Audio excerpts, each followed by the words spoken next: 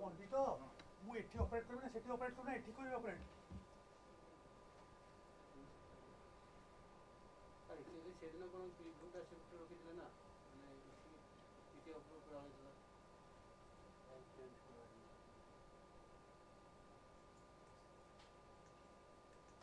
तारे से तो नो वन टू एंटर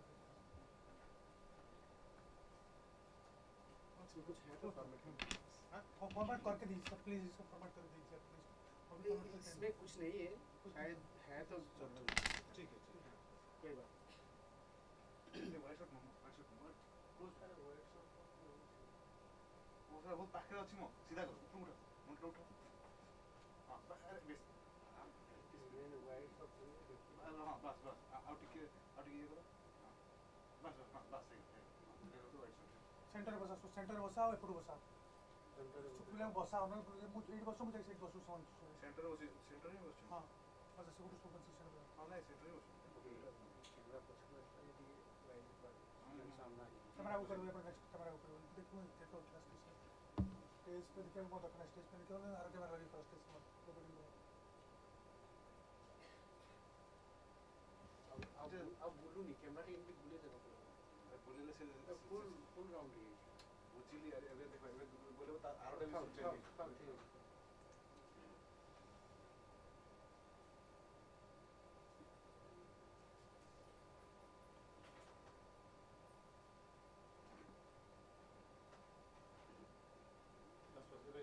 ठीक है व्हाइट शॉट मार दो ना व्हाइट शॉट तो होबे कोन ना रखो पोडियम ऑडियंस कोन कोन क्लास लो किसे तो ए डाई डिलीट हो देखो क्लोजअप टा डिलीट हो क्लोज अप फास्ट टाइम मारिबे नहीं कौन अछि पोडियम में मारिबा सीधा मतलब ये स्टेज चारटा स्टेज आ गोटे लाइट लैम्प टा पांच तेरी पर तीन दिन छोड़ा न हो मु ऊपर जा से टू नहीं रखो तक माने व्हाइट शॉट रे ये कुछ छाड़ दियो स्टेज वाइड मारो ना स्टेज वाइड के मारो हां सेटा हां स्टेज वाइड करो नीचे करो हां ए पोजीशन में था हैला ए पोजीशन में तापर जब कहिबा को आरंभ से तबे पोडियम को पड़े जब कहिबे से तबे पोडियम को पड़े सारे ग्रीन स्क्रीन ला थिबो सब तो बात किसी इसका फटे बसाई से कोन ऊपर बना कोन बसी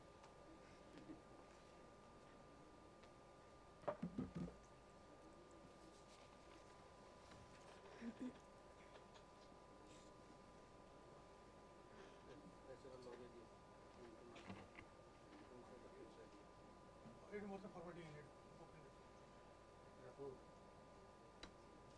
से दे जल्दी सुना से देचन के फॉर्मेट से बता हमारे फॉरवर्डिंग मत करिए ये जिनसोना मु आसी मागिबी स्ट्रीम मत ऑन हो जेटा से मु देखिबी सेटिंग पे आसे मु देखिबी तो मो तो तमान समझ पड़ा मैं कुडिया कर देबे जिनसोना किछि नहीं सर हमें तो आपन साथी साथी रे नुए लोगन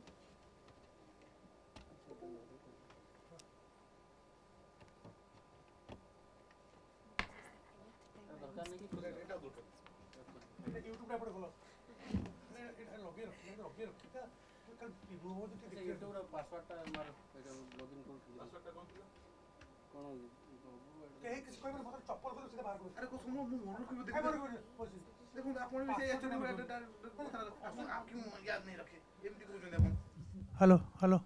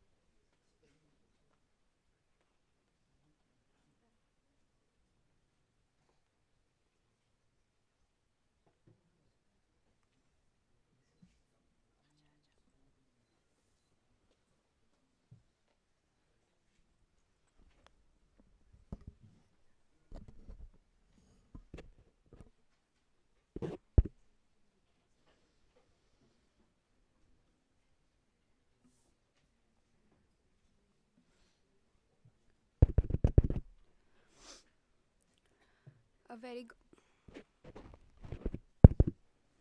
very good morning. A very warm welcome to one and all present over here. It gives me an immense pleasure to welcome you all to this 5-day GIAN workshop on artificial intelligence and medical image informatics for cross-scale disease characterization and precision medicine. Today, we stand at a defining moment in biomedical and healthcare innovations where artificial intelligence and medical image informatics are reshaping the future of the disease understanding and clinical decision making. Across the world, AI-driven tools are increasingly being integrated into radiology, genomics, digital pathology, and clinical workflows, highlighting a clear shift from experimental research to real-world clinical applications. Nowadays, modern medicines relies heavily on complex imaging data ranging from radiological scans to whole slide pathology images, often complemented by molecular and genomic informations. The key challenge is connecting the insights across these multiple scales. Over the next 5 days, as outlined in the workshop sessions, the participants will engage with radiomics, pathomics, deep learning, self-supervised learning, generative AI techniques, along with hands-on problem-solving sessions and real-world datasets. I would also like to take a moment to highlight the truly interdisciplinary nature of this workshop. We are delighted to have participants joining us from a diverse background, including doctors, industry professionals, researchers, and as well as students from various institutions. We are immensely privileged to have with us our distinguished dignitaries, Honorable Director Professor K. Maheshwar Rao, esteemed Chief Guest Professor Prateek Prasanna from Stony Brook University, USA, Registrar Professor Rohan Dhiman, Head of the Department of Biotechnology and Medical Engineering, and Chairman of this event, Professor Devendra Verma, Convener of the workshop, Professor Mirza Khalid Baig. We extend a warm welcome to all of you, sir.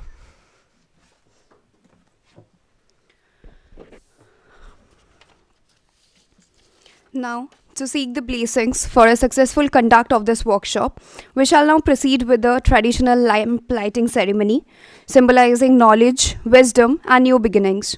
I request Arya Bharadwaj to come upon the stage and sing Saraswati Bandana for us, and I request all the dignitaries to kindly light the lamp.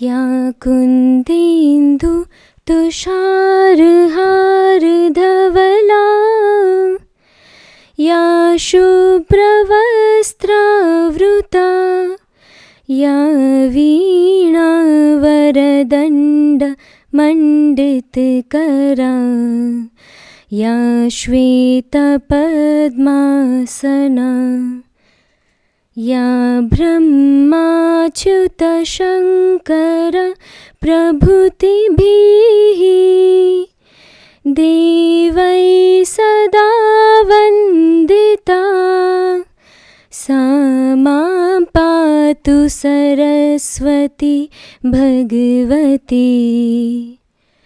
निःशेषजाड्यापः.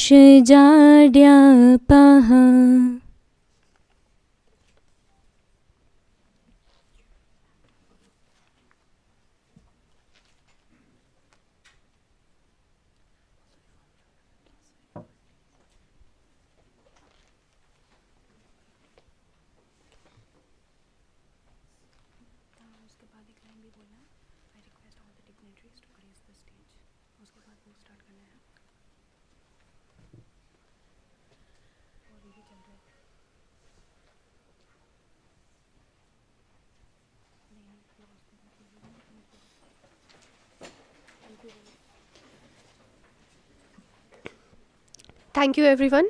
I request all the dignitaries to please grace the stage.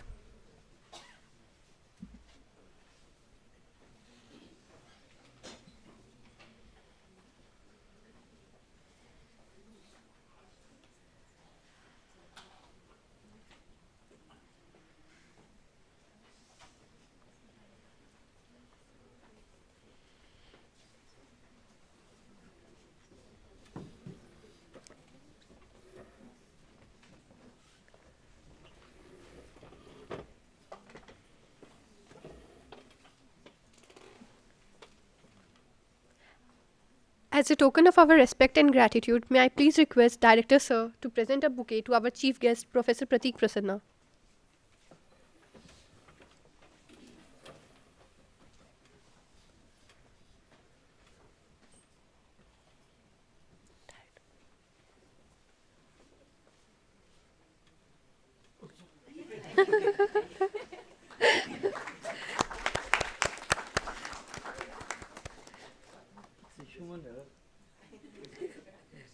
It's not artificial intelligence. Yeah, which is what we don't want AI to come with. There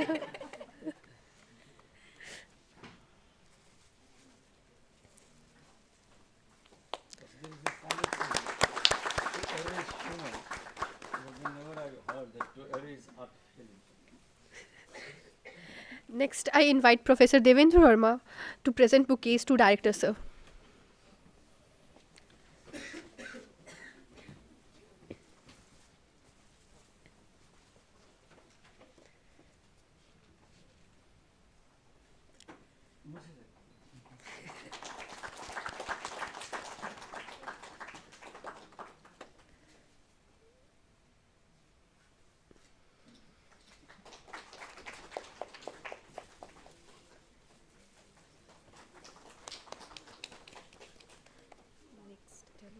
I again invite Professor Devendra Verma to present the bouquets to our Registrar Sir, Professor Rohan Dhiman.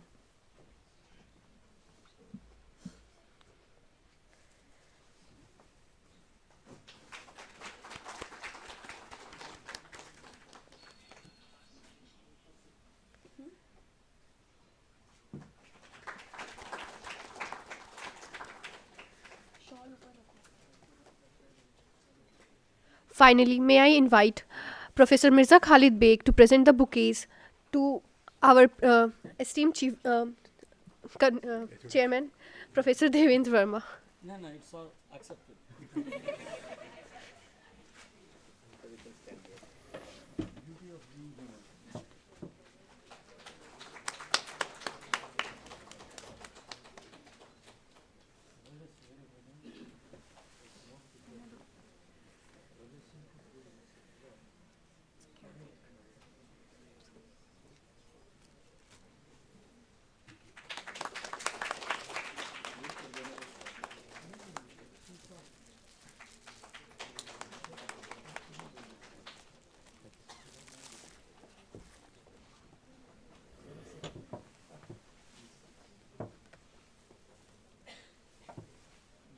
No, sir. Thank you, everyone. Now I would like to invite the convener of the workshop, Professor Mirza Khalid Baig, to say a few words about the objectives and the structure of this 5-day GIAN program.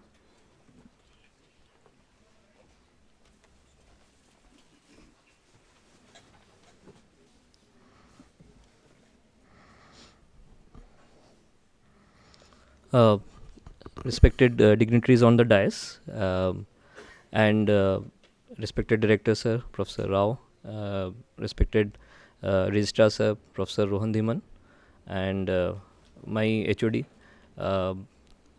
Professor Devendra Verma. Very warm welcome to all of you on the stage, and all my faculty colleagues of the dais, and all my participants who have come from all over the country to engage in this session of teaching and learning. So this GIAN course actually has been funded by Global Initiatives for Academic Networks, GIAN. It's a program by the Ministry of Education, and I would like to thank this program because it has given us an opportunity to connect with faculties all around the world, and it has given us an opportunity to bring the expertise from all over the world to our country, to our institute, so that our own students can benefit from it. So it's a very useful program that is being run, and it has benefited a lot of institutes. So hundreds of GIAN programs are being run all over the country, and many people are benefiting from it. So the program today is on artificial intelligence and medical image informatics for cross-scale disease characterization and precision medicine. So this program is geared towards using medical data that is being generated on a daily basis, especially focusing on primarily on medical images. as well as we'll also touch upon little bit of data that we get from time series data or genomics data. So how we can use this to enhance the decision making capabilities of doctors. So we look at AI as an assistive tool which will help doctors to quicken their decisions, to enable faster and more accurate treatment. So with this vision and with this goal, we are running this course, and I hope that this small effort will count towards the national goal of Viksit Bharat, and hopefully it will lead to a lot of benefits to us as faculties, and also to participants who are here for the 5-day course. Thank you very much.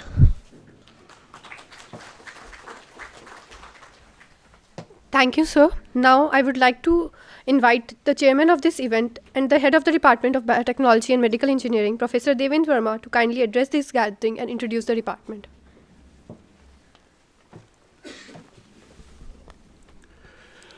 Good morning, everyone. Chief guest Professor Prateek Prasanna,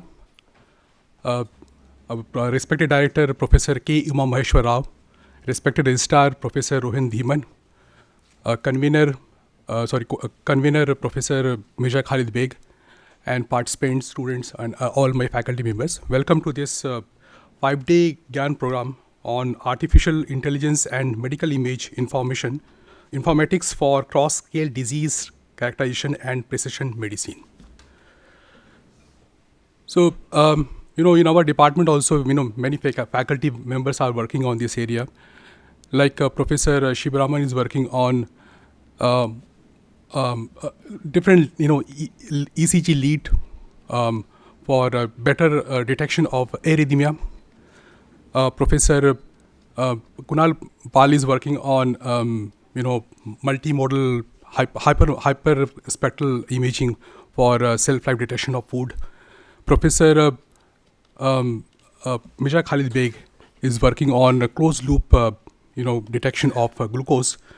And also recently, this project has also been funded by ANRF. So, many people, many faculty, students are working in our department on this area, and many patents have also been filed.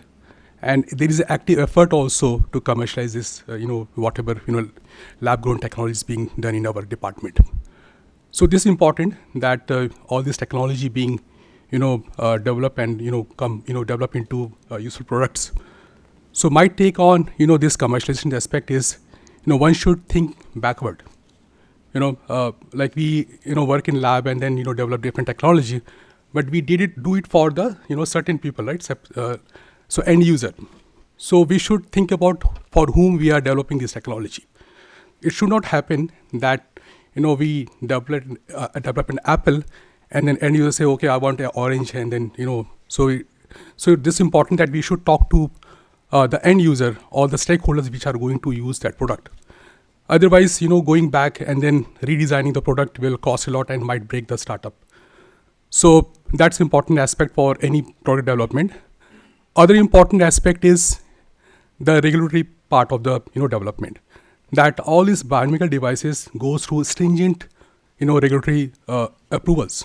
So from the beginning itself, we should talk to regulatory bodies like CDSU and align our design or development with requirements of these regulatory bodies.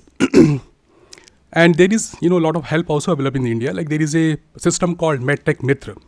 Okay, and that's a collaborative efforts of ICMR, Niti Aayog, and CDSU. So anybody who is working on biomedical devices, they can approach MedTech Mitra and get the proper guidance how to and what to get this regulatory approval. Third important aspect is scale up. Okay, if you cannot scale up your product, then forget it. You cannot commercialize it. So from the beginning itself, you think about how you can scale up your product. Otherwise, it won't never reach the market. So all these three aspects are very critical for any technology to be developed at the lab and then move into the commercialization area. So that's my GIAN about the commercialization. So I wish this GIAN course will be very successful, and all the participants will gain a lot of knowledge about this area. Thank you.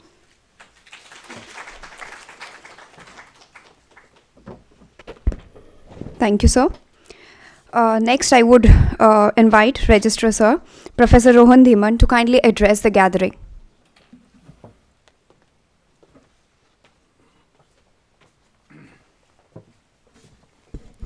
So, good morning everyone, dignitaries on the dais, Chief Guest Professor Prasanna, Honorable Director NIT Rourkela, Professor K. Umameshwar Rao, Head of the Department of Biotechnology and Medical Engineering, Professor Verma, Convener of this GIAN course, Professor Baig, all the other distinguished faculty members from the department, and participants, students, ladies and gentlemen. So, this is, I think so, the first program of the day, and we have many meetings lined up. So, maybe that is why Sir is occupied and he was trying to honor me before the chief guest. But the thing is that this is really a great initiative by the Department of Biotechnology and Medical Engineering as far as this GIAN course is concerned. And this is not the only course. There are many other series of these courses conducted by different faculty members all through the year. And this is one of the global initiative as far as networking to have the top-notch scientists to come to India and to deliver their expert lectures on different topics like AI is one of them, data science is another one. And it is not only the providing their expert opinions, but also it is the fostering the collaborations. And now, as Professor Verma has already told, it is not only what we do in the laboratories, but the translational aspect of those particular the research areas and what we generally do. So that has also been accounted now very rigorously by the government as far as the public exchequer is concerned when they are funding us. So in that front, whether it is the scale up or whether it is how much the technology transfer potential of that particular research what we do is.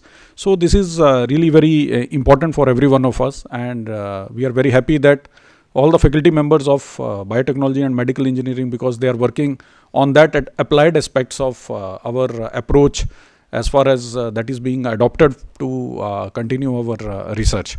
So once again, I congratulate the department for really contributing to the research output of our institute, and which plays a very significant role as far as our ranking, our brand NIT Rourkela is concerned with respect to the research what we do.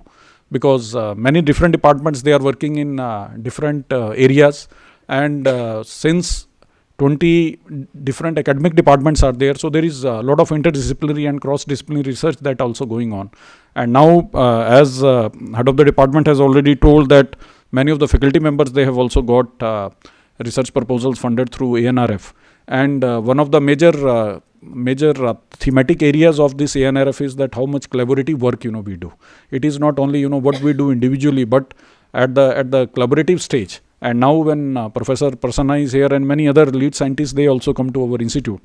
So I hope that collaboration fosters new ideas, and also it augments the collaborative work that is being undertaken by different departments. So once again, I congratulate Professor Baig and also all the faculty members, head of the department, because this is one of the department where we have also got the technology transfer, and also in one of another function, where Professor Verma was also there as a chief speaker when we went recently. So where he was also one of the resource person of,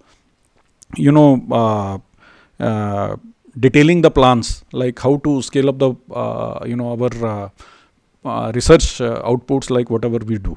So once again, I convey my best wishes to the organizers and to all the participants, and I hope that you will have a comfortable stay at NIT Rourkela, and also whatever the knowledge sharing that will take place, it will be worthy enough as far as the objectives to which this GIAN course has been designed. So once again, thank you very much and best wishes.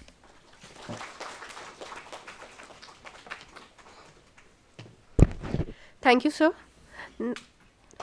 Next, I would like to invite the Director, Professor K. Umameshwar Rao, to kindly address the gathering.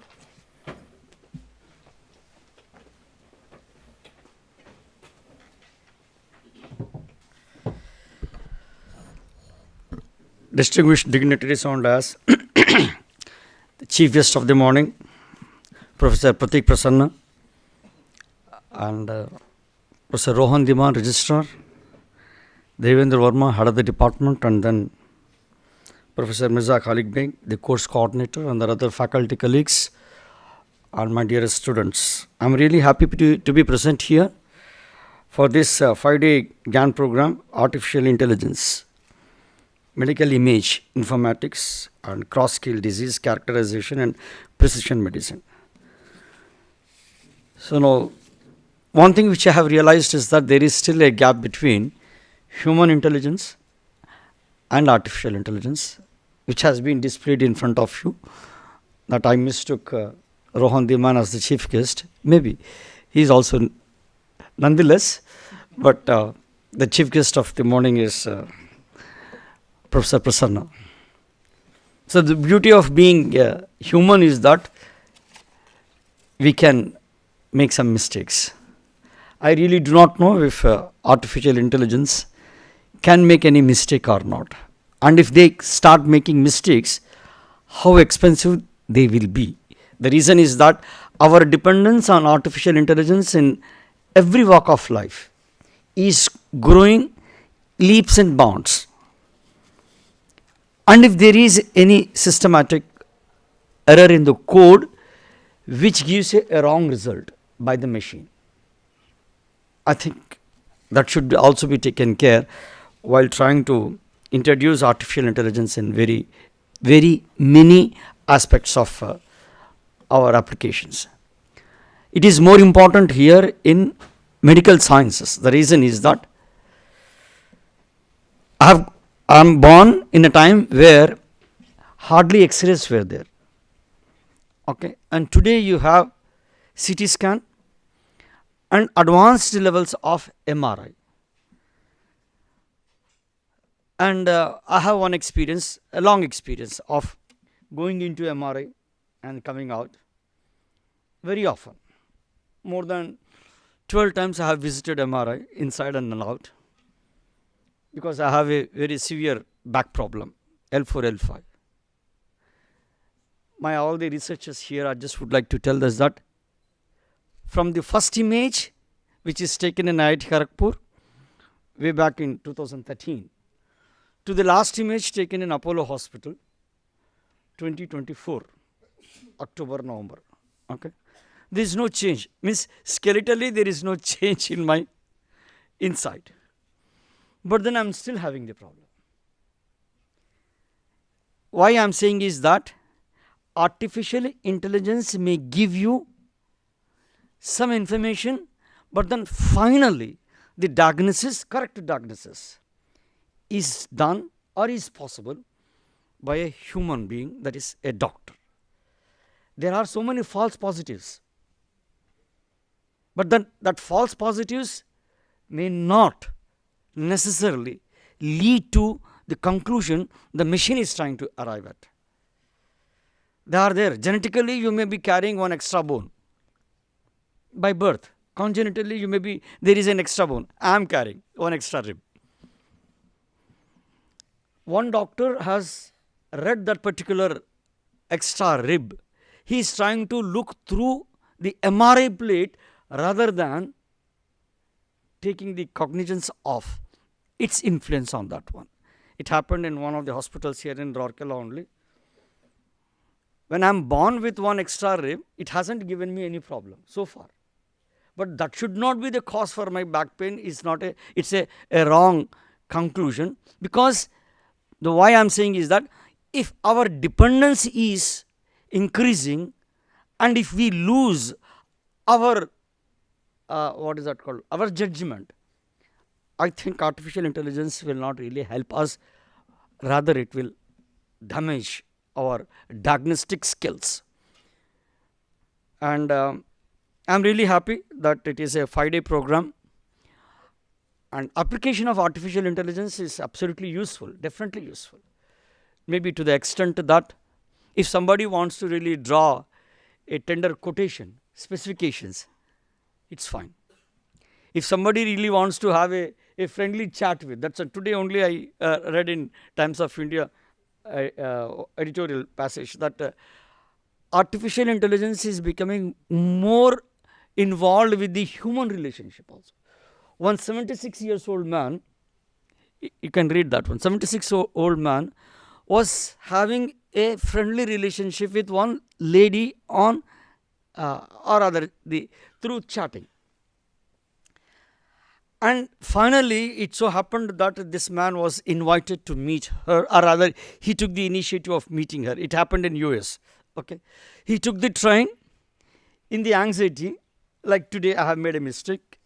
In the anxiety of getting down the train and then meeting her, he slips and falls down and then has a head injury, and then he collapses and dies there on the platform itself. Later, they realized that this lady whom he was planning to meet is Meta, AI. It is not a human. Means our involvement, the chat box or the Meta or Gemini or AI, right?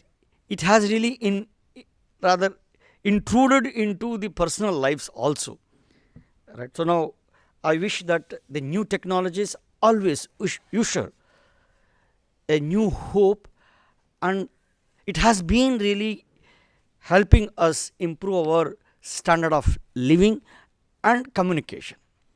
Right. So now with these few words, the youngsters use these machines diligently, but machine should remain as a machine, and it should never override human intelligence. भले human intelligence में कुछ error हो भी सकता है.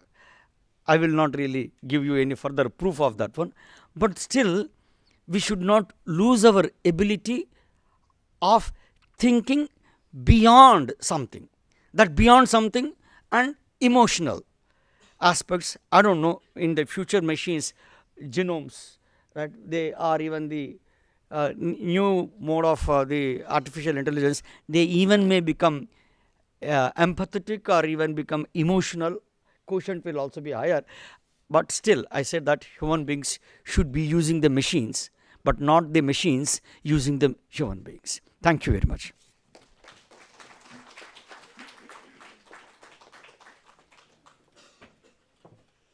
Thank you so much, sir. It was a beautiful story, basically. Now I would request Megha to invite our chief guest.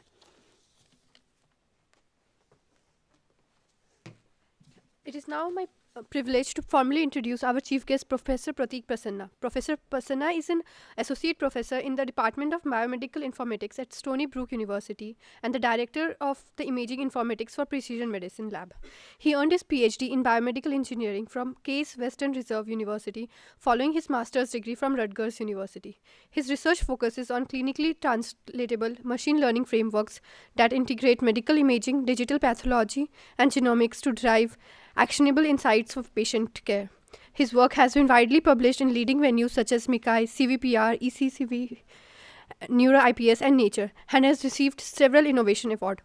Over the course of this workshop, we are extremely fortunate to learn directly from his expertise in computational imaging, biomarker discovery, generative AI, domain generalization, and explainable AI for medical image analysis. Now, I would like to invite Professor Prateek Prasanna to come and address this gathering.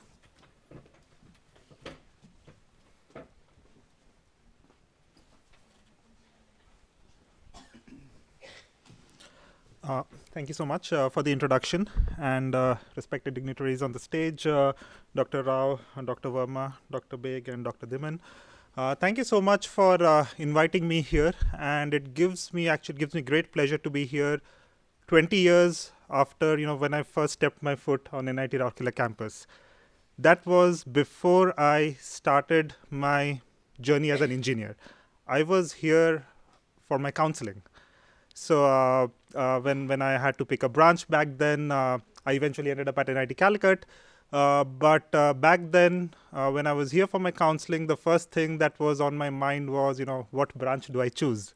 And, what hostels do I get? The branch that I choose, will it make my parents happy or not, right? So those are the questions that I had back in the day.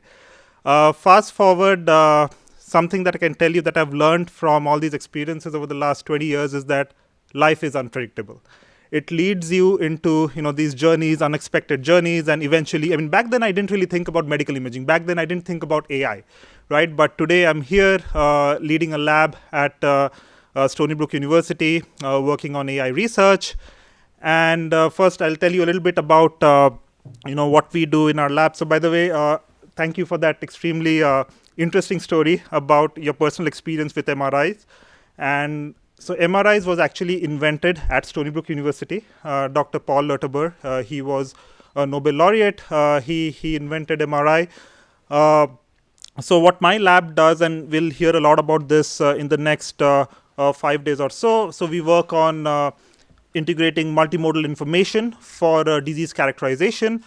But before I get into that, at least in this inaugural session, what I would like to make a point here is, and a lot of it follows from what was said by the dignitaries on stage. So when we train AI models, so what an AI model can tell you is, if there is a tumor or not, right? Where there is a tumor. But doctors, or let's say radiologists or pathologists, so these are not the questions that they want to answer. Yes, these are the, let's say, the first strata or the first level of questions that they want to answer. But eventually they want to see, let's say, the history of the patient. They want to see that the decisions that are made or that are taken by AI, if those decisions can be actually helpful in treatment of the patient, right? It's not just saying that this tumor is this big or this small. How can you contextualize the nature of the tumor with respect to the other modalities of data that are available?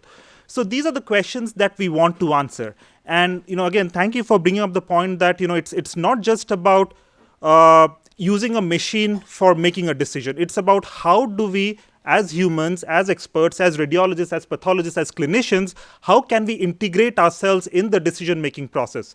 In fact, I think the third lecture that you see here, the radiologist in the loop AI, that's where I'll talk about how we should involve the eventual end users, the clinicians, in building these AI workflows. Yes, as computer scientists, as biomedical engineers, we can develop these systems in our labs, but we want to think about who the end users are, who the stakeholders are, and not just clinicians, right? We should also involve patients in a lot of these models that we're building. For example, let's say that you go to a clinic and there's some sort of AI that's deployed there, and the AI system tells you that, okay, I have this, or the patient has this sort of this grade of a disease. Now, can the doctor tell the patient blindly that the AI gave you this diagnosis? No one will trust that, right? In fact, trust starts from your lab. Like, you have to involve clinicians, you have to involve the eventual end users, including stakeholders like the patients, and start developing this trust that can eventually help in adoption of these systems in the clinic. Now, what is it in this for students, for trainees who are here in this audience? So I think currently we are at that stage where you have this kind of technology, this kind of compute power, which we did not have back then, even 20 years ago. And more interestingly, medical informatics, or this kind of medical science, is at a stage where a very small mistake can be very dangerous, right? So let's say that, when you start your journey into AI, you might have developed classifiers to distinguish cats from dogs. You can misclassify a cat as a dog or a dog as a cat, and no one really cares, right? But a very small mistake, like if you say that a tumor patient is benign or a benign condition is a tumor, that has very important repercussions in the clinic. So I think you, as trainees, as the next generation of AI developers, should keep this in mind, who are the eventual end users, and start developing, these techniques. Any fans of Spider-Man here? I see a few hands. So do you remember the comment that Uncle Ben made, with great power comes great responsibility? So yes, so with great power comes great responsibility, and also a lot of rejected papers, right? So you have to take all of this in your stride and remember that rejections are part of your journey, but eventually this is what will make you successful, right? And also to all the organizers here, thank you for having these kinds of interdisciplinary events. So I think life now, research now is all interdisciplinary, and efforts like this, events like this can help in cross-pollination of ideas. In fact, I was at dinner with Dr. Baig last night, and we already have a few ideas that we are thinking about regarding collaborations. So thank you so much for inviting me, and hopefully in the course of the next 5 days, even if one person here can take away something from these lectures that will help you build these AI systems that can change just one life in the future, I think that I would consider to be a big success. With that, thank you so much.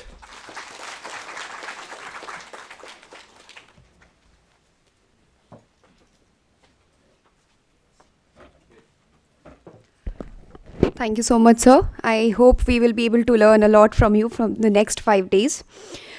We are at the closing transition of the program. To end the program, I would like to call upon Professor Khalid Mirza to again come upon the dais and deliver the vote of thanks. And I would also like to thank and extend a warm welcome to all the dignitaries once again, the speakers, the participants, and the guests of today. Thank you, Shubhra. I would like to take this opportunity to thank and acknowledge support from GIAN, Global Initiatives for Academic Networks, Ministry of Education, and also like to thank IIT Hyderabad, who is the current national coordinator for this program. My deepest gratitude and gratefulness to our director, sir, Professor Rao, for his support and direction and encouragement. And I don't find enough words to thank Professor Prasanna for spending his holiday time here, educating us and interacting with us, because this is the holiday period in the Western countries. And my respect and gratitude to Professor Dhiman, Registrar Sir. So whenever I have gone to him with any problem, he has always offered a solution, and he has always lent a ear to my problems. And I also like to thank Verma sir. I don't know whether I will be able to thank or not, because he is almost like a guide, and always any problem, any support, any questions we have, any queries, we are able to call him or contact him at any time, and he's very helpful in that respect. And last but not the least, the entire organization is for the participants. So thank you all for joining here, coming here from all the parts of the countries. And any problem, any issues, I just want to emphasize that if you face any problem during your stay at NIT Rourkela, please feel free to contact me and our team. They will help you out in this. Thank you very much. That's all.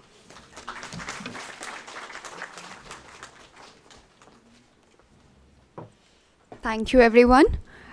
So we come at a conclusion of our inauguration ceremony for the Artificial Intelligence and Medical Image Informatics for Cross-Disease Characterization and Precision Medicine. I would request everyone to kindly proceed for the refreshments kept outside. And as for the lectures, we will start from 11:30. Like, we have 1 hour gap. So kindly proceed.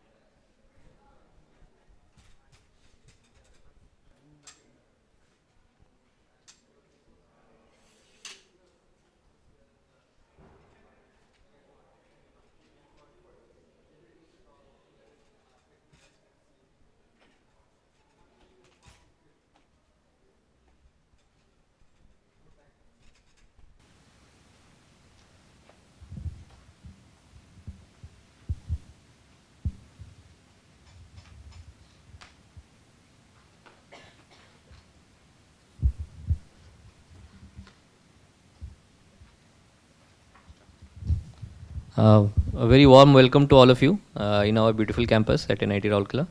So very shortly we'll start our first lecture of the day. Before we start, I just wanted to familiarize all of you with how the course will be run, and I just want to also introduce him, our esteemed speaker, so that you can actually interact with him, you can feel friendly. So at any point of time, feel free to approach him with any queries that you have. So he is here to help us, and he is here to interact with us. So make use of your time. Don't feel shy.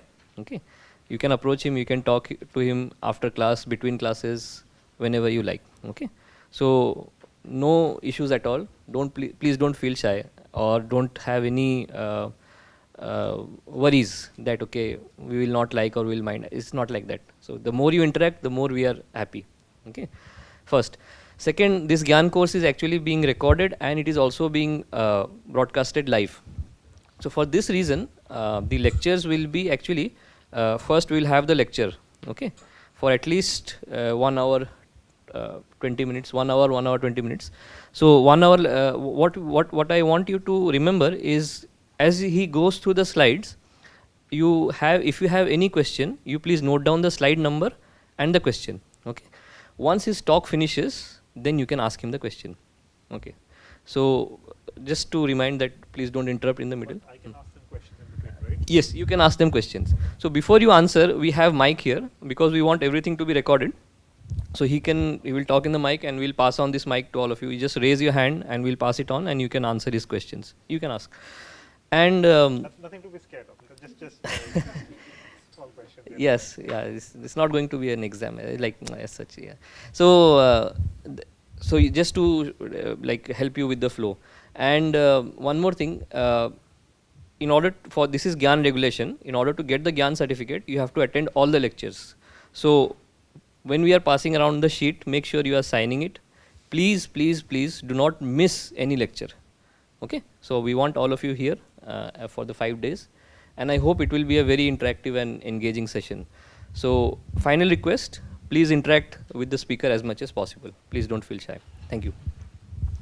So we'll just do a test here with regards to, then we'll start.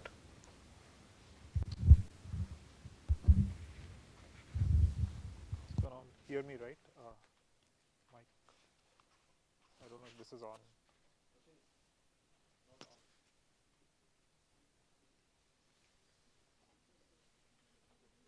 Hello, hello. Can you hear me? Mic on nahi hota.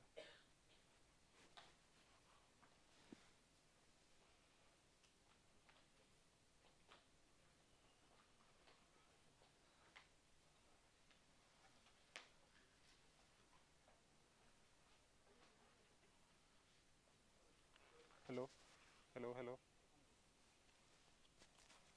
I don't think it's on.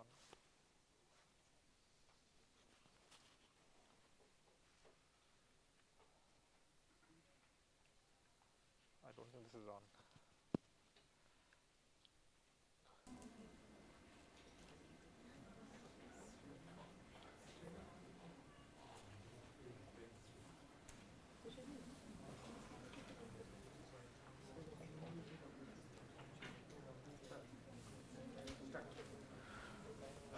Okay, good morning everyone, and once again welcome to the first day of the program. So as you all know by now, I'll be covering lectures centered around the theme of AI and medical image informatics for cross-scale disease characterization and precision medicine. So before I get started regarding what we do in our lab and what I'll be covering in the course of this lecture, just a show of hands. I mean, when you first registered for this, right? So when you saw the title, what came to your mind? So what did you think that you would be learning from a course like this? So maybe if we have a mic, we could pass it around, and just a show of hands who want to say what you want to learn, what you wanted to learn when you saw the name of this course. Anyone? It's not like you randomly just enrolled, right? You saw the name of the course, you thought something about it. I thought we will be learning about real-time analysis, which we do for using AI technologies. Okay. We use it in machines now, like diabetes. Like we are working on diabetes. So diabetes, we monitor the patients in real time using the image analysis using AI. So I thought like something like that. So diabetes. So you wanted to learn maybe something centered around how you can use AI for let's say teasing out more information from different kind of data to study diabetes, right? So what else? What else? Yes. Just feel free to speak out. I mean, you don't have to be, yeah. Sir, normally the medical imaging are a little bit blurry due to technical errors. Okay. And if we can use AI to precise these images, then I guess like I want to learn that. Okay. So what you wanted to learn from a course like this is, let's say, how to analyze these images. Even before analyzing these images, how to get these images to the state where you can properly analyze them, right? Some Yes, sort sir. of, let's say, reconstruction methods or deblurring methods, Yes, some sir. sort Yes, of sir. methods, some technical skills like that. What else? Someone from this side? Any industry participants?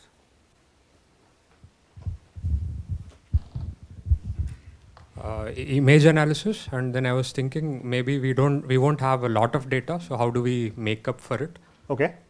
Okay, good. So that's an excellent point, because a lot of times, and you'll see this in the course of my presentation, that it's not always feasible to collect enough data. So for model training. So how do we deal with situations like this? So that's a fair point, and that's something that I'll try to cover in the course of my lecture. Maybe one more. Yeah. Yeah, so actually I'm from AI background, so Okay. I enrolled this program to learn how we can apply that AI into the medical side of things. So I'm not that much familiar about the medical terminologies Okay. and what all Okay. goes behind the scenes. So I that see. was my motive. Okay. So and to your point, I don't think I'll be covering a lot about the algorithms, but I'll cover different kinds of ways in which many of these techniques are being used in the clinic, and hopefully I'll cover it in a way that makes sense to even people who are not working in this field. There will be obviously terminologies like that, medical terminologies which you might not be familiar with, but at any point of time, if there's any confusion, if there's any clarification that you need, please raise your hands. I'll try to make sure that I address every question, and also we have other people here who will be on the lookout for hands in the air. So yeah. Before we actually delve into, yes. Oh, there's already a question. Yeah.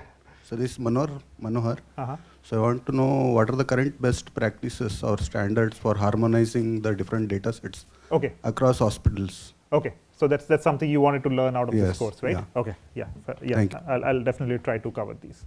So yeah. So before we actually go into the throes of what these different applications are, that all of you mentioned, most of you mentioned here, I'll talk a little bit about the research that we do in our lab. And I'm sure a lot of the theme that we cover here is true for other labs, including Dr. Baig's lab here. So first and foremost, we want to build techniques that can help the clinician, right? So we want to build methods that can be used in the clinic. End of the day, the clinician should be sufficiently informed by AI. So AI informed clinician, that's what we want to get to. Second, it's not just informing a clinician, or it's not just providing enough information to a clinician based on, let's say, AI models. What we also want to do is we want to build AI systems who are informed by clinicians.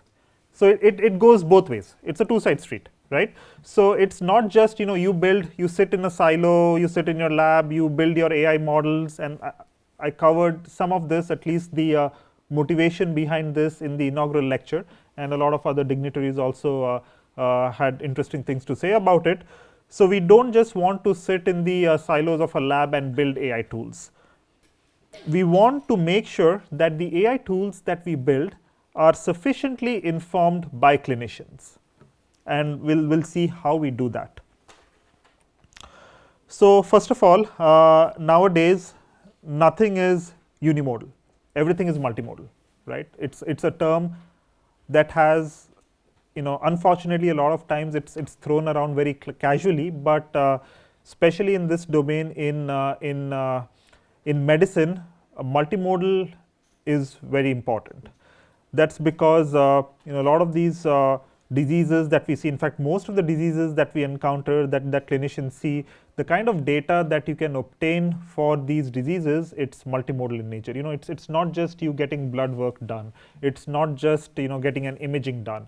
But all of these combined, your blood work, your imaging, and maybe your genomics data, all of these combined provide you different kinds of data, different kinds of information. So there is heterogeneity that's present at multiple different levels, at gene level, at protein level, at cellular level, at histologic level, and eventually at imaging level. In fact, imaging comes at, well, it doesn't come at the end because there's a population level as well. But if you look at a patient, so there's these heterogeneity that exist at multiple different strata. And it's important to understand what kinds of information, what kind of let's say complementary information each of these different modalities provide. And they're different. I mean, yes, something that you see on the histology length scale could probably be also seen at the imaging length scale, but a lot of times you don't see that, right? So the goal is to see how do we, combine data, what are the different tools and techniques that we can use to combine data from the different kinds of modalities that are out there, and use that in conjunction to build models that can characterize the disease in a holistic fashion as completely as possible. So imaging, like I said, it provides a complementary landscape of heterogeneity that is not just possible using the different length scales. So what we do in our lab is we build different kinds of radiopathogenomics approaches for disease characterization. Now this does seem like a very heavy term, and it is, because if you look at it, there's a term radio, there's a term patho, and there's a term genomics, right? And this intrinsically is a multimodal approach. So by radio, what we mean is the radiological length scale. You obtain images like MRIs or CTs or ultrasound and so on. And how do we tease the information coming from the radiological modalities to get as much helpful insights as possible that you can provide to a clinician. And then patho. So pathos is short for pathology, where after, let's say, a disease is diagnosed, what happens is the clinician, the surgeon, goes in and takes a tissue, some tissue out of that particular portion where you have disease, whether it's tumor or some other condition, and so that's called the pathology sample. And the pathology tissue that's taken, it's a lot of times it's not digitized, but you'll see what we'll cover in tomorrow's lecture. You'll see how the field is moving towards a more digital approach, where you take these pathology samples, you digitize it under the microscope, and then the pathologist looks at it and figures out what's going on with the patient. And there's genomics also. Based on my interaction with a few of you here, you're working on genomics modality. And it's not just, traditionally, yes, these sequencing techniques are out there, whether it's bulk sequencing or other kinds of sequencing techniques, and then researchers look at this data, clinicians look at the data, whether it's they're looking for some molecular subtyping or some other kinds of genomic information, and based on that they say that okay, this patient is subtype A or subtype B. Based on that they would treat the patient, right? But now with AI, the buck doesn't stop there. You have a lot of these different information, but there's a lot of subtle presentations from the different kinds of modalities that we cannot appreciate. We as humans or we as experts, we cannot appreciate, right? And AI can help us tease this information out from the different modalities. For example, and I'll just give as a very high level picture of what goes on here. So you can take genomics data, you can use different kinds of clustering techniques, different kinds of AI techniques, and you can start to observe these patterns which you cannot really observe if you just look at the data, right? AI can help you tease out this information. These different clustering techniques can help you group patients that have similar, let's say, genomic profiles, and then you can look at what's happening with the patients. You can observe the phenotype, you can observe the pathology or the radiology samples and say, okay, if a patient has this kind of, let's say, a genomic profile, then that falls into category A, otherwise it falls into category B, right? So informatics tools, AI tools help us do that, and that's what we build in our lab. So first we build these new kinds of biomarkers called radiomics biomarkers that can help us characterize CT scans, MRI scans, ultrasound scans, and so on. We build different kinds of pathomics biomarkers. So pathomics biomarkers are essentially tools that can help us dive deep into the pathology slides and look at how different tissue composition is, or how the different cells, how the different nuclei look like, the morphology, the architecture of the different kinds of cells. So I know that I'm throwing around a lot of terms, but a lot of this will start getting clear and clear as we move through the slides. So just bear with me for a few minutes. But at the same time, if you have any questions, please feel free to ask me. So we build these pathomics biomarkers to characterize the histology. And then we also eventually we would like to combine, or we combine these different kinds of techniques, the radiology techniques, the pathomics techniques, and also the newer, the genomics approaches, to build different biomarkers for disease diagnosis, prognosis, and predicting response to treatment. Now again, this is very term heavy. You have terms like diagnosis, prognosis, and predicting response to treatment. So what does diagnosis mean? Anyone? What do you mean by when you say, okay, I want to diagnose a disease? So I think, yeah, there's a hand there. Yeah. Sir, so basically when we say diagnosis, I think it refers to a biomarker that is used for early detection of condition, and prognosis is for so let's stop there. So diagnosis. So it's not just early detection, it's just detection. Yeah. Right? So let's say that you go to a doctor with some sort of ailment, you don't really know what it is, you want the doctor to identify what it is. So just identifying what that disease is what we call diagnosis. So why it is important to understand this term is, if you are already working in this domain in medicine, you would know what diagnosis is. But for those of you who want to get into this domain, you will start hearing about terms like computer-aided diagnosis systems, like CAD systems, right? So diagnosis is where a doctor, or let's say an expert, and that expert can be a human expert or it can be a machine expert. So how do we, or what do we do to identify what that disease is? So that's diagnosis. So what's prognosis? So maybe you can, Mirza, there's a hand here. Yeah. How likely it is to develop that ailment? That is the full. Not exactly. Anyone else? Yes, so there's a hand there. Yeah.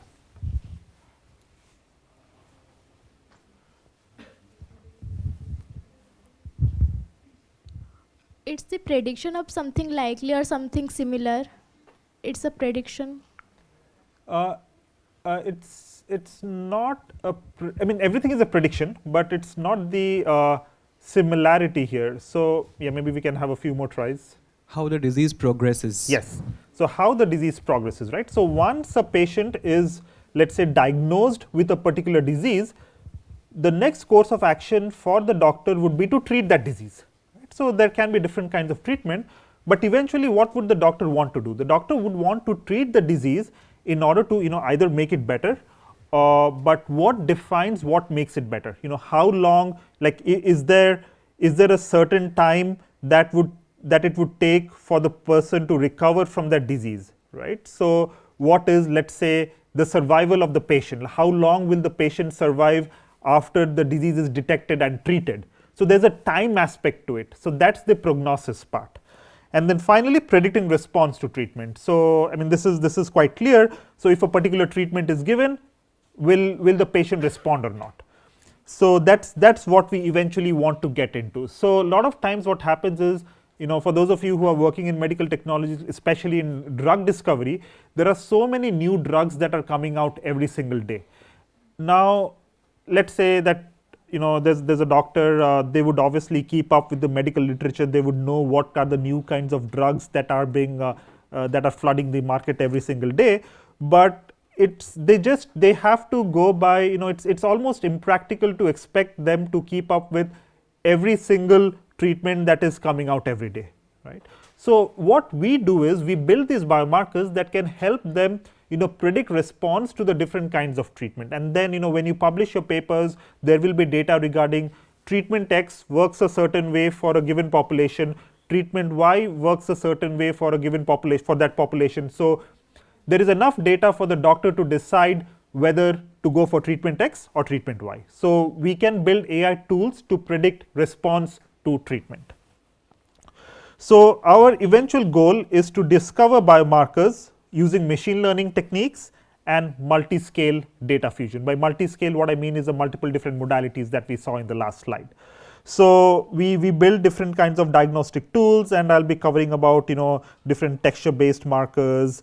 We build different prognostic tools where I'll be talking about some deformation-based markers, and also treatment evaluation tools where again we'll talk about different kinds of AI approaches that can help us predict response to different kinds of treatment, whether it is immunotherapy, chemotherapy, and so on.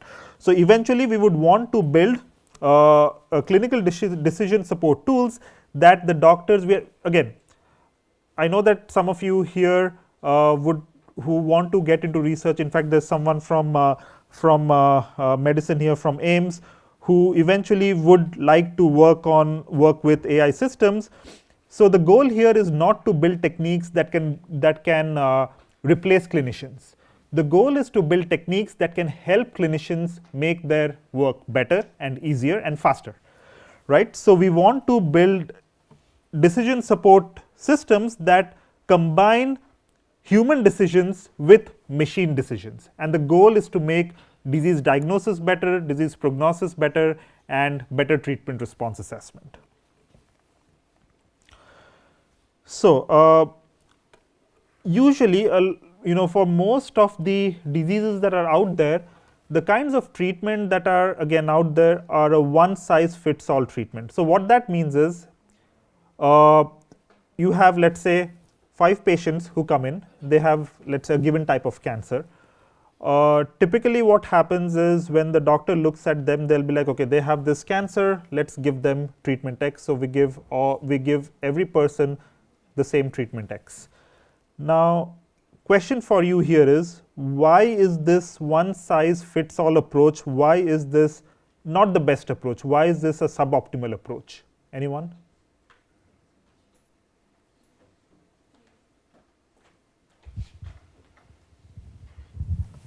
So the development of disease varies depending upon the epigenetic factors or the genetic of a person. So it develops differently in different person, and they develop different type of subcategory of the diseases. Yes. Therefore, it is suboptimal. Excellent. So what this means is that there's a lot of heterogeneity. Person A has, let's say, COVID-19. Okay, let's talk about COVID-19. Person A has COVID-19. Person B has COVID-19. And you've all seen this. The way person A responds versus way person B responds to a particular treatment is very different. That's because there are a lot of underlying factors, there are a lot of different other kinds of factors, including genetics, that determine the pathophysiology of the disease, that determine the progression of the disease, right? So that's why a one size fits all approach is not always optimal. So this is where we get into precision medicine. Now without precision medicine, and this is sort of a recap of what we just saw in the last couple slides, without precision medicine, let's say there's a certain cancer, a certain disease, there's a therapy that has been established for that disease, you have different populations, but you give the same treatment for everyone. What would happen? Some patients would respond in a desired way, some patients will not respond, and for some patients there will be a very adverse effect, right? So there can be let's say some sort of reactions to the drug that is given, or something that is not intended, right?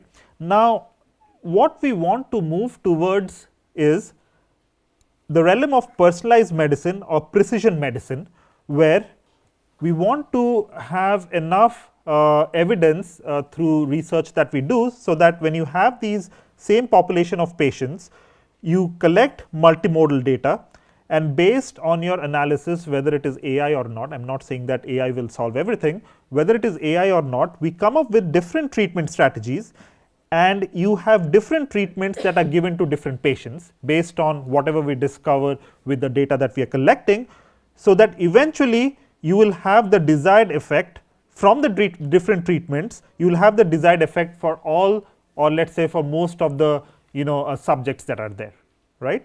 So, we want to give the right treatment for the right patient, and that is what precision medicine, that is what personalized medicine is all about, giving the right treatment to the right patient at the right time. That is where we want to get to eventually. Okay, now what are the fundamental questions for precision medicine? Where do we want to start, right? So, first, what is it that we want to interrogate? What is it that we want to do? So, like we saw, every patient is different, every individual is different, because there is a lot of heterogeneity that is out there. So, we want to interrogate the disease heterogeneity. So, there is variations between patients, in fact, even within patients there is variations, between patients there is variations, and within a given patient, for a different tumor, let us say type, within a given patient there is a lot of intra-tumor variation. So, we can understand this patient level, this population level, and this, in fact, this tumor level heterogeneity is what we want to understand. Now, why do we want to do that? Because we want to first diagnose disease, then we want to, let us say, understand the outcome of different treatments. So, we want to predict treatment response to the different kinds of treatment that are out there. So, where is it that we look at? So, we look at different kinds of habitats, and I will talk about little bit about what habitats are, and we also look at the regions around the tumor. So, the tumor can be somewhere here, but it is not just here that you would focus your analysis, but you would do your analysis, or you would do your you would try to understand what is going on even in the regions surrounding where that disease is. So, that is the habitat. How do we do that? We do that using different kinds of techniques, and we build different imaging biomarkers called quantitative imaging biomarkers, or QIBs, and just one example of what this biomarker is called radiomics.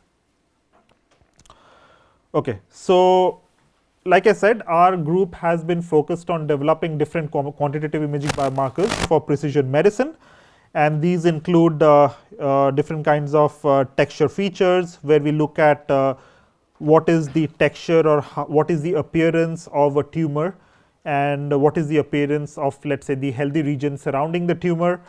Then we have different biomarkers like deformation biomarkers, where we are looking at what is happening in the healthy region, and this is very important, because a lot of times when you look at these images, you say that, okay, here is where, and we will see a few images in the upcoming slides, you will see that here is where the tumor is, but the characteristics or the disease extent is not just within that region. So, there is some effect of the disease even in the healthy regions, right, and that is what dictates a lot of the treatment outcome that you see there. So, we will look at how we can characterize, using ML and using AI, how we can characterize these subtle information that is present in the seemingly healthy regions. Here is a biomarker that we developed to characterize the appearance, the morphology of the blood vessels. And so, all of this that you see here is in the radiologic length scale. In the pathologic length scale, what we have done, and what I'll talk about is how do we look at different cell populations, how do we understand the spatial arrangement of the different kinds of primitives on the pathology slides, how do we quantify the morphology, how do we quantify the heterogeneity in the different glands that we can observe on these slides. And some of the publications in this is what you see in this side of the screen. Okay, so here's an example of okay, let me not tell you what this is. So, what is this image? So, what kind of modality is this? So, some of you have been working with medical images, right? So, what modality is this? MRI, right? So, so this is an MRI modality, and like I said in the inaugural slide or inaugural session. So, just a fun fact, so I am from Stony Brook University. MRI was actually invented here by Dr. Paul Lerterber, and since then it has actually changed significantly the way images are obtained of different kinds of diseases. Okay, so this is an MRI scan. What do you see on, so what organ of the body is this from? Brain, right? So, and what do you see on this scan? Maybe we'll use a mic for that. So what do you see on this scan? Anyone? Can be a random guess, yeah. Looks like an injury. It's an injury, okay. Looks like. Okay, what else? What else could this be? Okay. Looks like something wrong with imaging, I think, device, because the image is not, I mean, it doesn't look, the issue is from the image side. That might be because the lights are on. Yeah. Okay, so yeah, there were a few answers from this side of the audience. Maybe we could ask them. Blood clotting? Something to do with blood. Okay. What else? So can you pass the mic here? Sir, it's look like hollow space, means there is a void space. You mean somewhere here? Yes. Okay. Okay. Can you pass the mic here, please? Yeah.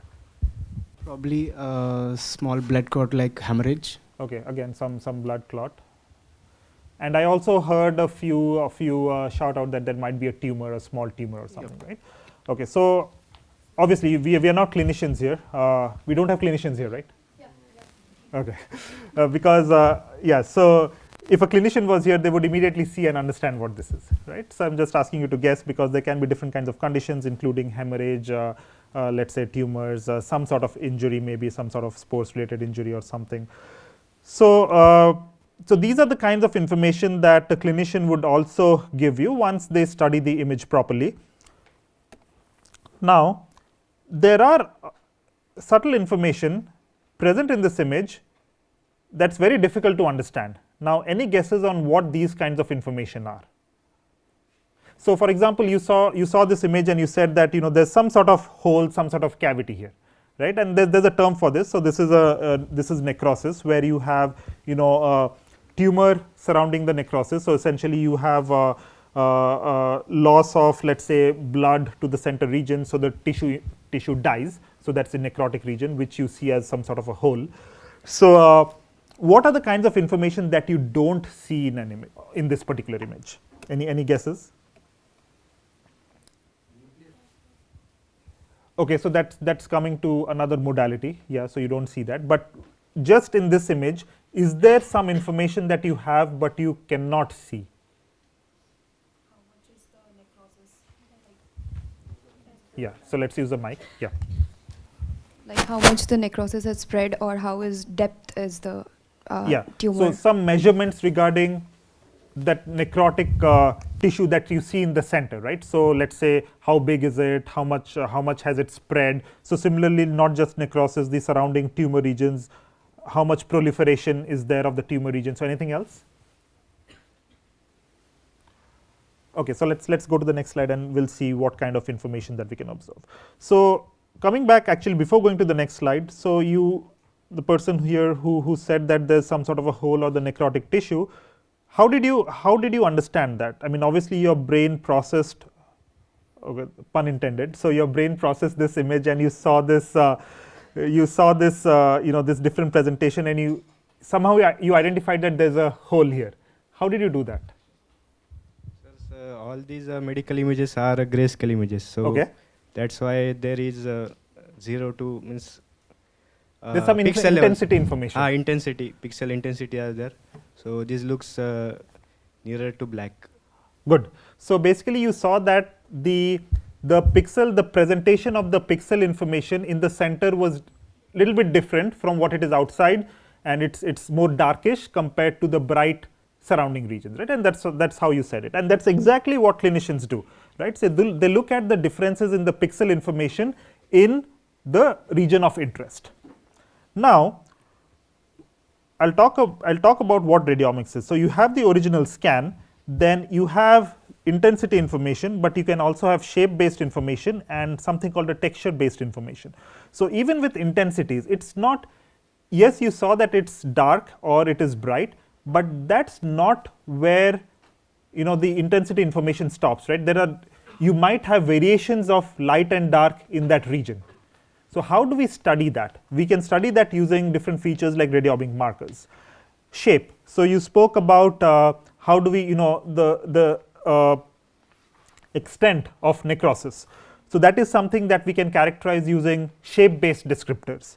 And then, so let's say, so I'll talk about texture a little bit. You're all sitting there. So if you touch the surface of where you're sitting, the desk out there, you'll see that it is pretty smooth. You all have textbooks there, or rather notebooks there. If you touch the surface of it, you'll see that the texture of paper is very different from the texture of wood, right? So that is something that you touch and you feel and you can understand. So similarly, the texture of the different parts of the image is very different.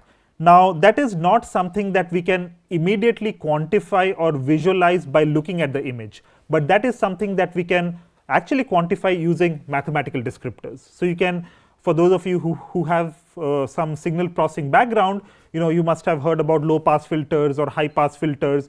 You can actually apply different filters to these images, and the filter responses that you get will be very different for the dark part of the image compared to the bright part of the image.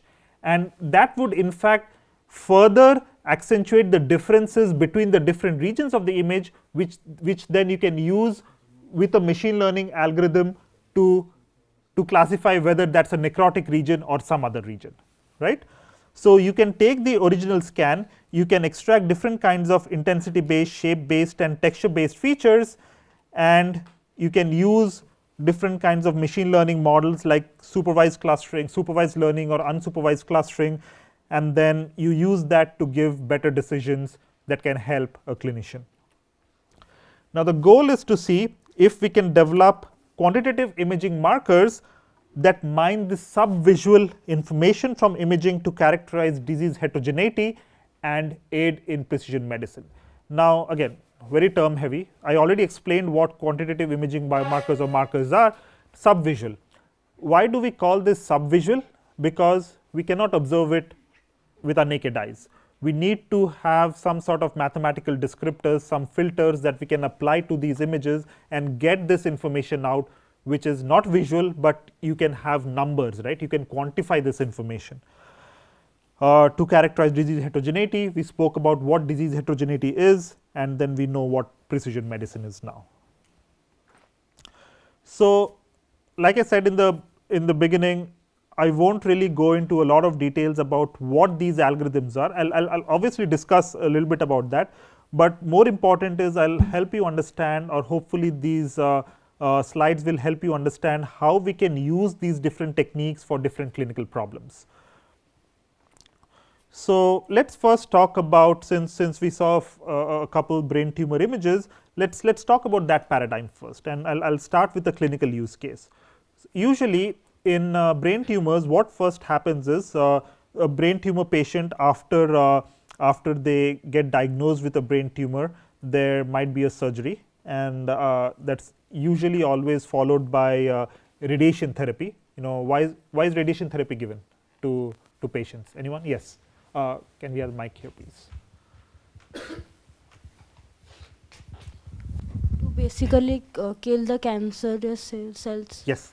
So radiation therapy is given to, it's targeted in a way that it can kill the cancer cells to the best extent possible, so that the cancer cells cannot spread, they cannot metastasize, right? So that's why you have radiation treatment. So radiation treatment is given to these patients, and after treatment is given, the patients usually come back for follow-up monitoring. So as with any disease, you would always go back to the clinician to see if it has advanced, if the treatment works, doesn't work, and so on.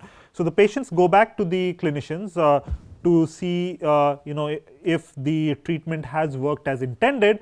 And how do the clinicians know that? They would take another MRI scan. So there would be an MRI scan before treatment, there will be an MRI scan after treatment, and based on the based on the MRI scans, the doctors can tell you if there is a change in the disease presentation.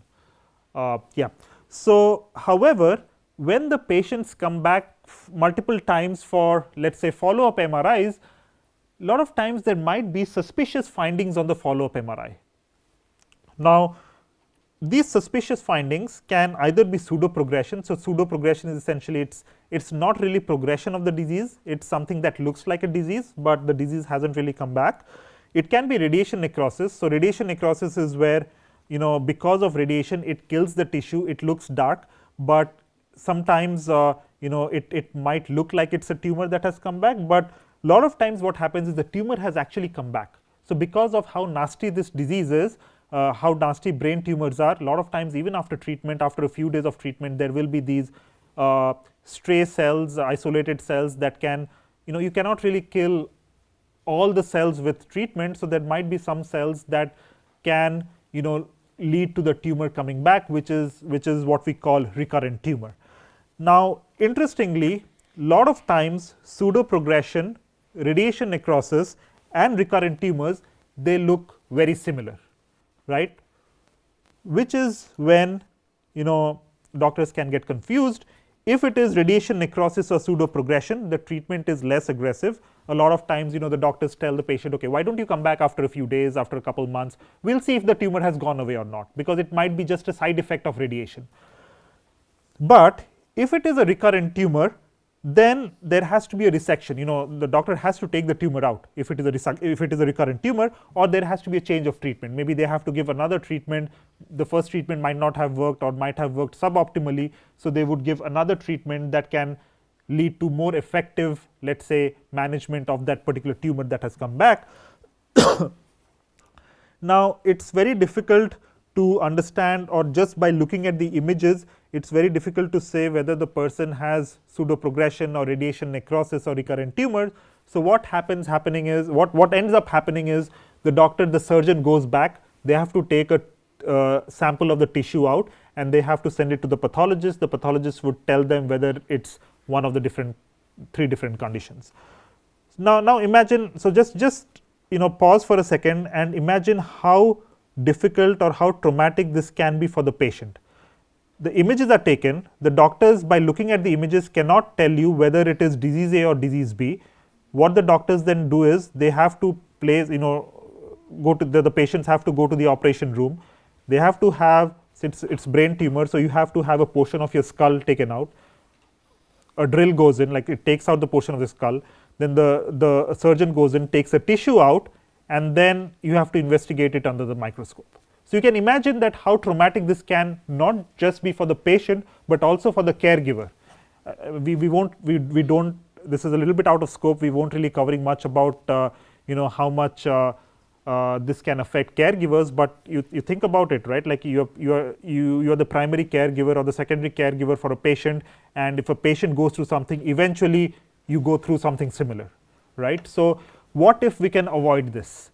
What if by just looking at the image, we can tell the doctor that, okay, this is a recurrent tumor, we are with absolute certainty, we tell you that this is a recurrent tumor, so please go ahead and, you know, treat it the way you would treat a recurrent tumor, or we tell the doctor that, okay, this is radiation necrosis, let's hold on, let's stop, let's not treat it now, we can wait for a few days and then take another image. So, this is what we wanted to do in this particular application.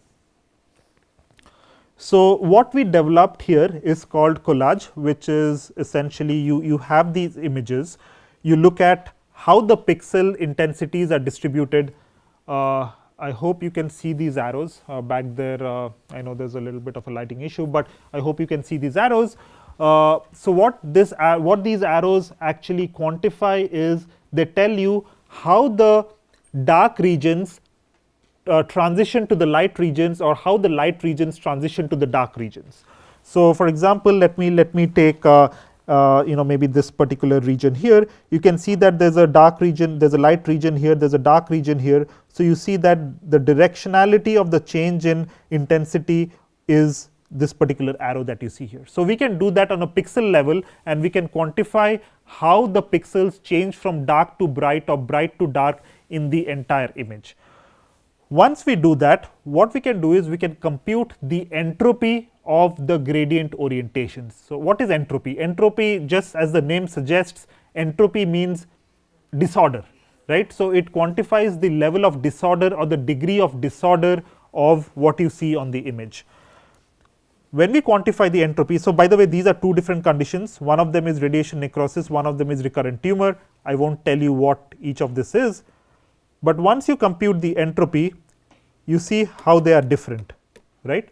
So, you see that the left one has regions of very high entropy, and the right one, it does have some regions of high entropy, but most of it is low entropy, right. This is not something that you see on the original image, but after you quantify the disorder of the gradient orientations, you see that it's almost night and day.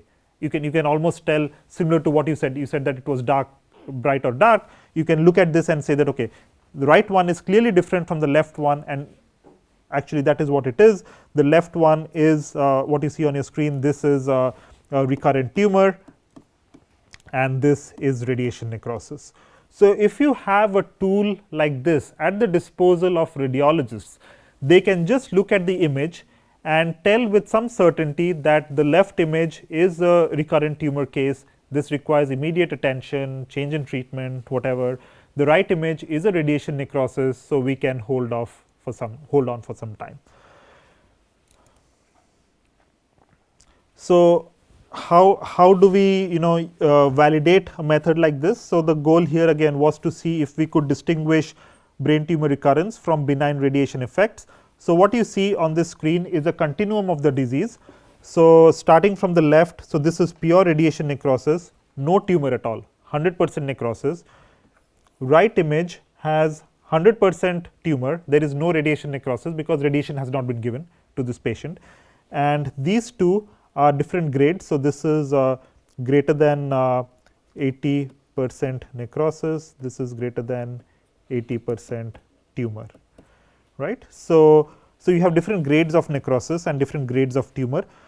When we applied our the collage features that I explained in the earlier slide, we see a clear separation or a clear gradation of the disease going from left to right. You can clearly see that there are more regions of low entropy on the left image and more regions of high entropy on the rightmost image, and here you can see there is more low entropy regions, and here you can see more high entropy regions. And this actually tells you that if you have different grades or different levels of necrosis or different levels of tumor, you can apply this feature and the feature would tell you whether it is tending towards necrosis or tending towards tumor. Any questions so far? If not, we can move on. So, by the way, I also have the unmet clinical need here. It's very difficult for the radiologist to look at these images because it's as good as a coin toss. So, it's 50% accurate, right. So, you can't really say with certainty just by looking at regular scans, and by regular scans I mean there are T1, T2 flare scans. So, these are different kinds of protocols. So, just by you can always perform advanced imaging modality, but it's very difficult to get advanced imaging modality at all places. Maybe super specialty centers will have that, but regular centers will not. But most likely regular centers will have regular MRI scanners. So, you can obtain these regular scans and then you can use AI to tell you with some certainty whether it is tending towards necrosis or tending towards tumor, and based on that you can inform the clinician, and then the clinician will take a judgment accordingly. Yes. So, what this collage tells us, like how is it related to the original image of the brain that we had? That's an interesting question. So, just based on MRI scans, it tells us that there is high disorder in the recurrent tumor cases, and there is low disorder in the radiation necrosis cases.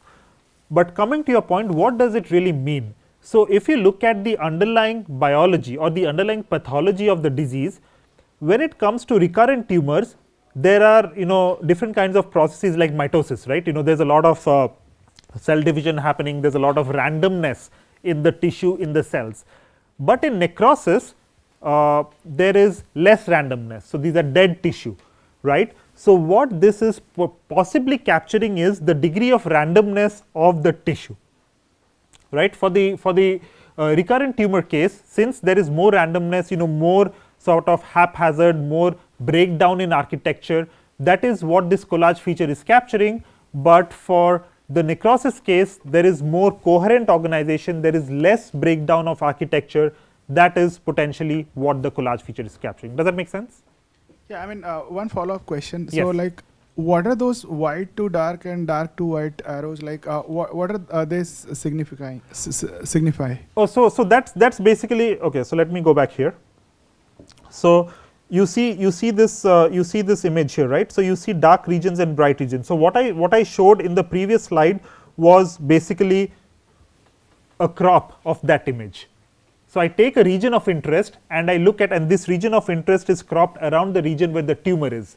So dark regions can be, where you do not have, let's say, enough blood flow, and the bright regions where you have a lot of blood, right? So that's what it is. Okay, and these are just the zoomed in images of the original MRI? Yes. These are just the zoomed in regions of the original MRI scans. Okay, so one more. Yes.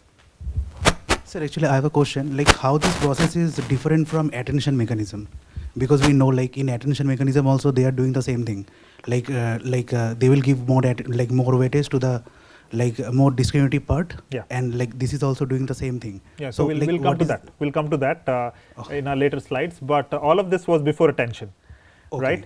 And with attention mechanism, your attention mechanism tells you, wait, can you hear me? Okay, so the attention mechanism tells you what the model focused on to give the right decisions, right? So with an attention mechanism, it's not always true that the high attention regions will actually point out to the, let's say, the regions where you have the brightest intensity change, for example. It can point to something else. It can point to regions where you don't have, where it's let's say it's dark regions, right? But those dark regions may be important for the machine learning model to define or to arrive at a decision whether it is class A or class B. But this biomarker that you saw, it's more domain derived, where it actually tells you where the intensity change is happening or where the gradient change is happening. Okay, so when we cover the attention mechanism, I'll tell you why it's important to not just use the attention mechanism by itself, but if we can combine methods to use attention mechanism with something like this, that can help understand what is happening, what the attention mechanism is picking, right? The attention mechanism, the high attention regions could potentially be regions where you have more order, and the low attention regions can be regions where you have more disorder, which is the opposite, right? So we will see that maybe tomorrow or day after. Thank you, sir. Yeah. Yes. So is it only the MRI biomarker, or can we apply to the other imaging models like CT or? Very good question. Very good question. And we started with MRI, but since then we have applied it to CT. We have applied it to also digital pathology scans. And yes, so we have a lot of the biomarkers that you see here are sort of modality independent. They can be applied to different kinds of imaging modalities. Okay, sir. One more. Yes. So like as you said, it tells you that necrosis and like the tumor and the recurrent tumor, all these things. But like, can it be applied to other things? Like, let's say in a tumor we have like benign, malignant, and different kinds of intermediate stages. Right. Can we distinguish by using this collagen, like whether it will tell you that like exact progression? Not the exact, but that's a good point. So this is just one application where we are looking at necrosis versus recurrent tumors, but we've actually shown that this feature can be used to even figure out what are the subtypes of the disease, and I have a couple slides after this. Okay, sir. So yeah, I'll come to those slides after we cover the next few slides. So just to keep in mind, if I don't talk about it, always let me know that we have used this for breast cancer to look at to differentiate between ER positive, triple negative, HER2 positive. We have looked at lung cancer to differentiate between adenocarcinomas and granulomas, and multiple other different cancers as well. Okay, sir. Thank you. Okay, so before we move on, another question for you all. So now we have developed these techniques in the lab. Okay, so we are happy with it, got our papers published. What next? So what does it take to translate these imaging biomarkers from research to real clinical decision support? What are the different kinds of let's say protocols that we have to follow, or what is it do we have to do to take it from bench to bedside?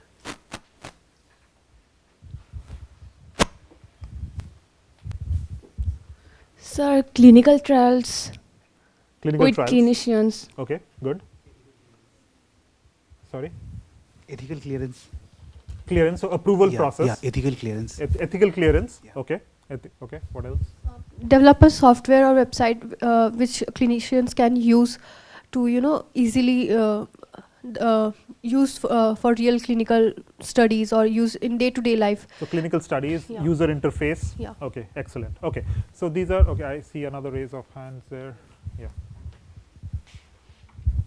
We have to validate these, outcomes, right, on a real patient data, whether these are valid or not. Validation. So that's extremely important. So yes, you have developed something, but the proof of the pudding is in the eating, right? So we have to make sure that these algorithms, these tools and techniques that you develop in your lab, even before going for regulatory approval, we have to validate this on data that we have not seen. So maybe on, let's say, another cohort of patients that belong to a different group or a different hospital from the patients that you have trained your model on. So we have to do all of that. So we wanted to do that first, right? So we wanted to do a human machine comparison. So you have your model, you give your decisions, but how does it really work in sort of a prospective setting? And that's what we did here. So first we had a radiomic analysis, we had our images, we extracted the different radiomic features, we provided it to a classifier and the classifier then gave its probability scores regarding what is the level of a benignness or recurrence that it sees. And then what we did was we did an expert reader analysis. So here we had two neuroradiologists who looked at the same images. So these images are basically the same. You had two neuroradiologists who looked at the same images.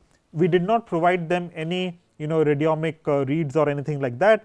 We asked them to, based on what they saw, what their experience was, we asked them to grade it into either recurrent tumor or radiation necrosis.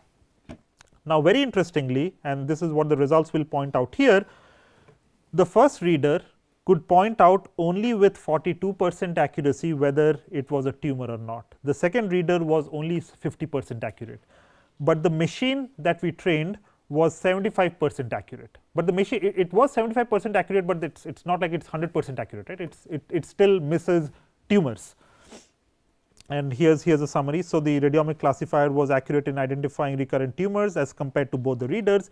So what this tells us is how difficult the problem is. All of this, I mean, the 42% and 50% that you see here, they are as good or even worse than a coin toss. But if you remember in the inaugural session, what I told you was this is 75% accurate, this is still not 100% accurate. And also this is 75% accurate on its own. We still have not combined the machine decision with the human decision, and that is what we want to do. Now what we did next was we did a simple consensus of experts. So it was a simple OR logic. If expert 1 gets it correct, expert 1 says that it's a tumor, expert 2 says that it's a tumor, then it's a tumor. Okay, it's a simple OR logic. And the second was we combined the radiomics classifier with the experts, where we said if one of the experts, whether it is expert 1 or expert 2 or the radiomics expert, if one of them says that it's a tumor, it's a tumor. And why did we do that? I mean, you might argue with me that why are we not doing that for radiation necrosis? So we are doing that for tumor because it's important for us to identify the tumor correctly, even at the expense of calling it calling a necrosis a tumor. Because if we call a tumor a necrosis, then that can be fatal to the patient. But if we call a necrosis a tumor, that is, I mean, it might lead to some over treatment, but at least we are not missing the tumor. So the class of interest here is the tumor. Okay, so we used a simple OR logic, and when we combined the decision of the radiomics with the readers, we were able to identify 11 out of the 12 tumor cases correctly, and that's close to a 92% accuracy. And this is a very simple experiment, but this tells you how we should or why we should combine expert reads with machine reads. We should not just go with machine reads, or if you have a situation like that where you have expert reads available, we should devise ways, we should devise techniques that can help us properly combine the different outputs. Okay. So, the next how are we doing on time? Okay. So, the next question here is survival prediction in brain tumors. So, brain tumors are a very nasty disease. So, a lot of times you will see that in fact, for the most part only 5 to 10% patients have a good outcome. What that means is, and good outcome means that their prognosis, the 3-year survival. So, only 5 to 10% patients survive beyond 3 years. So, which means 90% of these patients die before 3 years, and these are all glioblastomas, which is the most aggressive form of brain tumors. So, what this means is, if we can understand the differences in survival of the brain tumors, it can help us design therapeutic trials, right. So, if let us say that we have some mechanism that can tell us that okay, these group of patients, or this patient will survive for 1 year and this patient will survive for more than 2 years, then we can target them with different therapies. Or if we know that this patient has only 6 months to live, we can give more aggressive, or let us say there will be some difference in the therapies that we give to that patient, so that we can improve the quality of life of that patient. It's not always about increasing survival, right. A lot of times it is about making sure that the patient has a good quality of life. So, current treatment is a one dose fit all approach. So, when we started this research, and also it has been shown in literature that tumor heterogeneity on treatment naive MRI. So, treatment naive MRI means the MRI that is taken before the treatment is given. So, the heterogeneity that you see in the tumor before the treatment is given is linked to poor prognosis, and by poor prognosis what I mean is it's linked to, let us say low survival, right. So, there is a need to develop techniques that can help us quantify this heterogeneity to the best extent possible.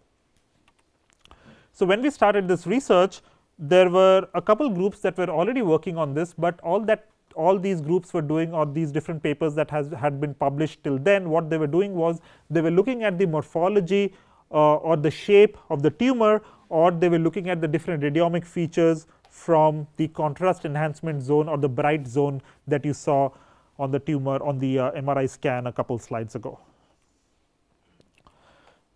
So, let me tell you what we did and what we did differently in this project. So, here is an example of a patient who this patient that you see here, this patient survived for less than 6 months, and this patient that you see here survived for greater than 18 months. And these were images of the brain that were taken before any treatment was given. Now, this is the zoomed in region that you see here, and these are the different habitats. So, you have the green zone is the center, the necrotic core. The yellow zone is the enhancing region, the contrast enhancement region. So, for those of you who are somewhat familiar with MRIs, so a lot of times you give this contrast agent. So, one of the contrast agents is gadolinium. So, what this does is it attaches to the tumor cells or the regions that have high proliferation, and when you image it under the MRI scanner, it shows up as a bright region. So, that is the contrast enhancement zone that you see here, which is the yellow region, and surrounding the yellow region we have the brown region, which is the peritumoral edema. By peritumoral edema, as the term indicates, peri means outside the tumor, and you have edema because there is fluid deposition, right. So, typically you have these 3 regions, the inner necrotic core, the middle enhancement zone, contrast enhancement zone, and the outer peritumoral edema. Now, what radiologists do for the most part is they investigate what is happening in the contrast enhancement zone. Now, when we extract our imaging biomarkers and we extracted different kinds of radiomic features, what you see here are just examples of 2 different radiomic features.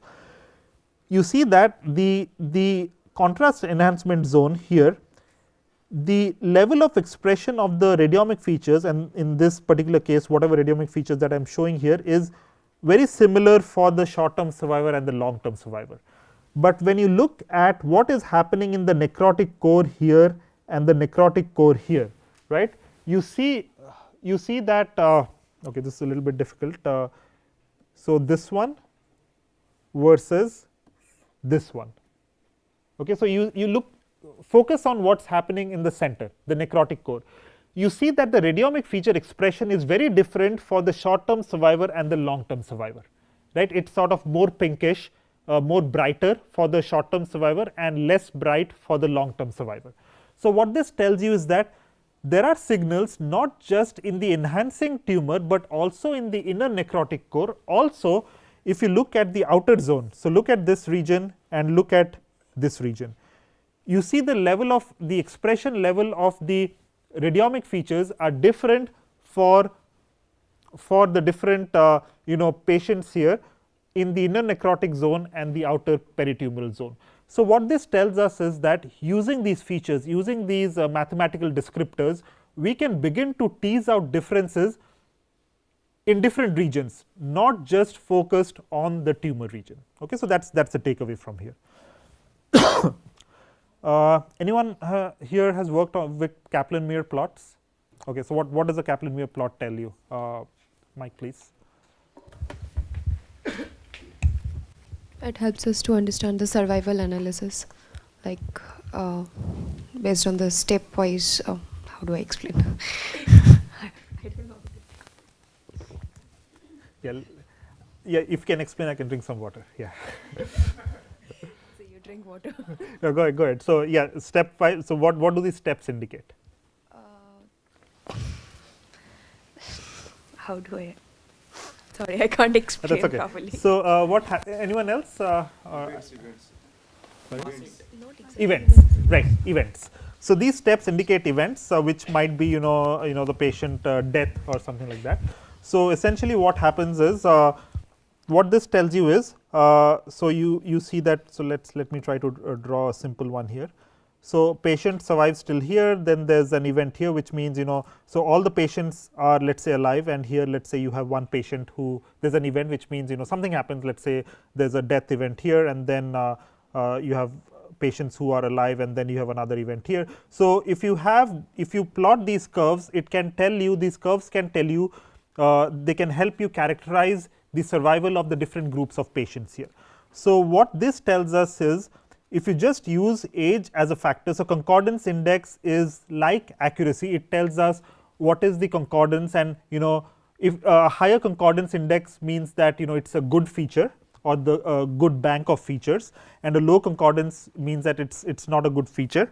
So using concordance index as a measure, we found out that if we combine the radiomic features with clinical features like age, gender, and this is KPS is another clinical score. It's called Karnofsky Performance Score. So if we combine the subvisual imaging features like radiomics with clinical features, our C index is high, which means that combining these clinical features with the imaging features lead to a better performance or a better model. Okay, so this is what we found in this particular use case. Now, all this discussion has been about heterogeneity. Right, and we have been studying the tumor habitat, which is the contrast enhancement zone, the necrotic zone, the peritumoral zone. Now let's take a step back and understand a little bit about the biology. And I'm sure there are people who are coming with a biology background. You'll probably understand this better than I do. So cancer is not self-contained; it's a systemic disease. By that, what I mean is there are effects of this disease that can be observed even outside of the cancer zone. Especially in brain tumors, there is something called the mass effect. Now, mass effect is something where the surrounding tissue gets disturbed, gets displaced because of peritumoral edema. So, remember a couple slides ago I told you how you have the peritumoral edema where you have the fluid deposition. Now, imagine if you have more and more fluid being deposited, what will happen is it will cause the tissue around it to displace, right? It will exert forces on that. So that's called the mass effect. Now, what we hypothesized was that there is diagnostic and prognostic information not just in the tumor region or the peritumoral region, but also in the surrounding region. Now, this can be a little bit counterintuitive, because you might say that okay, the tumor is here, everything everywhere else it is healthy, why should we even study that? But if you look at, if you start thinking about the hypothesis that we had, it will start making sense, because if you have, let us say, differences in aggressiveness of the disease, that means that there will be differences in tissue displacement, and that is something that we can characterize using these subvisual imaging features. Does that make sense? Yeah. Okay, so the next step was to quantify and to study the tumor field effect. Now, how do we do that? So, like I said, the hypothesis was that these tissue perturbations, due to the mass effect, they are the ones that the tissue perturbations, they lead to heterogeneity in the normal parenchyma, and this can be captured using measures of extratumoral deformation. Now, the goal is to see if we can compute this extratumoral deformation. So, what did we do?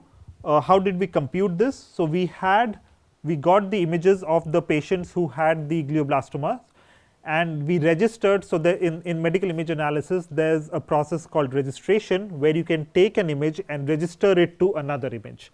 Now, when we register it, we can have something called deformation field. You can compute the deformation field. So, what that means is, how much does one pixel have to be deformed to bring it to the same space as another pixel. So, that is the deformation field. So, we computed the deformation fields, and then we looked at how different the deformation fields were for the short term survivor and the long term survivor. Now, interestingly, what we found was that on the short term survivor, there were regions of high deformation, or there were more regions of high deformation compared to the long term survivor, where you did not really have regions of high deformation. Also, the regions of high deformation in the short term survivor were closer to the tumor region, and in the long term survivor you had some regions of high deformation, they were further away from the tumor. Now, this again, this is an example of a biomarker that can tell you something about the disease, very different from deep learning. I mean, yes, nowadays everything is deep learning, a lot of us, including us, we work on deep learning techniques, but a lot of times deep learning techniques are not fundamentally rooted in the biology of the disease, but you can have tools like this, biomarkers like this, that can tell us what is happening with the disease, right. So, what this means is that fundamentally for the short term survivor, there is something happening in the disease that leads to higher deformation of the surrounding tissue compared to the long term survivor, where you do not really have that much deformation. And we will see tomorrow and day after how we can combine this with deep learning techniques. So, here is a zoomed in version, and not just the deformation measures, but going back to the collage features, we also showed that the collage features for the short term survivor was different from the collage features for the long term survivor. Now, you can begin to understand how you are getting different levels of complementary information, right. So, you have texture features like collage, you have deformation features, you can have other kinds of features, and you can combine these features to build better predictors of the different classes that you have.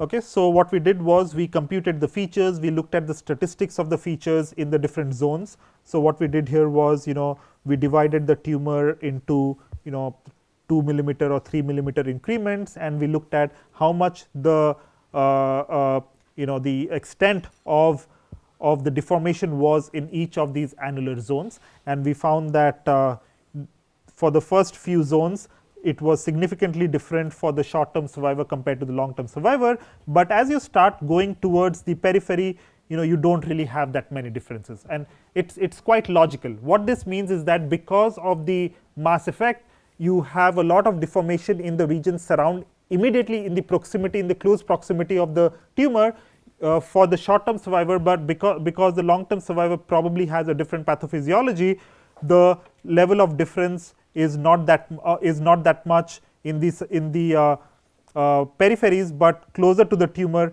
you see that because there is a low deformation here, you have a low statistics of the skewness of the distribution here, right. So, that is what we see here, and these are again, I am not saying that this is something that is being used in the clinic, but this gives you some information, this gives you some piece of let us say insight that clinicians should start maybe looking at some of these descriptors that can help them to some extent tell whether a person will survive for greater than X months or less than X months. So, just an illustration of that deformation descriptors. If you see that the short term survivor here has more regions of high deformation compared to the long term survivor. So, all those examples that you saw there back there was primary brain tumors or glioblastoma. So, we tried to we had another project where we looked at metastatic brain disease. So, what is metastasis, by the way? Spreading. So, spreading of the disease to other regions which not the primary regions, right. So, moving on to some other regions, maybe another organ. So, these are all metastatic diseases. So, these were all treated, again metastatic brain lesions. These were treated with radiation, and what we did was we wanted to see the effect, or when you move out. So, okay, so what happens in radiation? Let me first explain to you. So, you have the region with the GTV, the gross tumor volume, where you have most of the radiation that is given, because that is where the cancer cells live, and as you move out of it, you think of it as a Gaussian curve, right, more or less. So, you have most concentration of the radiation in the center, and then as you go out, the radiation dose decreases, right. So, our hypothesis was that there are differences in these different regions that can help us predict whether the patient will get a recurrence or a distant brain metastasis or not after radiation. A lot of times after radiation you do get these distant metastases. So, what we did was we took these images, we then divided them into different zones based on where the radiation was distributed. So, 100% radiation in the center, 75 to 100% right outside it, 50 to 75% outside it, and gradually it dissipates away. So, interestingly what we found was and we had different protocols. So, we had T1 pre-contrast, post-contrast, T2 and flare images. So, you would expect that the most signal or the best signal that comes from these images to distinguish or to identify whether there will be metastasis or not will probably occur from the tumor region, or where the center, the gross tumor volume, but that is not what we found. In fact, the most significant information was coming from regions that were a little bit away from the tumor, where you had 50 to 75% radiation. So, what this tells us is that we need to look at regions not just inside the tumor, but also move away from the tumor and start investigating these with more detail. I mean, it is not just with radiomic features. Even if you, let us say, if you want to use deep learning and extract some of the deep learning more powerful features, do not restrict yourself to just the tumor volume. Try to understand what is happening in the surrounding regions as well. And also another interesting takeaway from here is that not all the protocols are equally important. If you ask a clinician, they would probably tell you that T1 post contrast and either one of T2 or flare gives them more information compared to the other protocols. But from our quantitative analysis, we found that T1 pre contrast is better. So, what's the lesson here?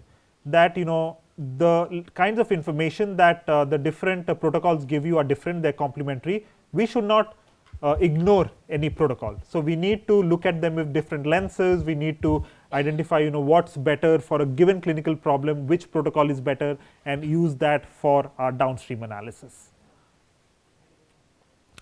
Coming to KM plots, I know this is a very busy slide, but what this tells us, this reflects what we saw in the previous slide. The 50 to 75% zone is where we had the highest concordance index and the most significant p value.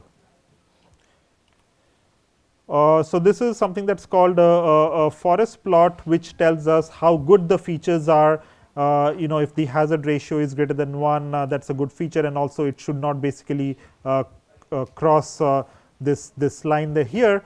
But what I would like to draw your attention to is this image here, which tells us that So the first row here is a brain metastasis negative case. So this patient did not get a metastasis, and this patient got a metastasis. So if you look at the different kinds of features, and we have different feature families like Haralick feature, Laws feature, and so on. So the level of the expression difference between these features are very different between patients who are DBM positive and DBM negative. Right. So just by looking at these features, the doctors can tell to some extent whether the patient will get metastasis or not. So coming back to one of your previous questions, is it just brain tumors? It's not. We have applied this to breast cancer. BCA stands for breast cancer subtypes as well. So in this particular study, we had 65 women with 76 breast lesions, and these are different subtypes: HER2 positive, ER positive, fibroadenoma, and triple negative. And we found that the level of collage expression was quite different for the different subtypes that you see here, right? So for triple negative, which is a very aggressive condition, you had high collage entropy. For fibroadenoma, you had relatively lower entropy, and so on. Another thing that these features help us do is we can look at the dynamic differences, because you can in the course of contrast uptake, because once, let's say, contrast is given, so there will be an uptake period where the contrast basically latches onto the tumor, and there's a washout period, right. So as the contrast is being taken up by the tumor, and these are two breast samples that you see here, one of them is a HER2 positive, the other one is a fibroadenoma. You can take the images while the contrast uptake is happening, and then you can extract the radiomic features. So think of it as a dynamic process, and when you extract your features, you can see how it's first bright and then it becomes dark, right. So you can look at the dynamicity of the radiomic patterns as the contrast uptake is proceeding, and then it washes out. And interestingly, when you plot this, you'll see that when we compute the average texture, and this was a Haralick feature, collage Haralick feature, we see that for the Haralick feature on the left and the collage feature on the right. So the traditional Haralick feature, you don't really see a lot of difference between HER2 positive and fibroadenoma, but if you look at a collage entropy features, you'll see that it's almost night and day, right. So for HER2 positive, you have a higher entropy, and for the fibroadenoma, you have a lower entropy, right. And something like this is a little bit difficult to do with deep learning features, because those features don't really mean anything, but using some of these radiomic features, we can actually look at these feature expression differences between the different groups.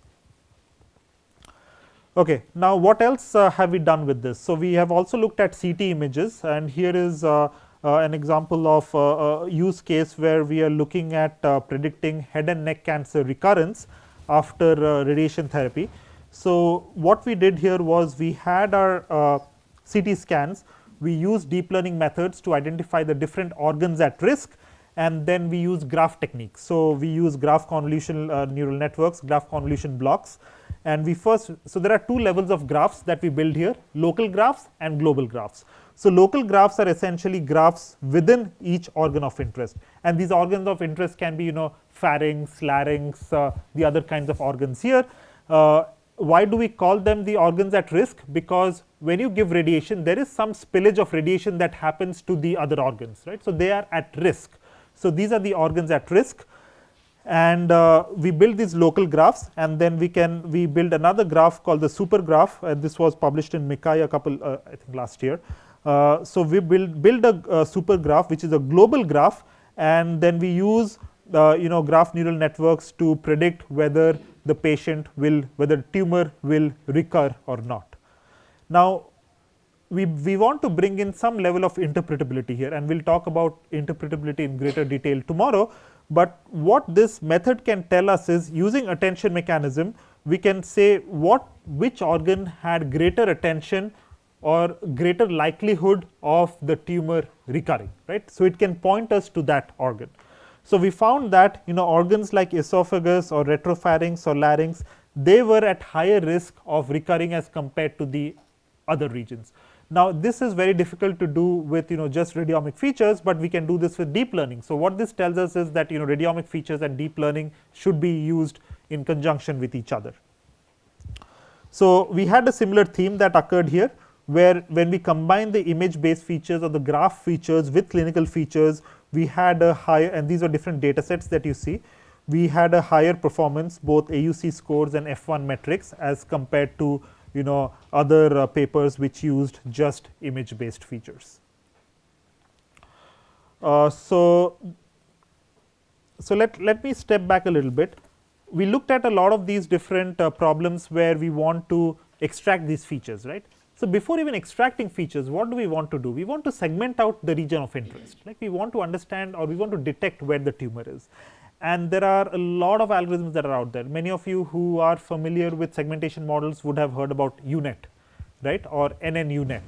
So UNet is one of the methods, one of the most standard methods, deep learning methods that is used, and it's still the state of the art for multiple different problems in medical imaging, that where we can use these methods to this model to segment out the different regions of interest, and in this case the region of interest is brain tumor.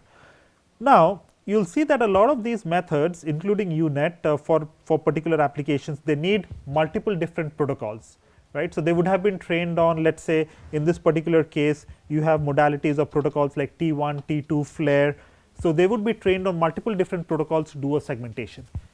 Now if you think about the real clinical problem, you will not have all the protocols available. So maybe because of patient motion or some error in the image capture process, you may not have FLAIR available, or you may not have T1 available. So what does that mean? Do you have to train, like one of the solutions is you train different models for different protocols and try to use different models, train different models to classify a segment where the tumor is. But that leads to an exponential increase in the number of models that you train, and it leads to increase in complexity and so on.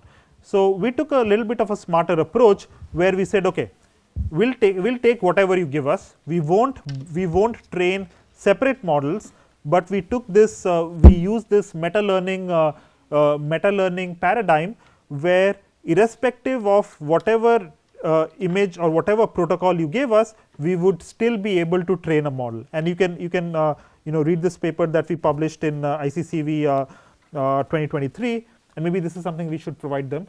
We can provide them the papers after the lectures. So the goal here was to segment tumors when you had missing sequences.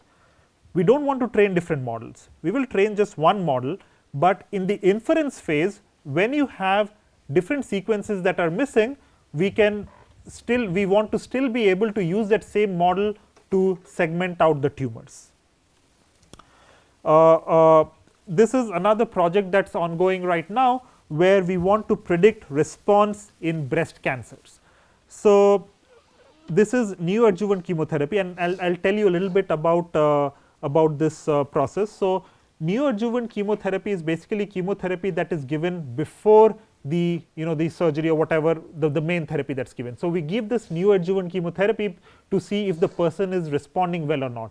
If the person is responding well, we can go ahead with the main therapy, otherwise we change the therapy, right. So that's what neoadjuvant chemotherapy does. So let's say that you want to build a model for a classification or something. We want to train that model. Typically what we would do is we would provide that entire image to the model. Now what we hypothesize is that it's not necessary to provide the entire image.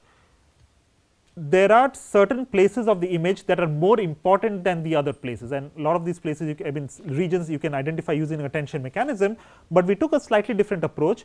We used the theory of persistent homology, which is a topological data analysis approach, where we can actually identify in the fibrogranular tissue of the breast, we identify these loopy appearances and these bubble like appearances, and we use them to mask out the different regions, and we only provide smaller regions to the deep learning network. So we do not give deep learning network all the pixels, just the smaller pixels, and this can also be done using an attention mechanism. So the goal is to tell the network that these are the regions that are important, these are the regions that are less important, and then it can go in and figure out what is what is necessary for the prediction pipeline, right? So it can improve the deep learning's classifier power by providing some domain knowledge. So similarly, we have done a lot of research in COVID-19, where the goal was to see if we can predict disease progression. And one of the important findings here was when we applied our model to data set collected. So we trained a model on Stony Brook and applied it to cases that were collected from Rutgers. We found that the model did not do well. Now the reason is that there's a lot of intensity differences between these images, and I know that one of you actually wanted to learn how we can harmonize the intensities, right? So we can do simple things like template matching, histogram matching. So we bring images or distributions collected of images from different places or different scanners, we bring it to a common template, and then we train a model, right? So we do not train separate models, otherwise a model that is trained here will not work on cases that have been taken from another hospital. We bring images to the same common space, and then we train or test our model. So okay, so with that I think we are done with the first lecture. We'll take us I think a couple hours break and reconvene for the second session. So maybe before we guys, all of you leave, any questions? Yeah. Any questions? Yeah. Questions? No. So we will be covering all these topics during the hands-on session also. So you can have some of these. Yeah. Some of these. Yeah. You can have a look at the code and the method and the process, how it is done. Any more questions? Okay. Thank you. Thanks everyone, and enjoy lunch. So with this we close the first half of our first day, first lecture. So we actually will resume at 2:30. So please be here in the auditorium by 2:15 so that we can start on time. Okay. Thank you.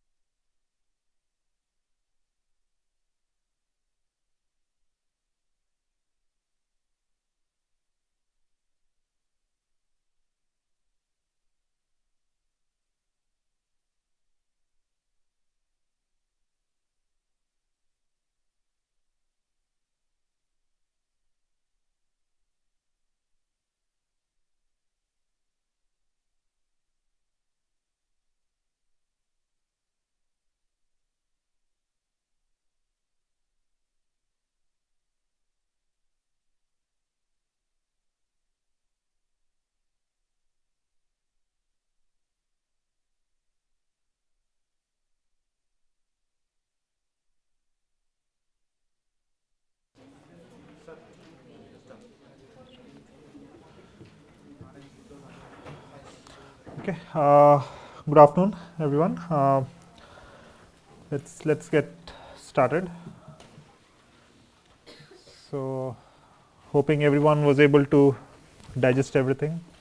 Not your lunch. You know, the whatever we covered in the first lecture.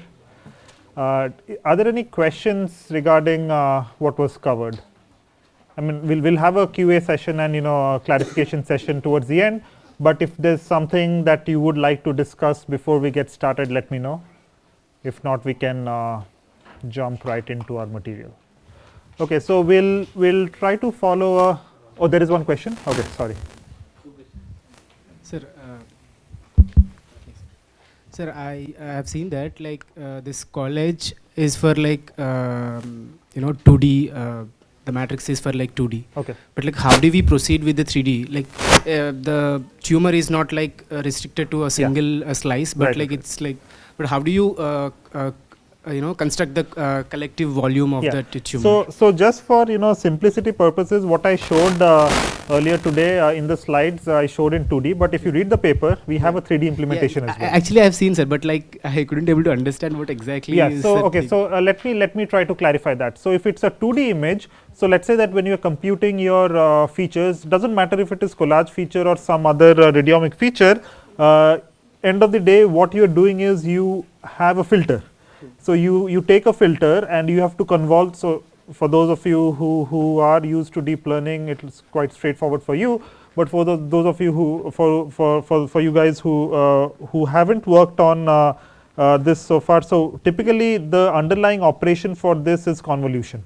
Okay, so or multiplication. And here, if it's a 2D slice, you have a 2D kernel. You basically have to have a sliding window. You multiply the images with your values over the sliding windows, right?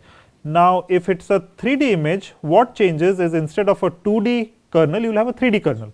So instead of a 3x3 matrix, you will have a 3x3x3 matrix, right? So think of it as a cube instead of a square, and you just move that cube and do your convolutions. That's it.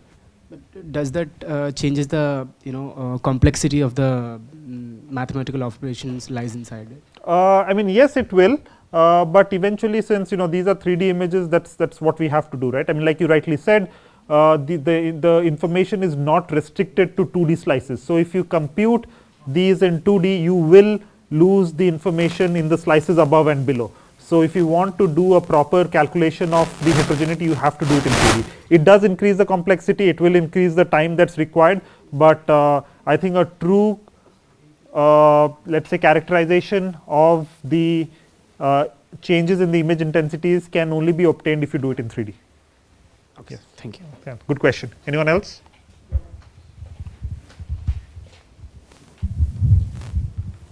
Sir, regarding the collagen, we saw that on the basis of for a medical imaging, so we have three characteristics like the intensity, shape, and the texture based analysis. So these are the basic three, but there can be more than that. Yeah. So for entropy calculation that you had shown, there are different intensity. Right. So how does the model determines that? On what basis is that calculated? Okay. So you want the easy answer or the more difficult answer? So you are a PhD student or master student? Masters. Okay. So differentiation, right? So essentially you have changes in intensity along the x axis and along the y axis. You have to look at how many, what is the change in intensity along each of these directions divided by how many, the delta x, right? Delta t rather. So here you don't have a t, you have the distance, right? So that's what you do, right? So essentially you compute the change in intensity using a differentiation, and depending on how many. So when I said a 3x3 kernel, it doesn't have to be a 3x3 kernel. It can be a 5x5 kernel or a 7x7 kernel, depending on how much information you want to consider along the x direction and the y direction. Okay, so based on that, it changes. Okay. Yes. I think there was a question there on that side. Yeah. Yeah, so my question is, I think, continuation with what was asked. So what are the template methods that are used to kind of normalize the intensities? Like, are we going to cover that in this? Normalize the intensities. Okay, so I'm not covering that here, but I can tell you a little bit about some of the methods that we use. So one of the simple but very powerful methods is called piecewise histogram matching. So what you do is you have a distribution of your intensity of your, let's say, your template image or your source image, and then you have a target image. You want to map the target image intensity to the source image intensity. So what you do is, so you have this intensity distribution, which can either be a Gaussian or it can be any distribution. So you piecewise divide that histogram and you match or you map the portion of the target to the source, right, and you do it in a piecewise fashion. So you can either do a global matching, but if you do a local matching, it ensures, okay, so let me try to rephrase this in a way that makes sense from a medical image perspective. So let's say that you have a brain MRI image. So in a brain MRI image, you will have components like gray matter, white matter, and then you will have cerebrospinal fluid. So all of these different tissue have different intensity ranges.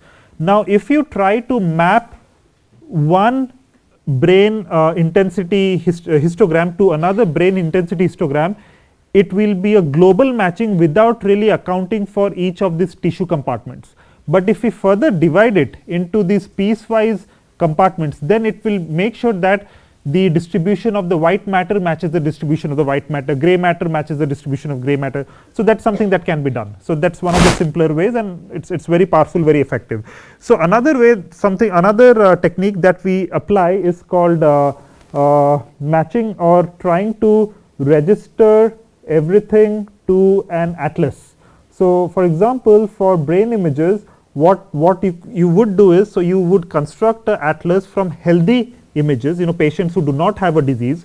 By atlas, the reason we do an atlas is because otherwise if you match one image to another image or one patient to another patient, how will you know which patient to select as a template, right? So we create an atlas. If we create an atlas, what will happen is, if let's say that you create an atlas from 100 healthy brains, that would mean that if there are small imperfections in each of the healthy brains, by taking an atlas, what is an atlas? An atlas is just an average.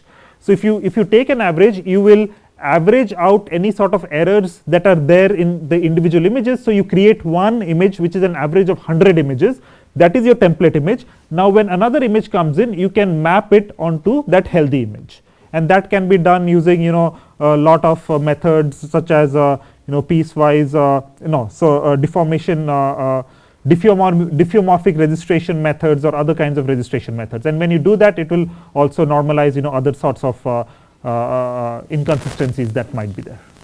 Okay, thank you. Okay, so if there are no further questions, let's start this. So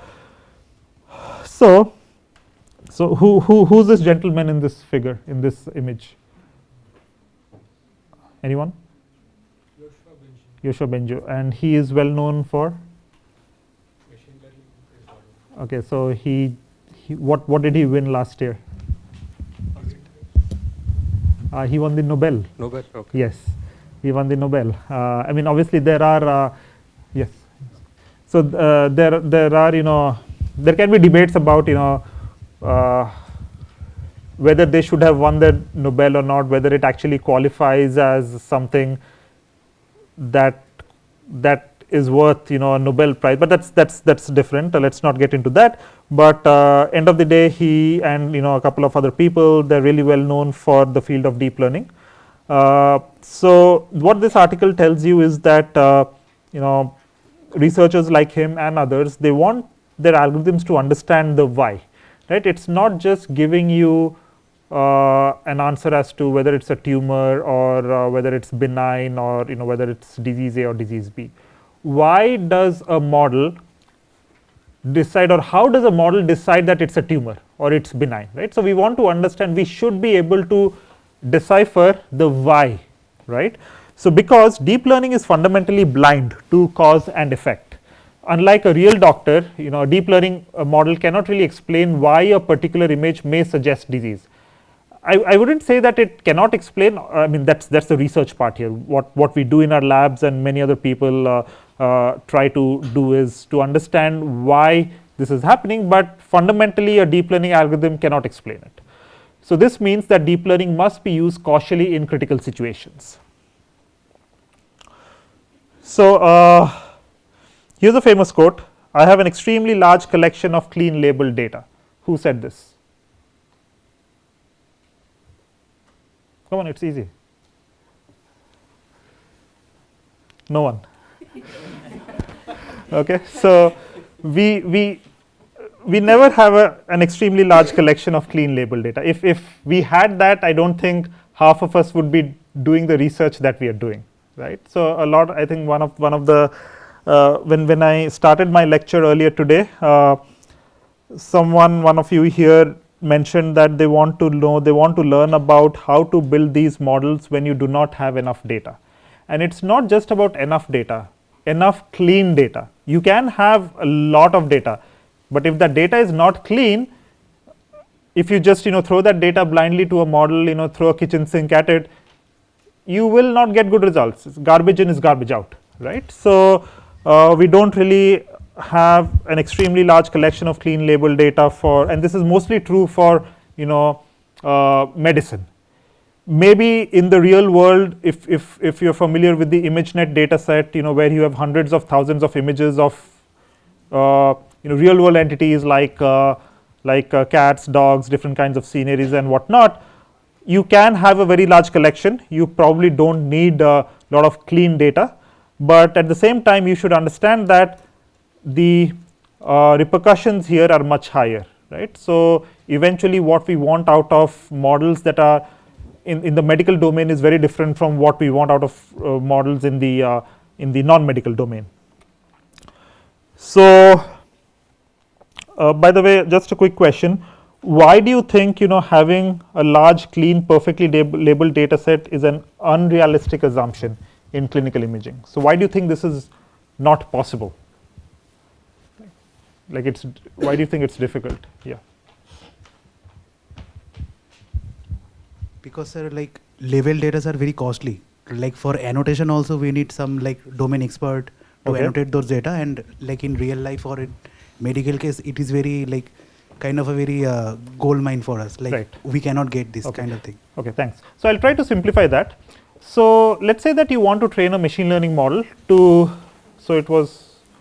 is it Christmas today or yesterday? It was yesterday, right?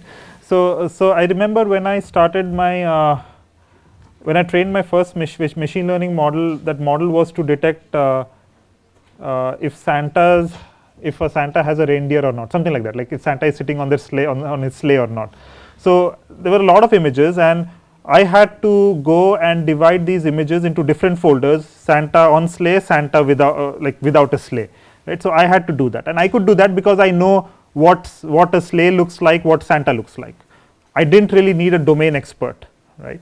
But if we were to collect a data set or curate a data set that had some kind of a rare tumor or some sort of a disease that is observed on some medical imaging modality, we would need an expert to curate that data. I mean, yes, you can argue that there's a lot of crowdsourcing that's happening where you give these images to non-experts, have them annotate, and eventually the model that you figure out that you train will figure out who's an expert, who's not an expert, but we're not going there.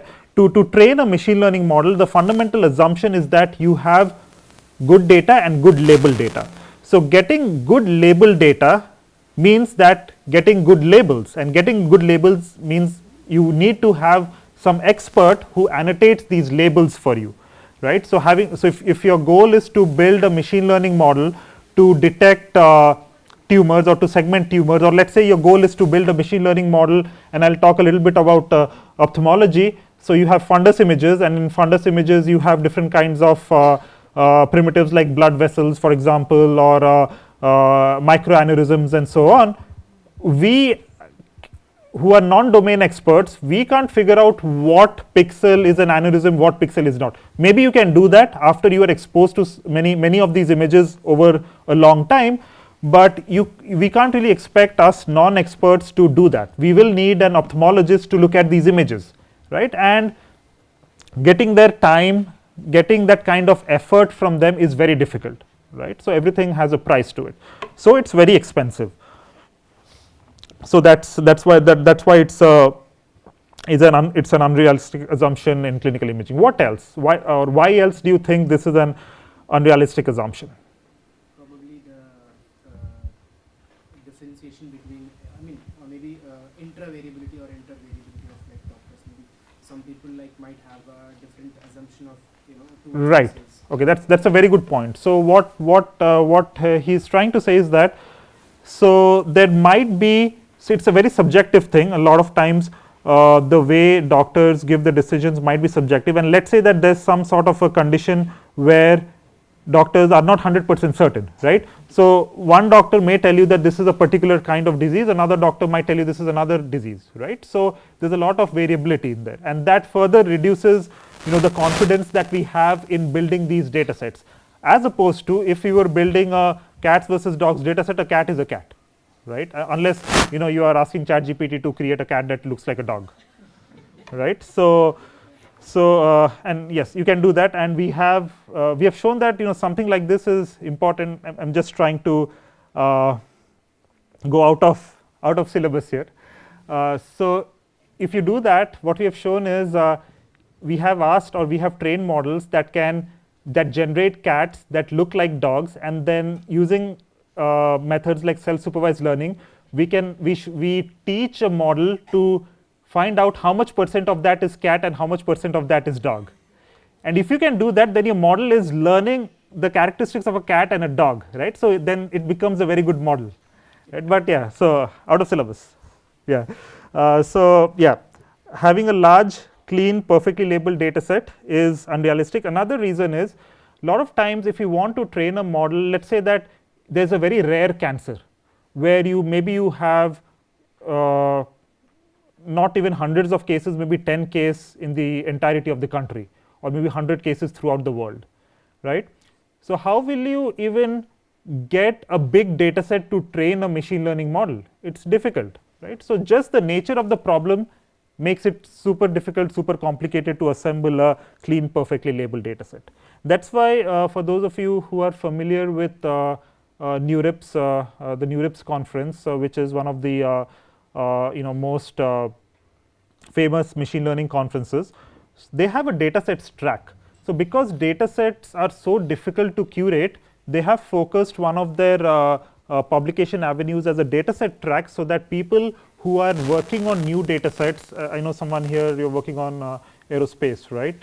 And also there are people who work on satellite imaging, for example, and a lot of these new domains are coming up where you do not have enough data. So if you think that you have this data set that that other researchers can use, a lot of these conferences are beginning to accept papers like that. I mean, obviously it cannot be just, okay, here's my data set, here's the paper. It has to be what can be done with that data set, right? What sort of benchmarks you can run on that data set.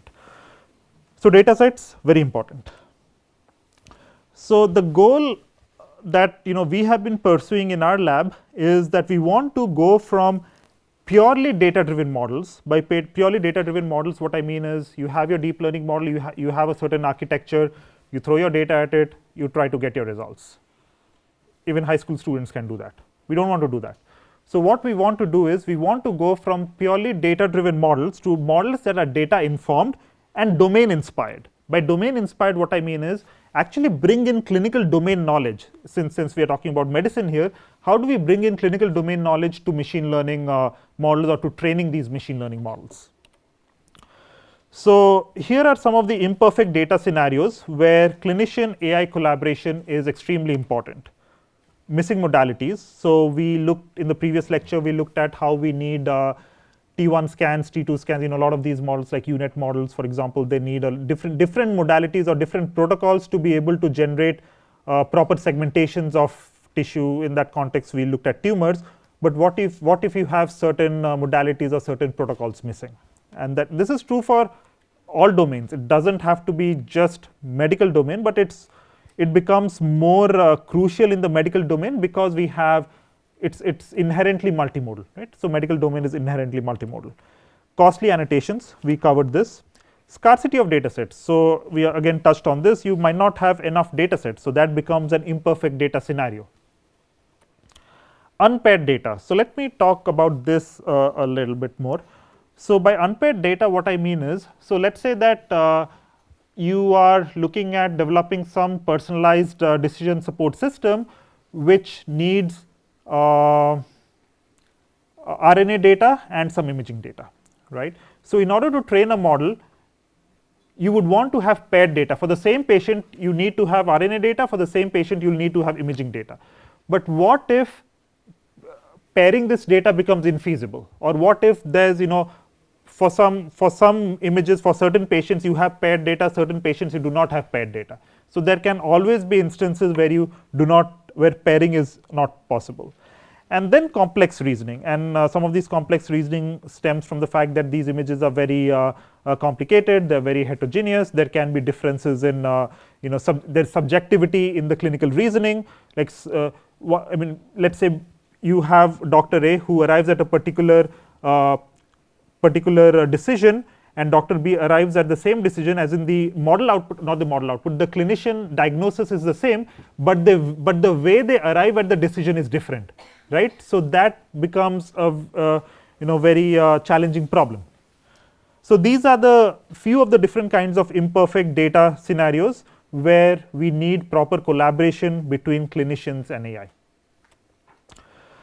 So how do we address this in our lab? So we bring in domain knowledge, and domain knowledge can be in many different forms.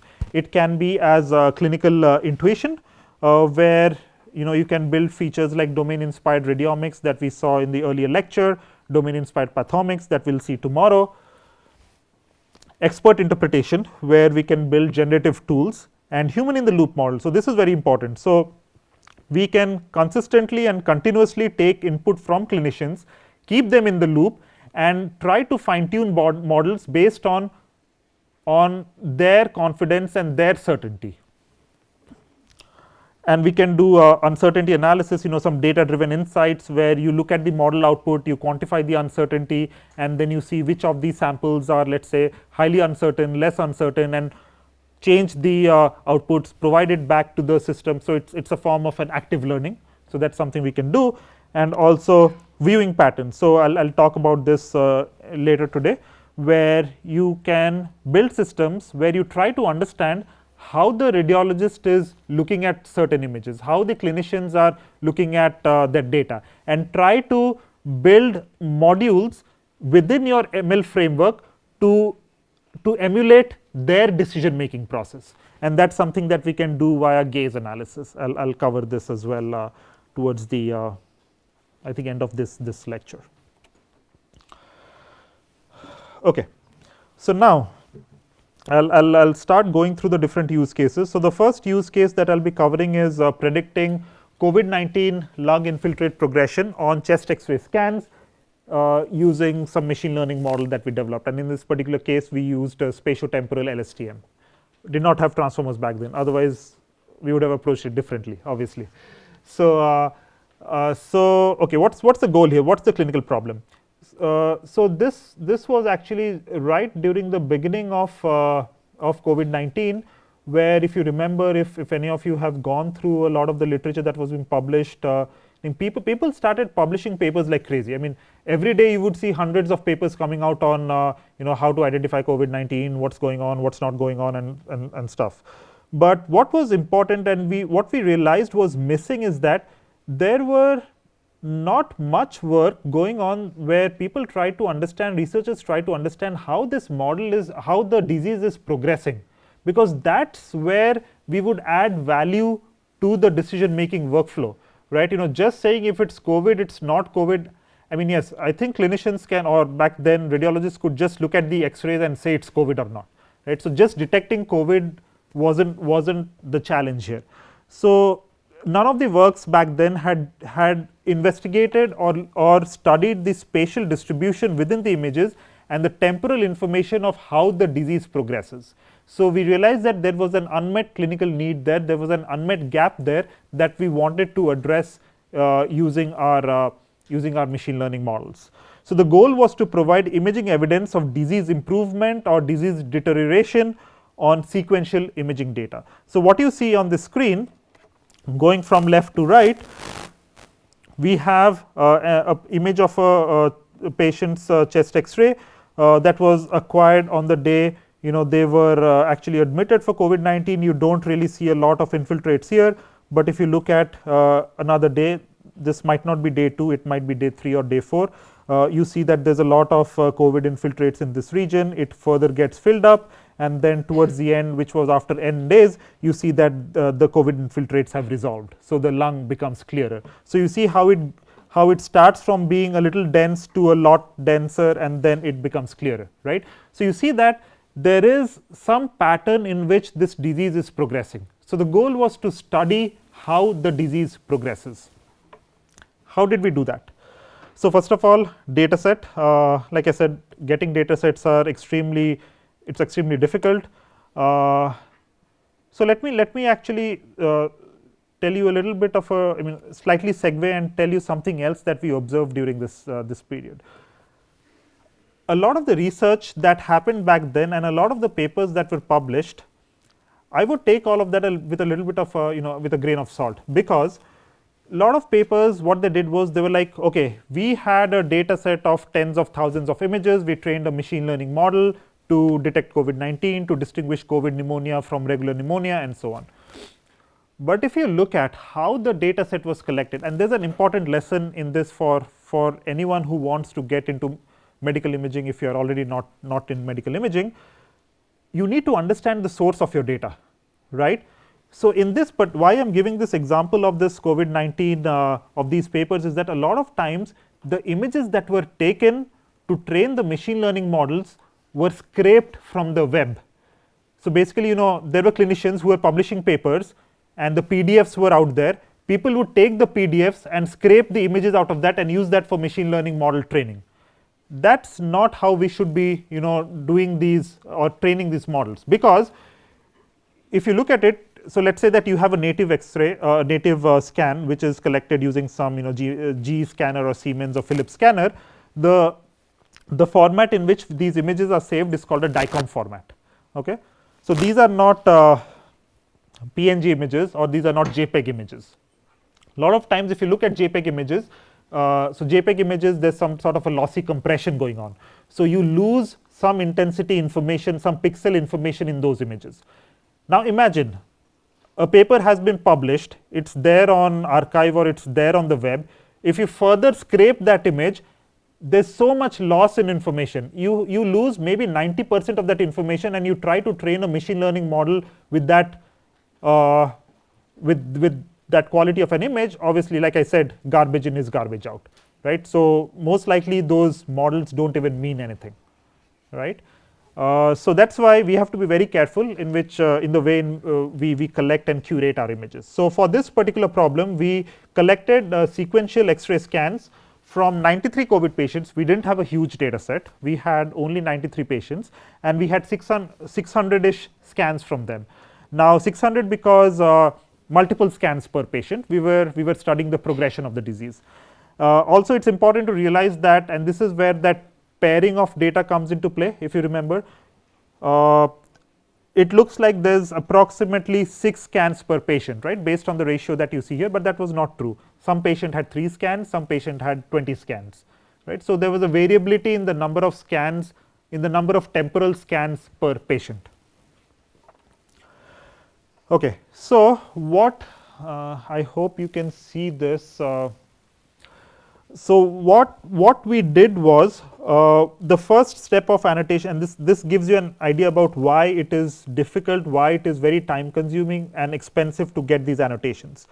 First of all, we used a machine learning model to identify the boundaries of the lung. So this bounding box that you see here, so this is actually the left lung. So typically in MRI scans or in radiology scans, it's inverted. So this is left and this is right. Okay. So this is your left lung that you see here, and we divided the lung into 3 different zones: the upper zone, the middle zone, and the lower zone. And we worked with our collaborating radiologist. We asked them to look at the severity of the COVID infiltrates, and they gave a rating of 0, 1, 2. 0 stands for no infiltrates, 1 stands for medium infiltrates, and 2 stands for heavy infiltrates. By infiltrates, I mean you see a lot of COVID patterns. So basically, the disease getting lodged in that part of the lung. So in this particular example that you see here, you have 0, 1, 2 on the left and 1, 2, 2 on the right.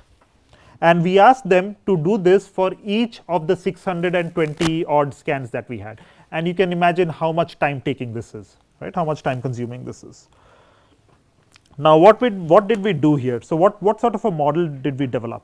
So we developed a LSTM based framework, a long short term memory framework. So what this framework does at a very high level is it retains in memory what it saw previously and it brings in the new context. So there are two different things that we wanted to study. First, within a given lung, how much is the change in the patterns from the upper lung to the middle lung to the lower lung, and between the time points, what are the change in patterns. So there are two levels of patterns that we want to pattern changes that we want to study, right.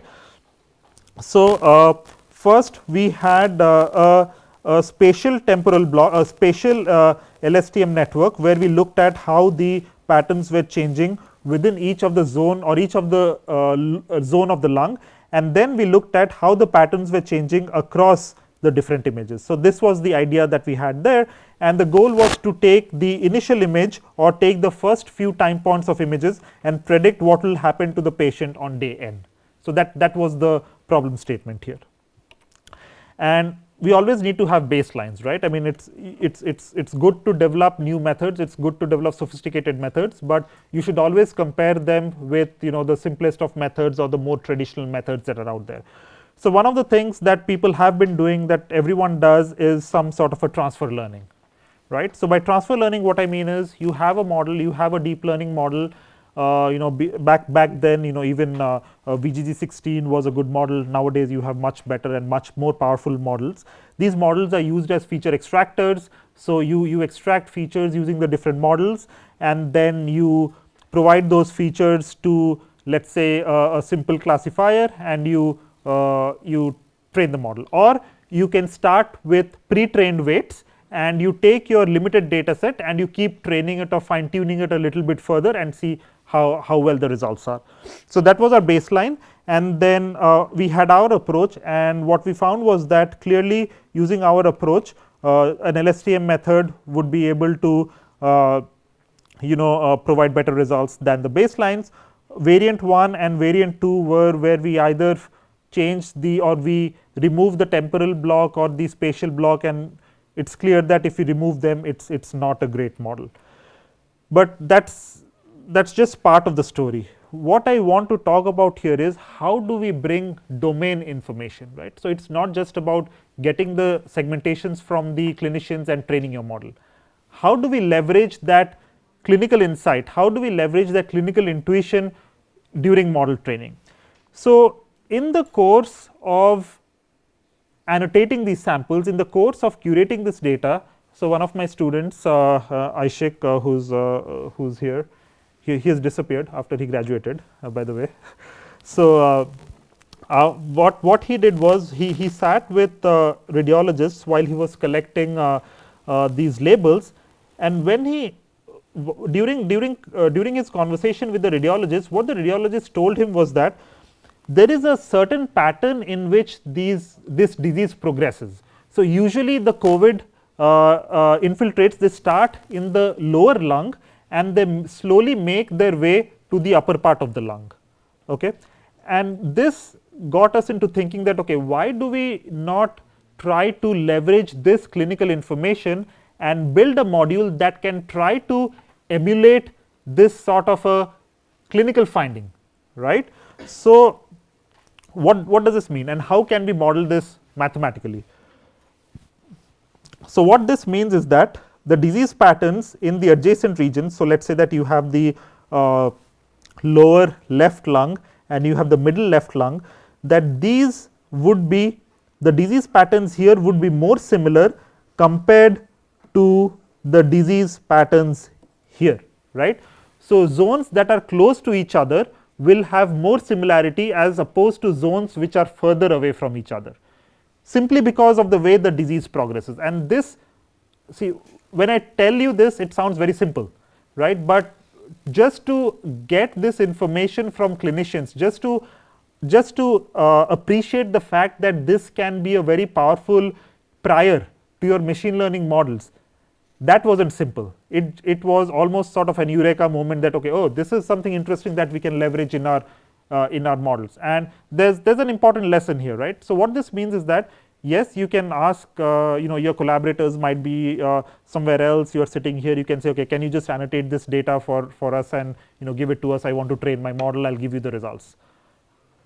That's fine, majority of us do that, but you'll see that, especially as a junior researcher, if you start sitting with your collaborators, with your clinical collaborators, understand how they are annotating this, what is the thinking that goes on behind getting these segmentations, getting these annotations, you will learn a lot.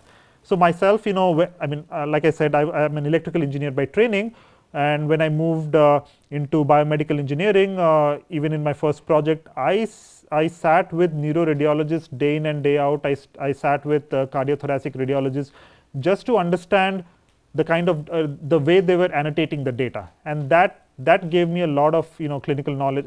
I wouldn't say clinical knowledge, that gave me a lot of domain knowledge regarding what are the different factors they consider and how we can make our models better, right. So, maybe in the machine learning community they might not appreciate this, right, because they are all about volume, but if you want to translate some of these techniques that you develop into clinic, and you understand what goes behind the scenes in annotating this, what's noise, what's not noise, that will help you train a much better model.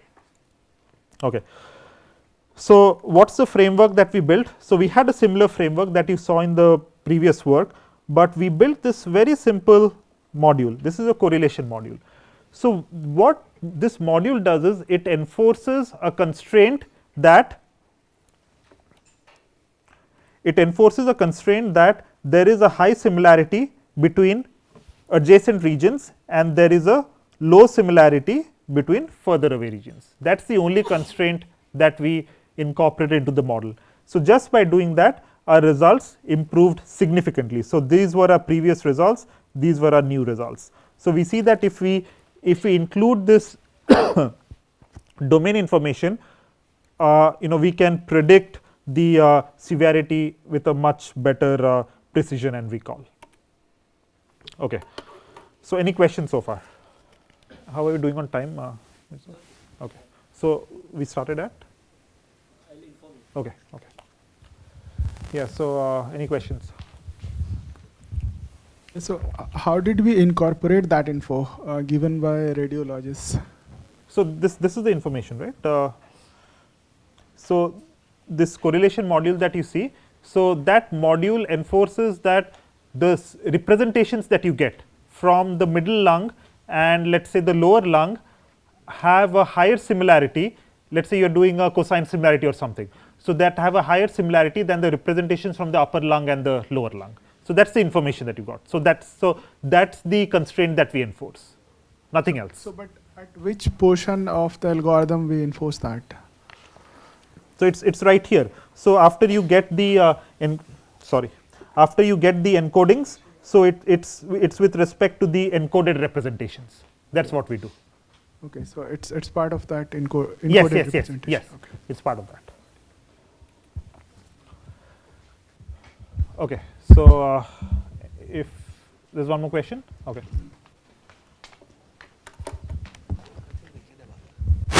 Sir, actually, I have one question. Like, if we are doing pixel to pixel, like code, like similarity matrix, it's kind region of to region. Actually, it's region to region, not pixel not to pixel pixel. to pixel. Yeah. Okay.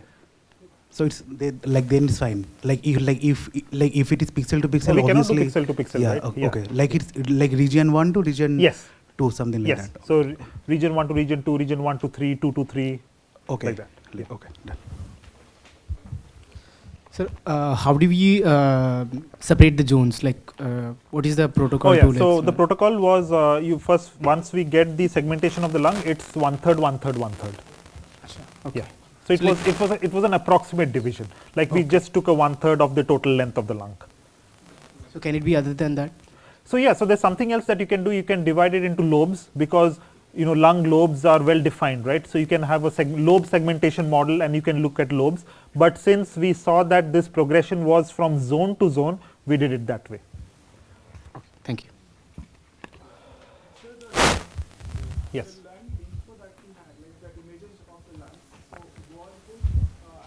Were those patients of the same age group or? No. So ideally we should do that. Ideally you should try to normalize for factors such as age. But here, first of all, the number of patients that we started out with, the number of images that we started out with was already so low. We did not divide them by age. We took everything that we had, but eventually we also used age as a predictive factor in our model. Yeah, but we did not divide them based on age. Okay. Yeah. Okay. So we have one more, sir. Okay.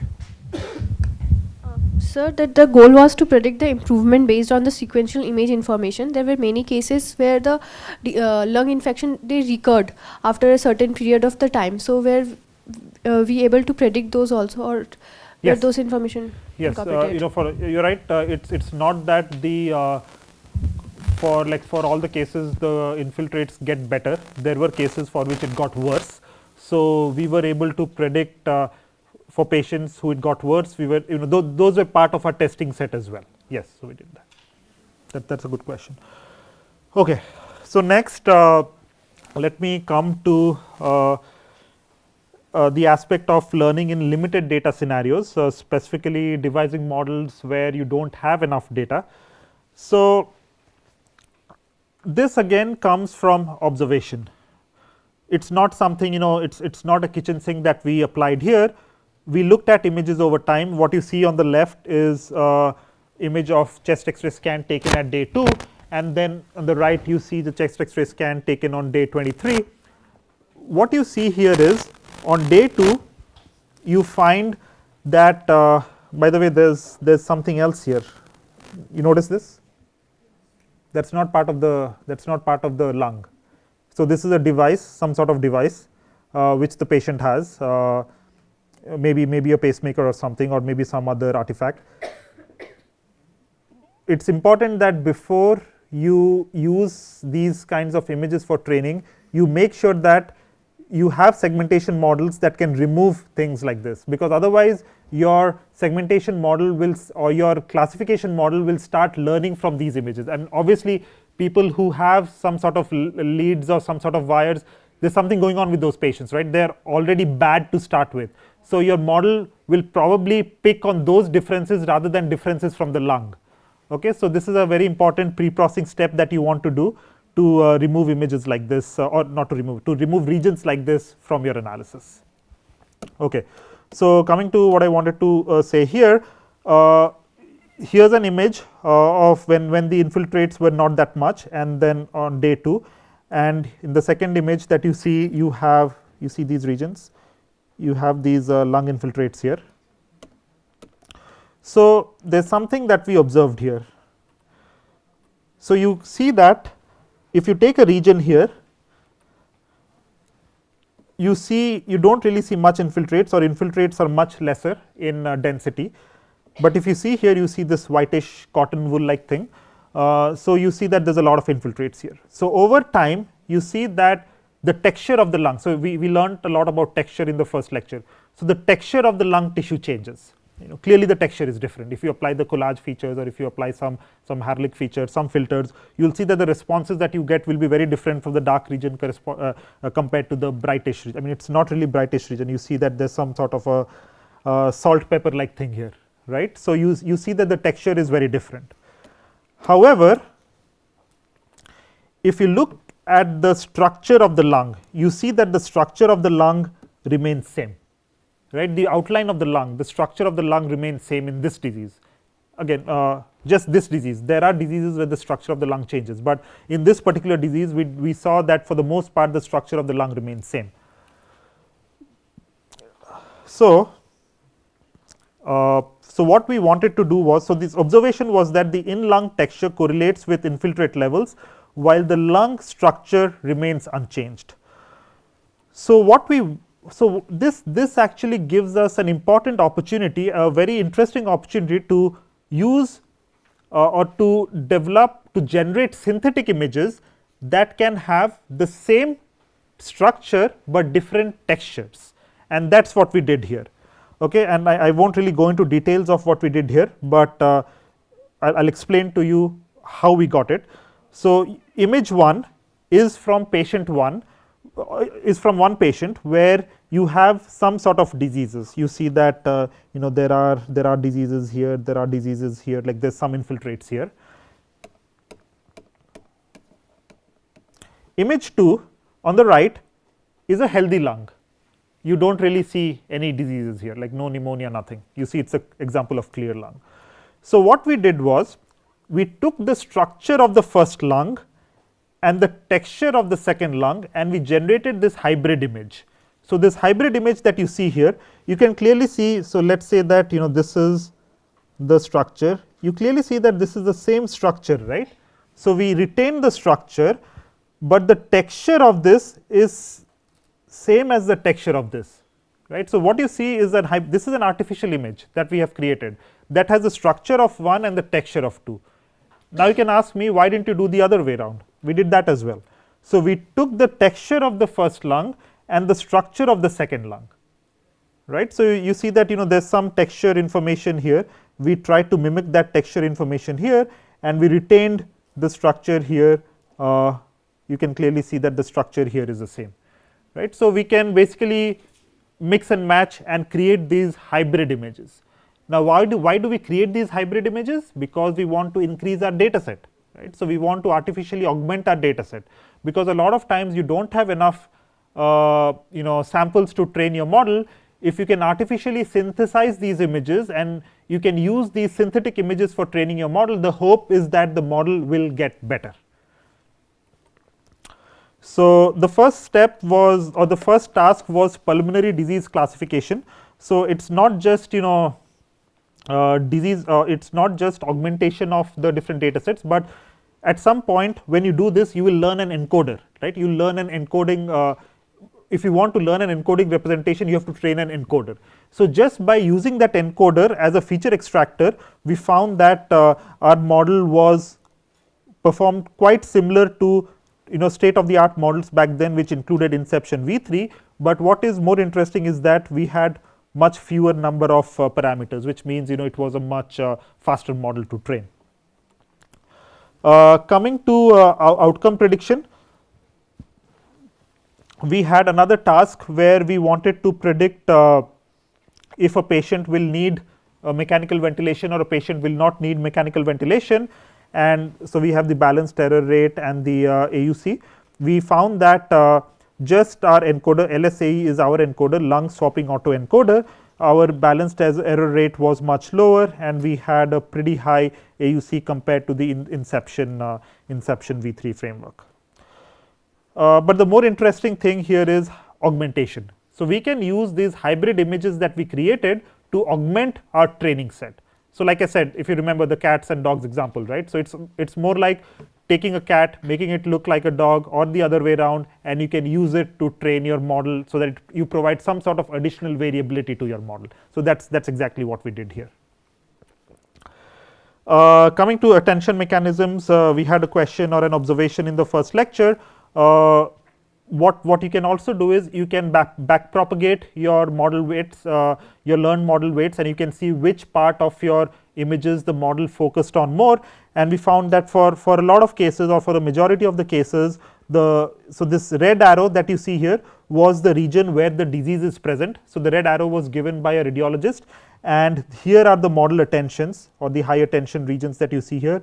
For most of these cases, you see that the model attention is mostly localized to where the disease is, but there are cases of misclassifications, as there is with any other model. In fact, I I think the director today said that there can be cases where the model gets it wrong, and evidently the model does get it wrong at in multiple cases, and we can see how not just the model, it's not just that the model is getting it wrong, but also the attention pattern is a little bit all over the place.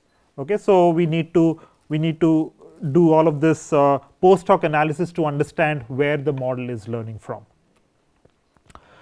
Okay, so let me talk a little bit about treatment response prediction. So if you remember, we spoke about disease diagnosis, prognosis, and treatment response prediction. So one of the important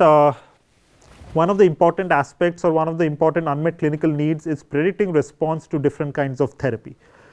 So why is that important? So like I said in the earlier lecture, newer treatments are being discovered every day.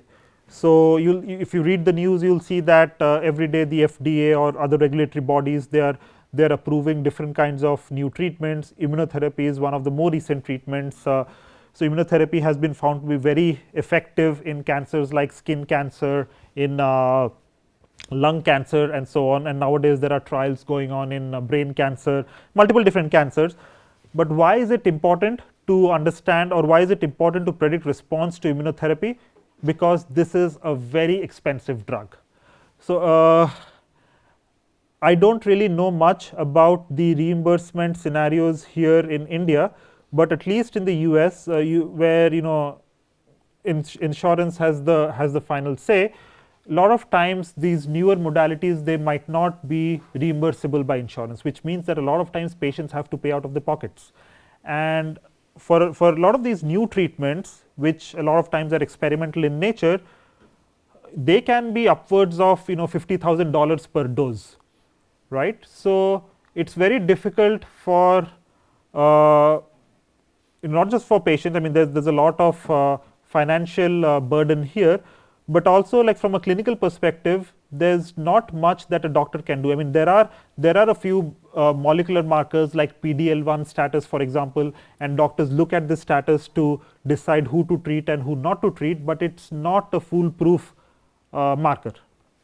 So what if we can use imaging to tell with some conviction, with some degree of certainty, that here are the patients who will respond and here are the patients who will not respond? And it's not that simple. I mean, if we can do that, then problem solved. We can't really do that. We can, what the best we can do is, what is the probability that patient X will respond and what is the probability that patient X will not respond, right? It cannot be 100% or 0%, right? So, and the doctors have to make an informed guess based on this and the clinical history and other sort of factors whether to give a treatment or not. Anyways, so coming back to the questions, it's not just who to treat.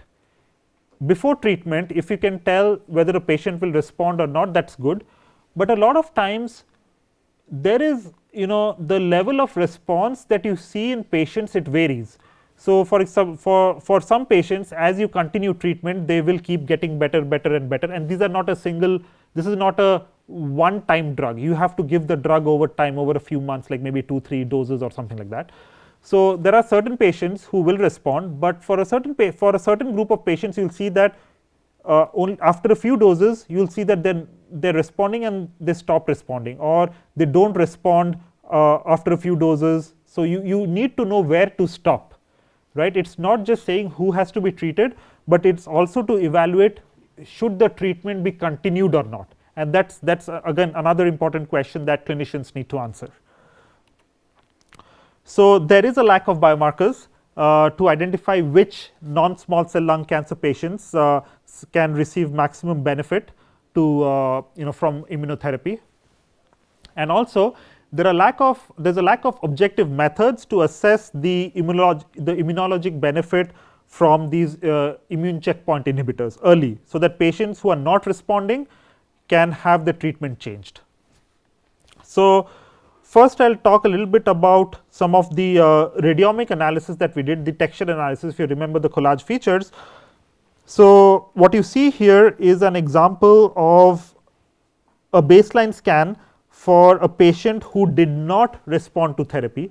So, this image was taken before immunotherapy was given to the patient. Another snapshot representation of a patient who eventually responded to therapy. So, if you look at the two images, you will clearly see that based on the images, you can't say this patient will respond or this patient will not respond. They look so similar to each other. If you look carefully, you will see that the lung lesion is here and the lung lesion is right here. Okay? And the sizes are similar, the texture, just by looking at it, the texture looks similar, the intensity looks similar. So, what we did was we computed the collage features, and you see that there is some level of difference of the collage features for the patient who responded to therapy and patient who did not respond to therapy.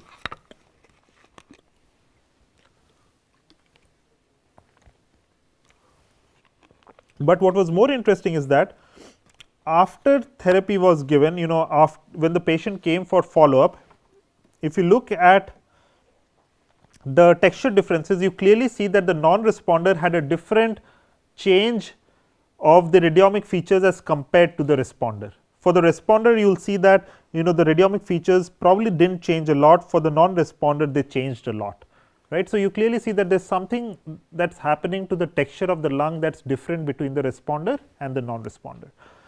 And also, we'll cover a little bit about tumor infiltrating lymphocytes in tomorrow's lecture. But if you look at the lymphocytic infiltration patterns, so lymphocytes are essentially the immune mechanism, the defense mechanisms of the body. Okay. So, if you look at the lymphocytic patterns of the responders, you will see that they are much different compared to the non-responders. So, in the responder, they are more compact, in the non-responder, they are sort of more spread out. So, which means that there is some connection, some connection between the lymphocytic infiltration pattern of the responders and the corresponding radiomic features, and that is something that we try to investigate using this plot, where we showed that higher expression of certain radiomic features are reflective of different infiltration patterns of lymphocytes. So, again the goal here was to develop multimodal pretreatment predictors of response. Okay. So, I will talk a little bit about tumor associated vessel architecture. So, what is angiogenesis? Anyone? Formation of new blood vessels, right. So, angiogenesis or formation of these blood vessels, it's one of the important hallmarks of cancer. And why is that? Because when these, yes.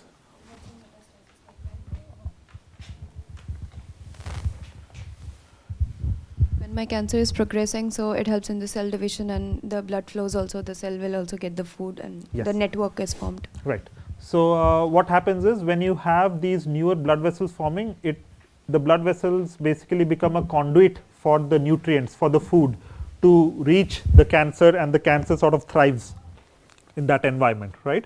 So, angiogenesis is a very important hallmark of cancer. What this means is that it is important to study the structure of the blood vessels. So, just by looking at this image, so you see, sorry. So, you see, so by the way, this is a DC MRI scan of the breast. So, on the left side is the right breast, on the right side is the left breast, and the yellow region is the tumor.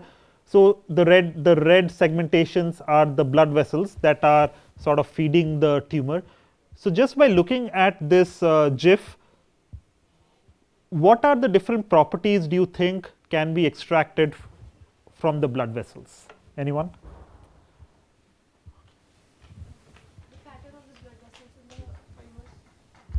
The pattern of the blood vessels in the tumors. So, what do you mean by pattern? How they are spread across different regions, and where they are connected, how they are connected. Spread, how they are connected. Good. Anyone else?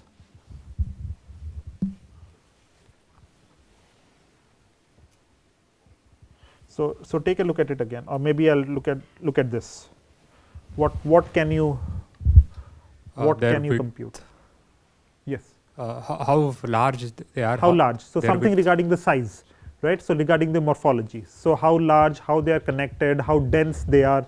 So all of these are valid measures, and all of these measures have been studied, and we have also studied these characteristics of these blood vessels, these morphometric or these morphologic characteristics of these blood vessels, to see which patients will respond to cancer, which patients will not respond to cancer. So if you remember, we had that one slide on neoadjuvant chemotherapy response to breast cancer. So we found that if we study the patterns of these blood vessels, the tortuosity, the convolutedness of these blood vessels, they are different for patients who respond to cancer and patients who do not respond to cancer. And these are the biomarkers, these domain inspired biomarkers that clinicians can understand. Like if you give them deep learning features, they'll be like, okay, how do I make sense of these features, right? So those features intrinsically don't mean anything, but features like this are more intuitive. They have an underlying grounding in the clinical, in the pathophysiology of the disease, and that's what we want to understand here. Okay, so the goal here was to predict response to immunotherapy in lung cancer. So what you see on the top here is an example of a patient who eventually responded. This was an image taken before treatment was given to the patient. Here you have an image of a patient who did not respond to immunotherapy, again image taken before the treatment was given. We used a deep learning model to segment out where the tumor is, and another deep learning model to identify the blood vessels. So here you see the blood vessels, and you have the tumor in the center. So if you just look at how dense the blood vessels are for the responder and non-responder, you clearly see some difference, right?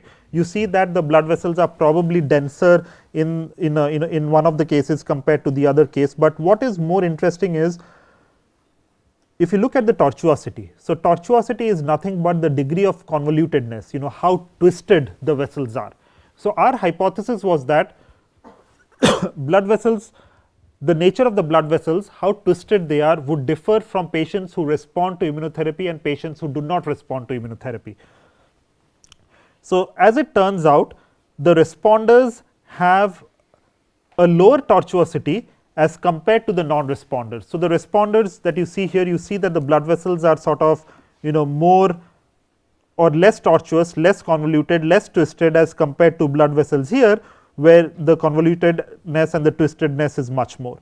Now any of you from the electrical engineering department or have taken courses in electrical engineering, or do you remember fundamental concepts of, let's say, resistance in electricity? Some of you do, right? So I'm an electrical engineer by training. So putting my electrical engineering hat on, what this means is that the patient here, up here, the blood vessels are less tortuous. That means there's probably a lower resistance for the drug to reach the tumor, which means because of the lower resistance, the drug is probably acting on it the way it should, and we are getting a response, the desired response, as compared to the non-responder, where you do not, or where you have a much higher tortuosity, higher resistance, which means the drug is not being able to attack the tumor the way it should, right? If this is true or not, we don't know. This is obviously some sort of a let's say hypothesis. The only way this can be tested is using maybe mouse models or animal models, but this is potentially or probably why this is happening. So what we also did was we looked at how the tortuosity changes after a drug has been administered. So just look at the first row here.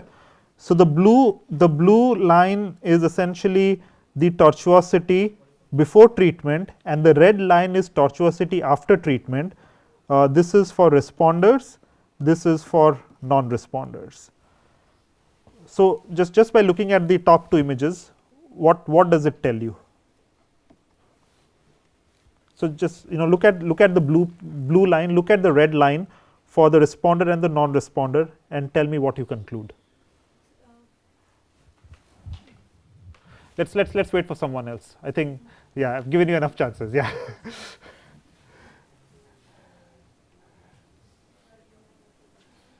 Anyone else? Okay, let's come back to her. There is significant difference between the pattern before the treatment and after treatment in the responders as compared to the non-responders. Okay, and what's that significant difference? What's happening? What's going up? What's going down? Like, where is it changing? So the before treatment, the tortuosity is higher in the responders, and after treatment it is lower. But in the non-responders, it is pretty much at the low range. Yes, good. So as we can see that, for the responder, we can see clearly that the tortuosity goes down after treatment. But for the non-responder, it's sort of similar, and in some cases, and it's like in some cases it goes down, but in some cases there are cases where it slightly goes up as well, right? So what this means is that after the drug attacks or after the drug acts on the tumor and probably the tumor microenvironment, there's a reorganization of the vasculature, right? Because of which the nature of the twistedness, the nature of the tortuosity actually changes. So this is what it tells us. And these are features that clinicians don't consider, but clearly if we use these subvisual biomarkers, these radiomic features, these tortuosity based radiomics, we can provide the clinicians with some added information regarding the tortuosity of the vessels. And what QVT1 is, it's one way of computing the tortuosity, it's one feature. QVT2 is another feature. So you can have different ways in which you compute the tortuosity, right? So these are just different ways of doing that. Okay, so the next question is temporal imaging. So we had this one use case where we looked at temporal imaging in the context of COVID-19. However, it's very difficult to obtain temporal imaging for all the use cases or the different clinical conditions. So question for you guys: what information about disease progression is lost when we treat medical images as independent snapshots? Anyone? Because, okay, so let me try to simplify this. So if you look at a lot of or majority of, let's say, publications or research that's out there, they all look at a single time point imaging, just one image per patient, one image per patient. So if you have that one image, what information is lost?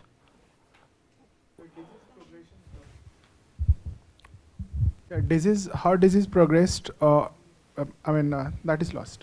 So yeah, so what is lost is how is the disease getting better or how is it getting worse over time, similar to what we saw in COVID-19. So there's another response, similar response, right? Yeah, so we lose information regarding the trajectory of the disease, and there's a lot of signal that can be obtained just by studying the trajectory of the disease.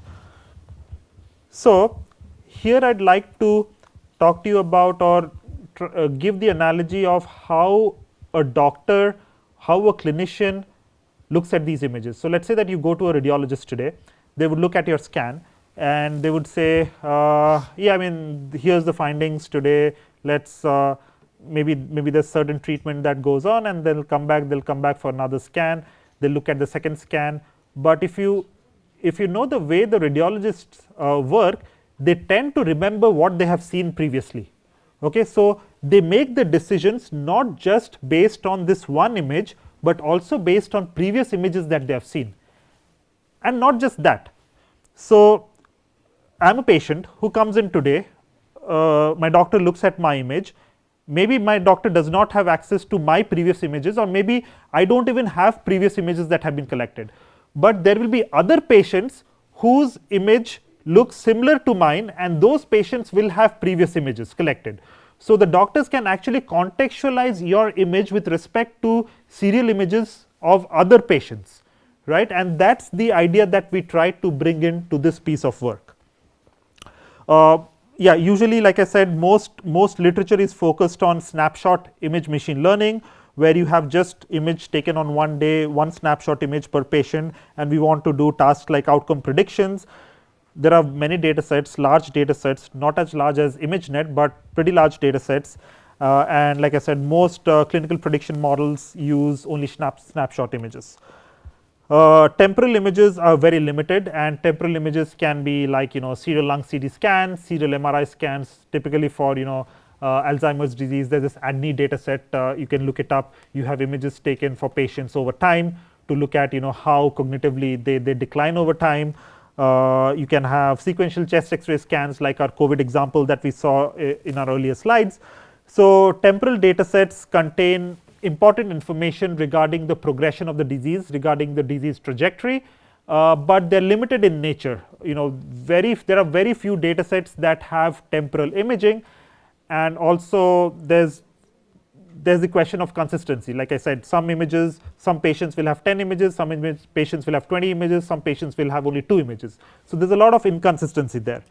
And what happens is, often you don't have temporal images in the testing phase. So when you have a model, you have trained your model on, let's say, temporal images, thousands of temporal images, each patient has 10 images or 20 images, but when it comes to testing the model, you only have 1 image. Right? How do you do that? How do you infer, how do you use that model for inference that has been trained on temporal images but only has snapshot images? That's what we tried to do here. We wanted to jointly exploit the complementary information to improve prediction. So the goal was to design a framework that utilized partially available temporal data to influence the feature learned by single time point prediction pipelines. So let me go back to the analogy of the radiologist looking at snapshot scans versus temporal scans. So I come in today, the radiologist looks at my scan, tries to understand whatever they want to understand, get their, they try to get their reads, they understand what's going on in that image, but they try to calibrate what they are inferring from this snapshot image with respect to the temporal images that they have seen previously. There's some sort of calibration going on.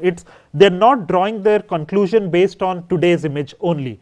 They're trying to understand the features and calibrate today's interpretation based on today's and previous prior knowledge, and that's what we want to do here.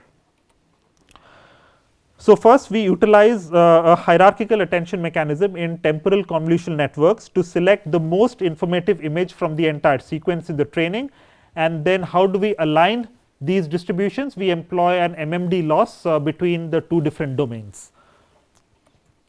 So here's an overview, this will give you a better picture. So you have, so these are knee scans, osteoarthritis, these are knee scans. So we have sequential images, we use a temporal convolutional network to learn the pattern of disease progression, and we obtain the most optimal representation. We have a snapshot learning where you have only 1 image and you use a vision transformer or any other your favorite feature encoder, then you fine tune that based on the data that you have, and then you match your temporal representations to your snapshot representations.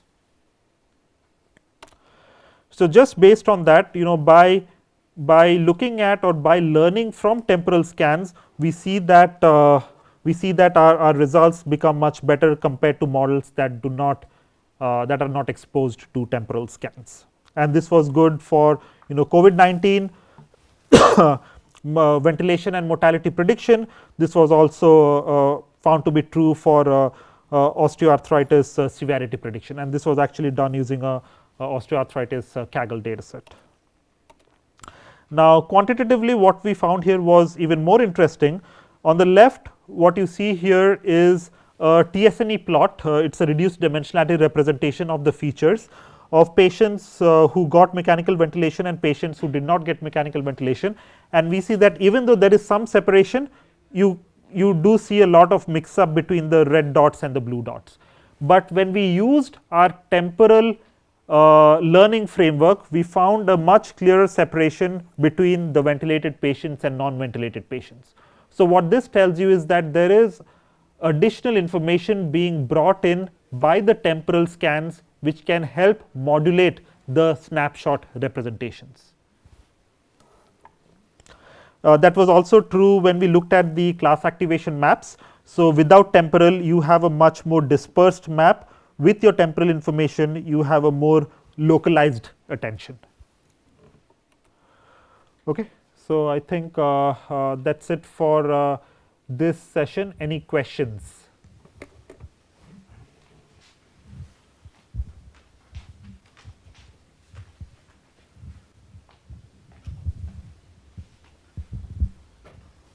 Sir, any morphological operations you are done with that? sorry? Morphological operations. Morphological operations. You are not? Not. So not in this particular context, but in the lung vessel segmentation. So just to obtain the segmentations, to clean up some of the segmentations, we had to do a lot of erosions and dilations. Yes. I have one question. Yes. It's kind of a basic question. So you see, like you mentioned, as you move from data set to data set, model performance either deteriorates or it doesn't change much. Right. So it depends on the image, I guess. So like in a realistic scenario, from a deployment perspective, so you have to train your model on a golden data set, so to say. Right. But then how do you make it adaptable to the real life scenario? Let's say you deploy it in a hospital. How does the model perform as good as, or at least the acceptable performance? Are there any steps to keep in mind, basic points to keep in mind? Yes. So one of the things that we need to do is, obviously we have to do a prospective validation, with your models that have been trained on some data set. When you finally deploy it on the clinical side at clinic A and clinic B, you have to do some validation on a few initial studies to see how the model performs, and then you evaluate the distribution shift, right? If it's very different, you look at the data set. If the data set is itself very different, the intensity distribution or the intensity profile is very different, then it's evident that the model will not work. But if your model works, but it doesn't work as expected, one of the things that you can do is you try to devise techniques to take your model, use it as a baseline model, and try to fine tune it with limited exemplars from your clinic, and try to see if that works well.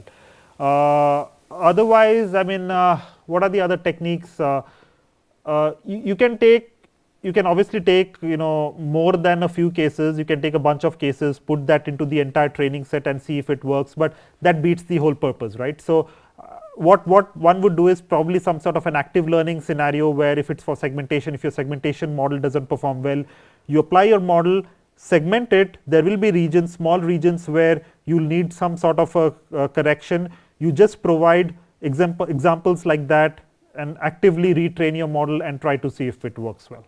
Yeah. So just an additional question.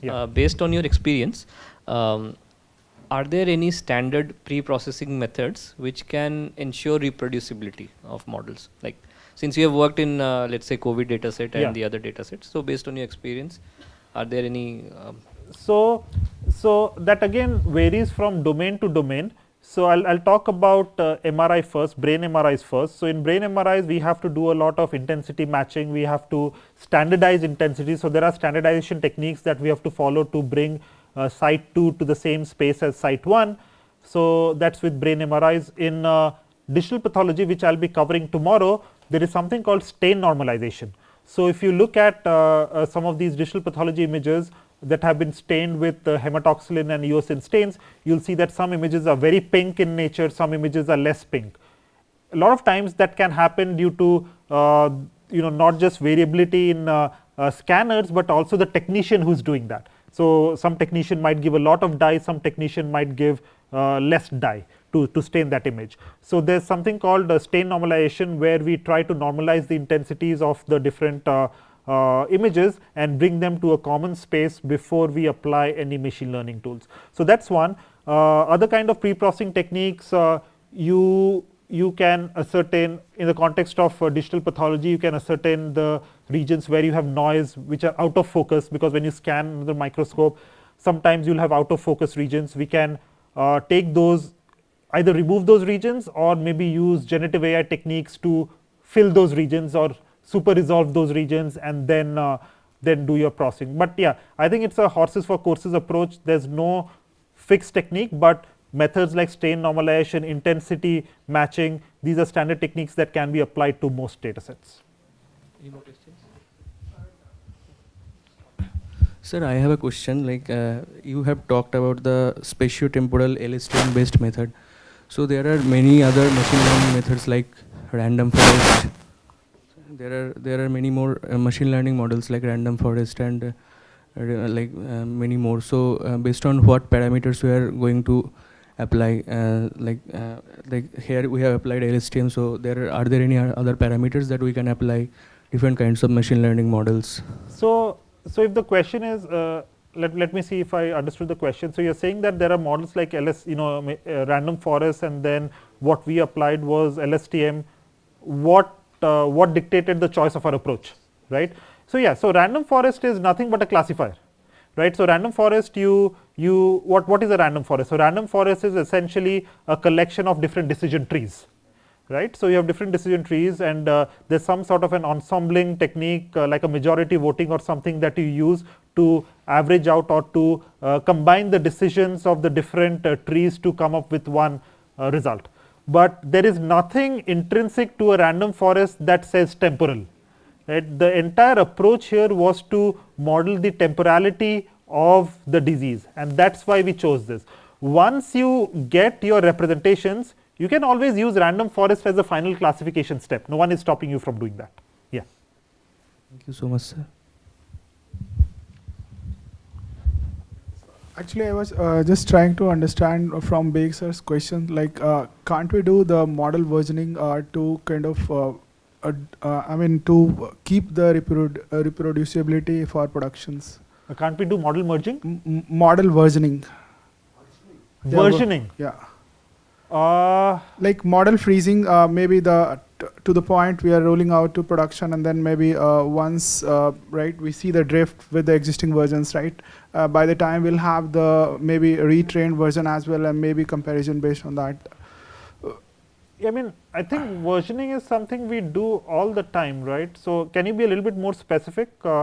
Like how can versioning solve this problem? So I think Dr. Baig's question was, when you go to a new clinic, so you might have a wonderful model that works on clinic 1. As soon as you go to clinic 2, there might be instances where it does not work. So how does versioning solve? No, I think I then misunderstood the question. So I was thinking that over the period of time, if the model does not perform well, so how can we solve that part? Oh, I see. Like with emerging, I think I kind of get the drift of your question. So drift, like again, pun intended. Yes.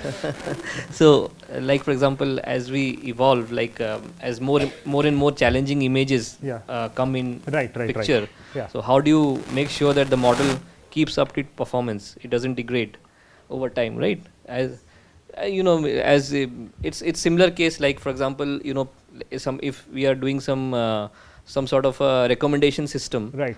So over time, people's choices actually change. Then you have to train the recommendation. Yeah, you have to. I mean, yes, very valid question. But if you have cases like that, you have to do, you have to apply techniques like domain adaptation and see.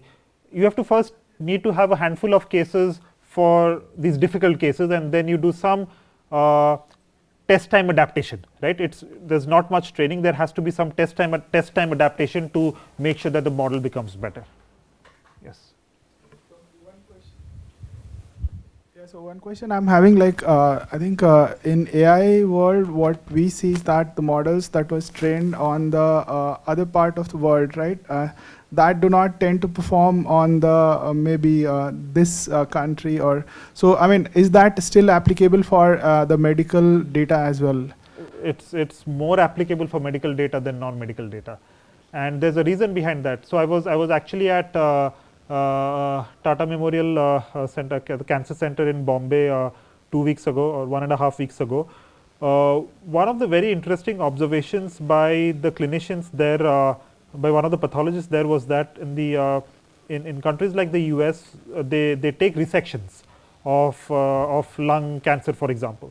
But in India, a lot of times, or the majority of the times, you just take biopsies, right? So you do not capture enough tissue. It's just spots that you capture, right? So obviously, a model that has seen more context will not perform as well on the data that does not have that much context, right? So a lot of times you don't have the similar kinds of data preparation. The data preparation itself differs, which means that the model that has been trained on that data will not be that good, or will not be as efficient as as the model that has been tested on that data, right? So that does make a difference. Yes. Okay. All right. Thank you. Sir, I have a follow-up question regarding what he told. Like how, because the ethnicity is a very big problem in the medical data, I guess.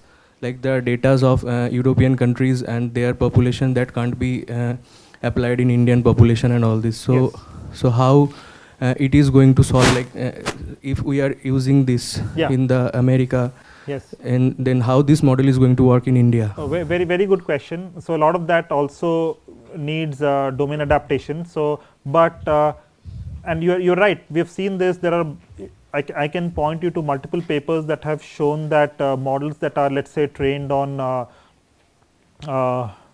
Caucasian populations don't work as well on African American populations, right? So why is that the case? Because probably the training set probably does not have enough representation of the African population.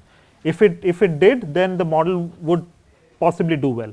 So there are two ways of solving this: either do some test time adaptations, or try to build separate models, right? Build models that are specific to Caucasians and build models that are specific to African Americans, right? So in fact, this actually brings an interesting story to mind. My dad was just telling me this 3-4 days ago.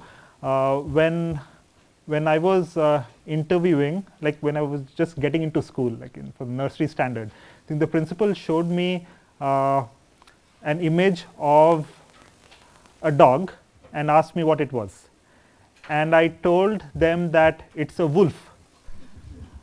Okay, and it was a German Shepherd, an Alsatian, which looked like a wolf, but obviously back then, I had only seen street dogs, right? So my model was trained to recognize street dogs, and for me, wolves were something that I had seen in pictures, in images, right? So obviously I couldn't recognize that it's a dog.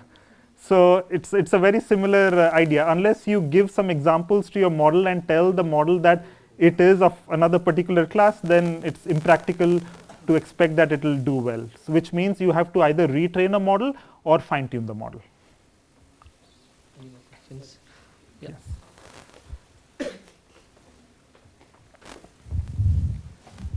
Sir, my question is about augmentation. I have a long haunting question.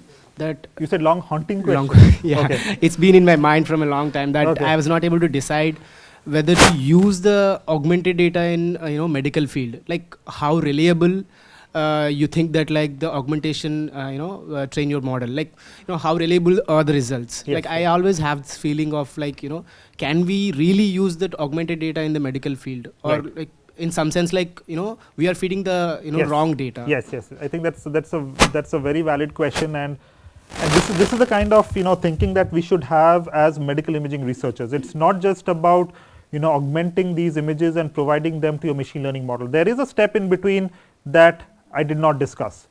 When you generate these augmented images, one of the more important steps is show these augmented images to clinicians and get feedback from them how good these augmented images are. Like, is this just a random image, or does this image actually look like a chest X-ray scan? Does it look like a digital pathology scan that retains the important characteristics of that particular disease? If the clinicians are convinced that this is an image that is as close as possible to real image from multiple different fronts, only then we should use these images to augment our data set. Otherwise, I think you rightly said that we can introduce inadvertent errors, right? It's not just augmenting it randomly and providing it to a model. We have to make sure that these augmentations are indeed correct depictions of that augmented class that we want to provide. Yeah. Because I have seen like most of the papers, they're using the the basic geometrical transformations of like CT, MRI or any kind of histopathological data, and then they are training their model and presenting the results. But like I have the question like how valid are these results? So that's a slightly different question. You are talking about these transformations during deep learning model training, right? Yes, it is. No, so that's a different question, because there we want to make sure that the model is invariant to these transformations. So let's say that you have some cropping going on, or some rotation, some sort of a translation. So you do these at a patch level or at a yeah, usually at a patch level, to make sure that you are providing enough variability to that data to make it these transformation invariant. But that is slightly different than what I am talking about from a I get it, but like again, my question is like we cannot actually reproduce the synthetic images in the real world, right? Like let's say I have a CT image, or I have geometrically transformed, like stretched, or like or like any other kind of augmented thing. That is not possible in the real world, right? Like so like how do we think that like we are training the good data to the model? As you rightly said in the initial stage, like we have to feed the proper data. Like we should not have any kind of what do you say, that like corrupted or like properly labeled and properly processed data to the model. But like how could we be so sure that like this stretched or like transformed image will give you the better result, will give us the better result? So again,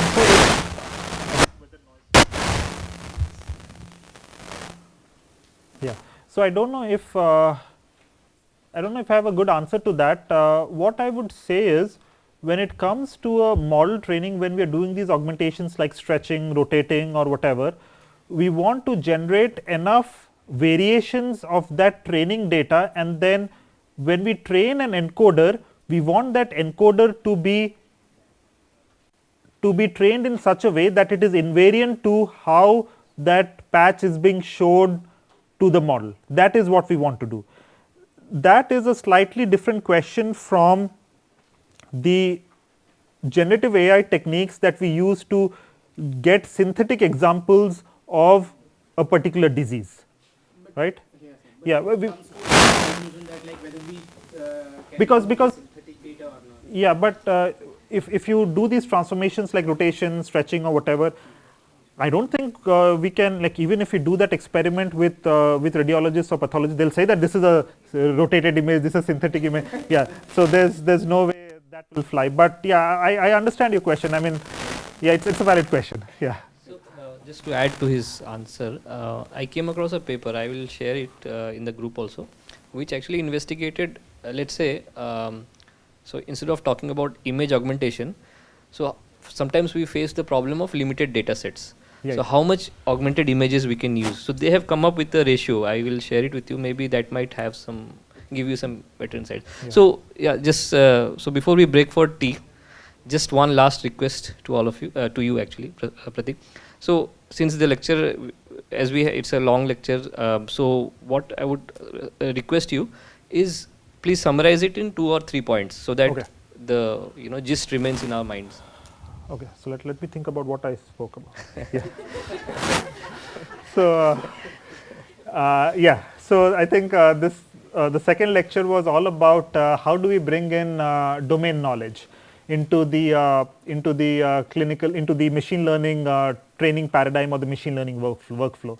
So I think to summarize it, what I would say is we need to understand if there are some clinical priors that can be helpful in model training. Like, we need to sit with the clinicians, we need to understand, let's say, how the disease progresses, and try to see if the information that can be learned from clinicians can actually help in making our models better. And that's the crux of what we learned in this particular lecture. Yeah. So we break for tea. The last lecture will start at 4:30 on time. So please go outside and have your tea and come back. Thank you.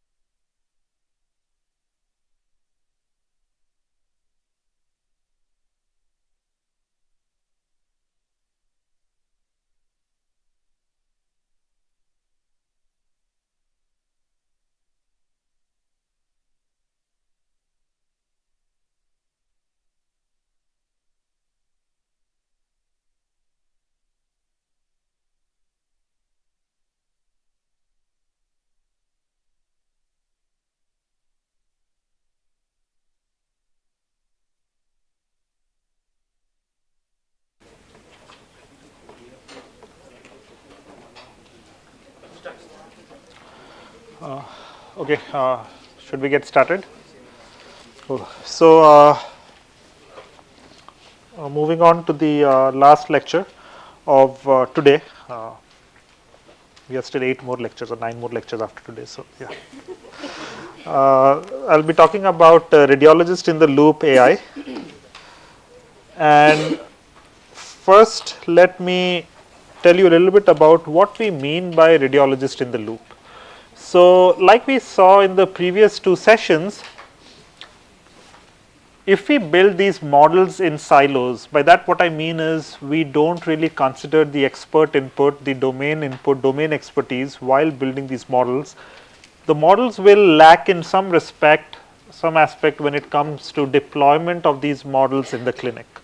So, that is why it is very important to make sure that these models are developed in conjunction with radiologists, with clinicians, or whoever the clinical stakeholder is, so that while the model is being developed, if there are bound to be issues that come up along the way, that the radiologist is there at every step of the way to deal with any of the clinical concerns that might arise. So, just a brief recap.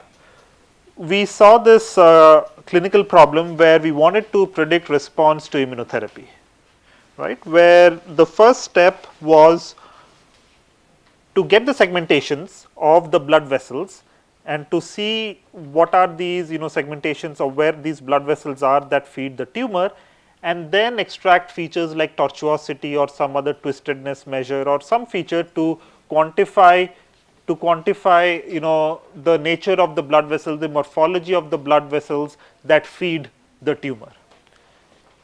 Now, so what is the first step when it comes, so before even quantifying the blood vessels, what is the first step? The quantification is probably, it comes towards the end, right? You quantify it, you see if it's different between responders, non-responders, you build a classifier and do whatever you want to. But before quantifying it, what is it that you need? I mean, yes, you need data. So, after you get data, what do you need?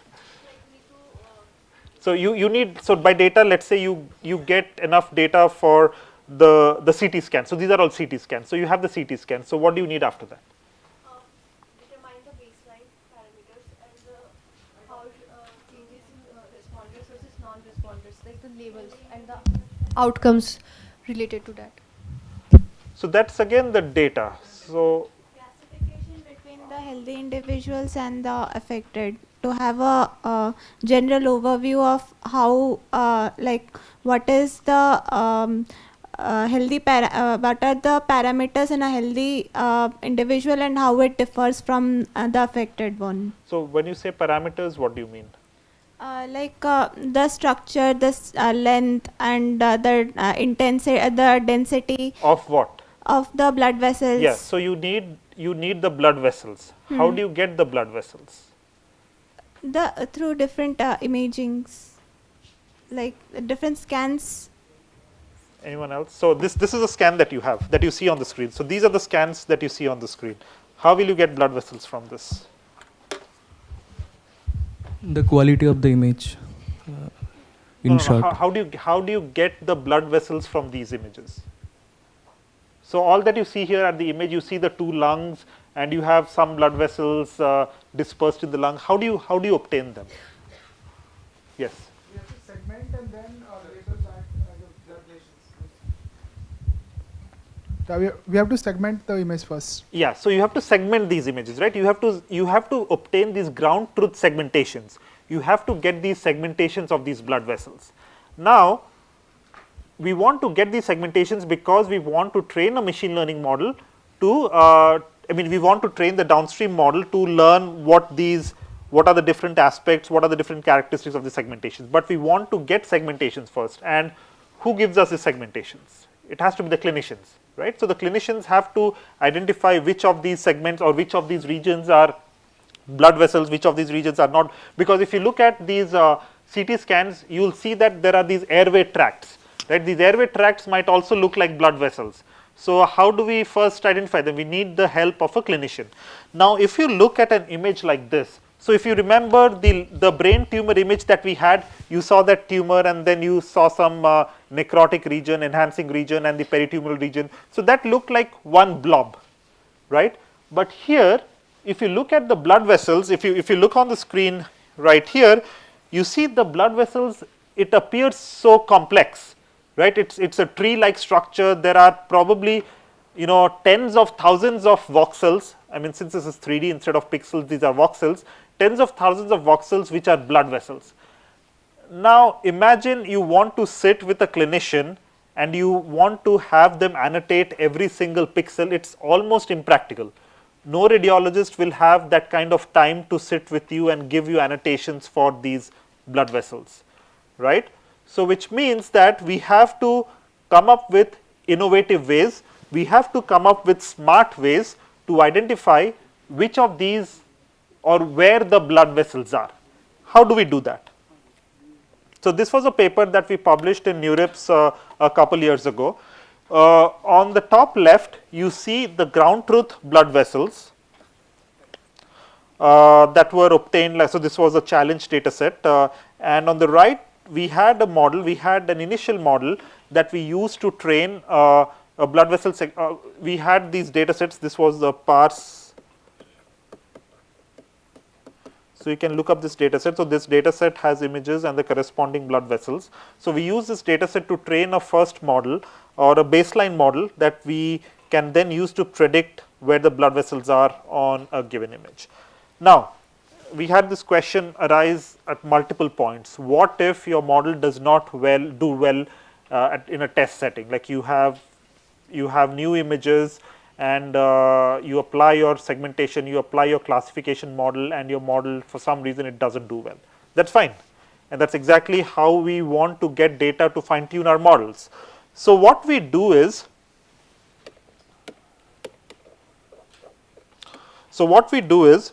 we look at,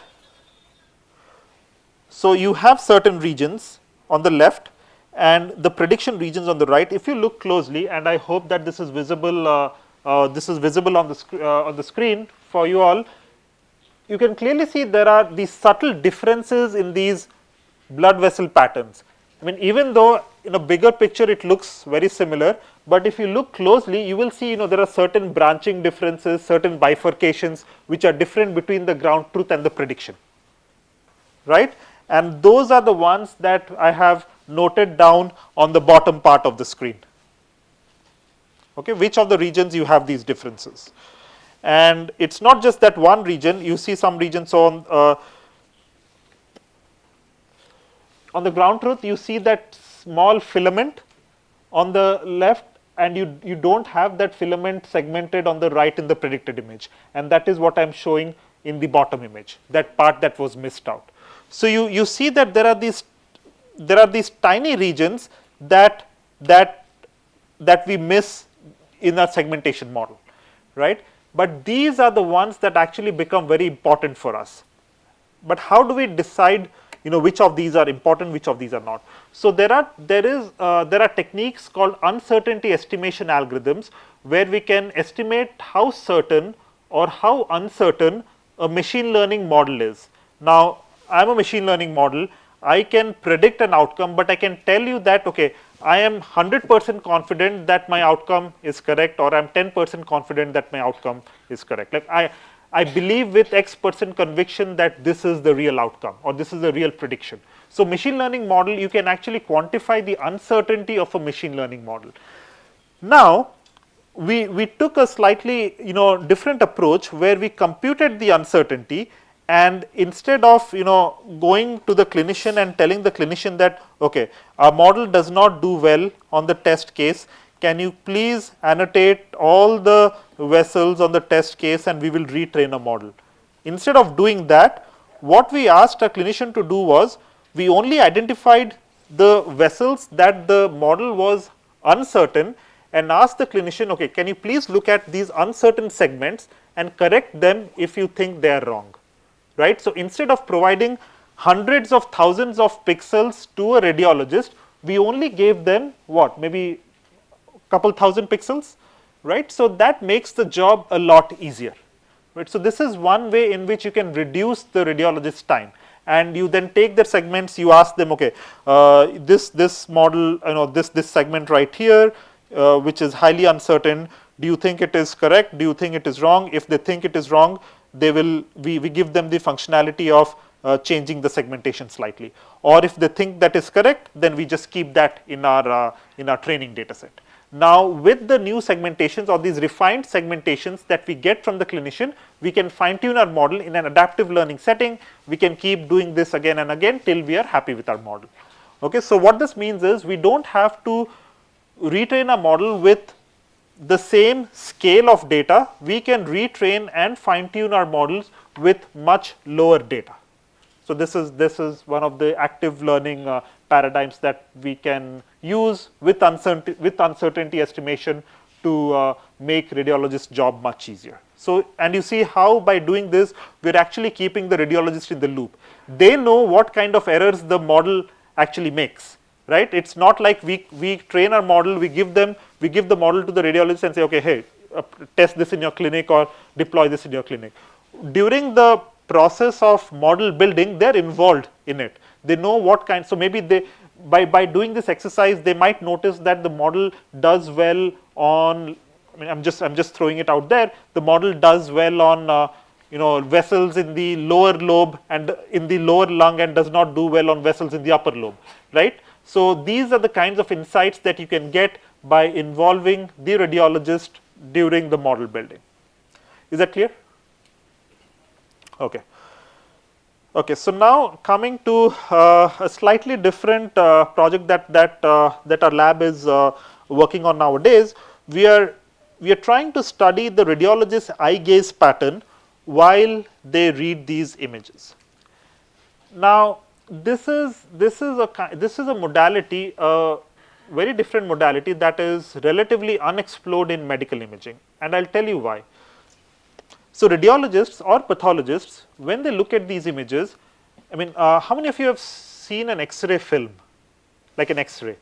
Many of you, right? So it's like a thin film, and you might have gone to dentists or maybe for other checkups, and they take an X-ray, they look at it with the light behind it, and they see what's there. Now, there is a certain way in which they look at these images. Also, nowadays you don't really have these X-rays. Mostly you don't have these, everything is on a computer screen. When you look at a computer screen, the radiologists don't look at it, or for that matter, pathologists don't look at it randomly. There is a certain method to their madness there. There are certain parts of the image that they look at first, then they move to another part, then they move to another part. So it's something that they have learned over time, right? So they have been trained. They have 4 or 5 years of MD or MBBS rather. After that, there's residency, there's fellowship, there's super specialization and whatnot. So over the years, they keep honing their skills and they learn. I'm not saying that if you are a radiologist, you are another radiologist, that your reading patterns will be the same. You will learn to arrive at the same conclusion with slightly different reading patterns. But that's something that you have learned over the years, and both of you are correct in your own way, right? So what we hypothesized was, what if we start understanding and learning how the radiologists make decisions? Like, can we track their eye gaze, and how do we do that? So here's the motivation again. We have a deep learning analysis which we saw, where you can apply deep learning models like UNet, Inception or whatever, and you segment, it can be for segmentation tasks, classification tasks, or we can have a radiomics models where we extract sub-visual descriptors like shape and texture and use them in conjunction with machine learning models for different kinds of clinical application. The rightmost side is where you have the radiologist's eye gaze maps. So here you have a radiologist sitting here, he is dictating something. You have an eye tracker that is mounted here. Okay. So this eye tracker, what it does is, so when a radiologist looks at a screen, they will be focusing on certain regions of the screen, right? So that the pupil will be focused on, let's say we are looking at this image. When I look at this image, I might first look at, let's say, the top left corner, and then I might change, I might say, okay, what's going on here, then I might come here, oh okay, it's very interesting here, then I might zoom into that region, right? So similar to what you see in your phone. I mean, a lot of times, let's say there's an interesting picture that you have taken, and while you have taken that picture, you see, oh, you know, there's someone photobombing my picture. Let me zoom in, let me delete that person, right? So a similar approach. It's not just one level of zoom. They zoom in, they zoom out, they pan. So if you look at the radiologist workflow, it's very interesting. They have multiple monitors mounted, and each of these monitors, or on a single monitor, they divide it into different parts, and in each of these parts they have a different view of the organ. For example, for the brain, or for any other organ for that matter, you have an axial view, a sagittal view, and a coronal view. So depending on, you know, if you're looking at from the top or from the side or from the front, right? So you have different views, and all these different views give you complementary information. So yeah, so while looking at an image, it's not just one level of zoom. They pan the image, they zoom in, zoom out, and based on all of that, they finally arrive at a decision. Is there a disease? What kind of a disease? Where is the disease, right? So these are the, you know, high level decisions that they make. But the way they make the decisions, there's a certain way they go about looking at these images. And our goal was to capture the reading patterns of the radiologists. Okay, so this is work. These are actually two pieces of works that we published at MICAI and ECCV a few years ago. So this was led by my PhD student Moinak, who you'll be meeting tomorrow actually. So he'll be coming here to assist us with some of the hands-on sessions. So what we did here was we trained a human visual attention module, and that's what you see on the right here. So what we do is, and this was actually data publicly obtained from a data set called the the REFLAX data set, REFLACX, which has mimic images from the mimic data set. So yeah, so this data set has images and the corresponding reports also, but also it has eye gaze data that was collected from multiple different radiologists who were looking at these images. Now, what is eye gaze? So eye gaze, like I said, wherever the radiologist is looking at on the screen, it would capture where their attention is. Now, so let's say that there are two components, like two high level components to it.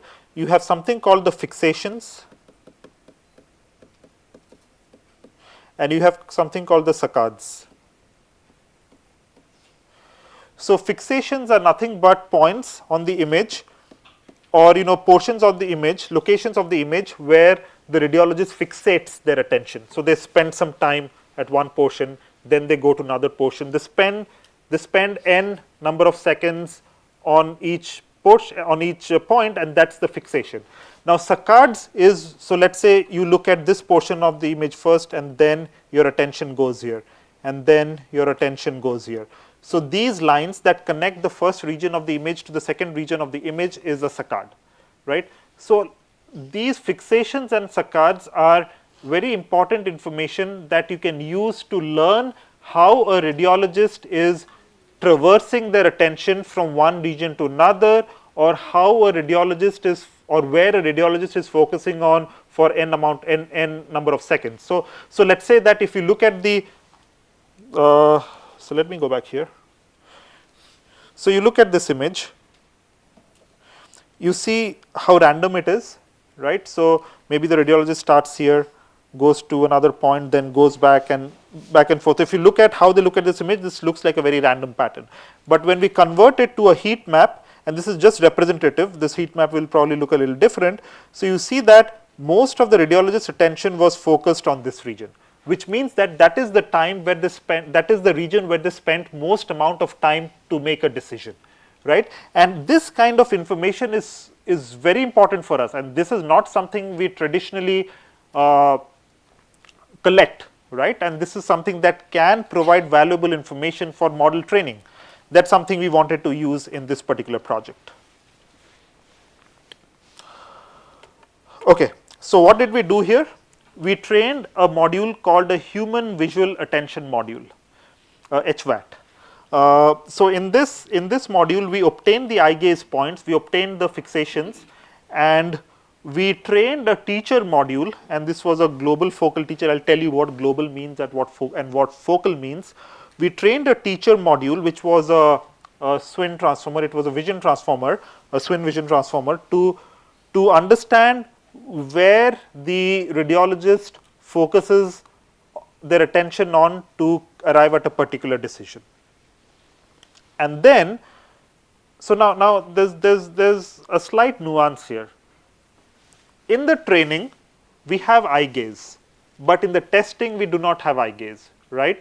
Because in training, let's say you set up an experiment, you collect eye gaze data, but when it comes to deploying that model in the clinic, we cannot collect eye gaze. Why is that so? Any thoughts on why that's, we can do it, but we should not do it? Or let's say the hospital won't let us do it. Why?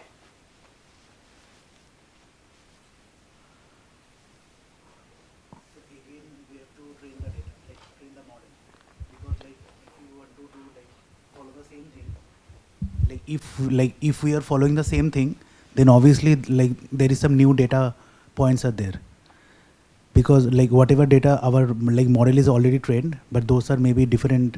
Like no, okay. So let me rephrase the question. So let's say that you are a radiologist working in a hospital. I collect your eye gaze data for training my model. Okay. So now I have my data. I have the images. I have the corresponding. I mount a eye tracker. I get your eye gaze data, and I have enough. I have enough data points to train my model. Now, the model is, let's say, to detect pneumonia. Okay. Now in the testing phase, when you have another. When as a machine learning researcher, I get another image of a new patient,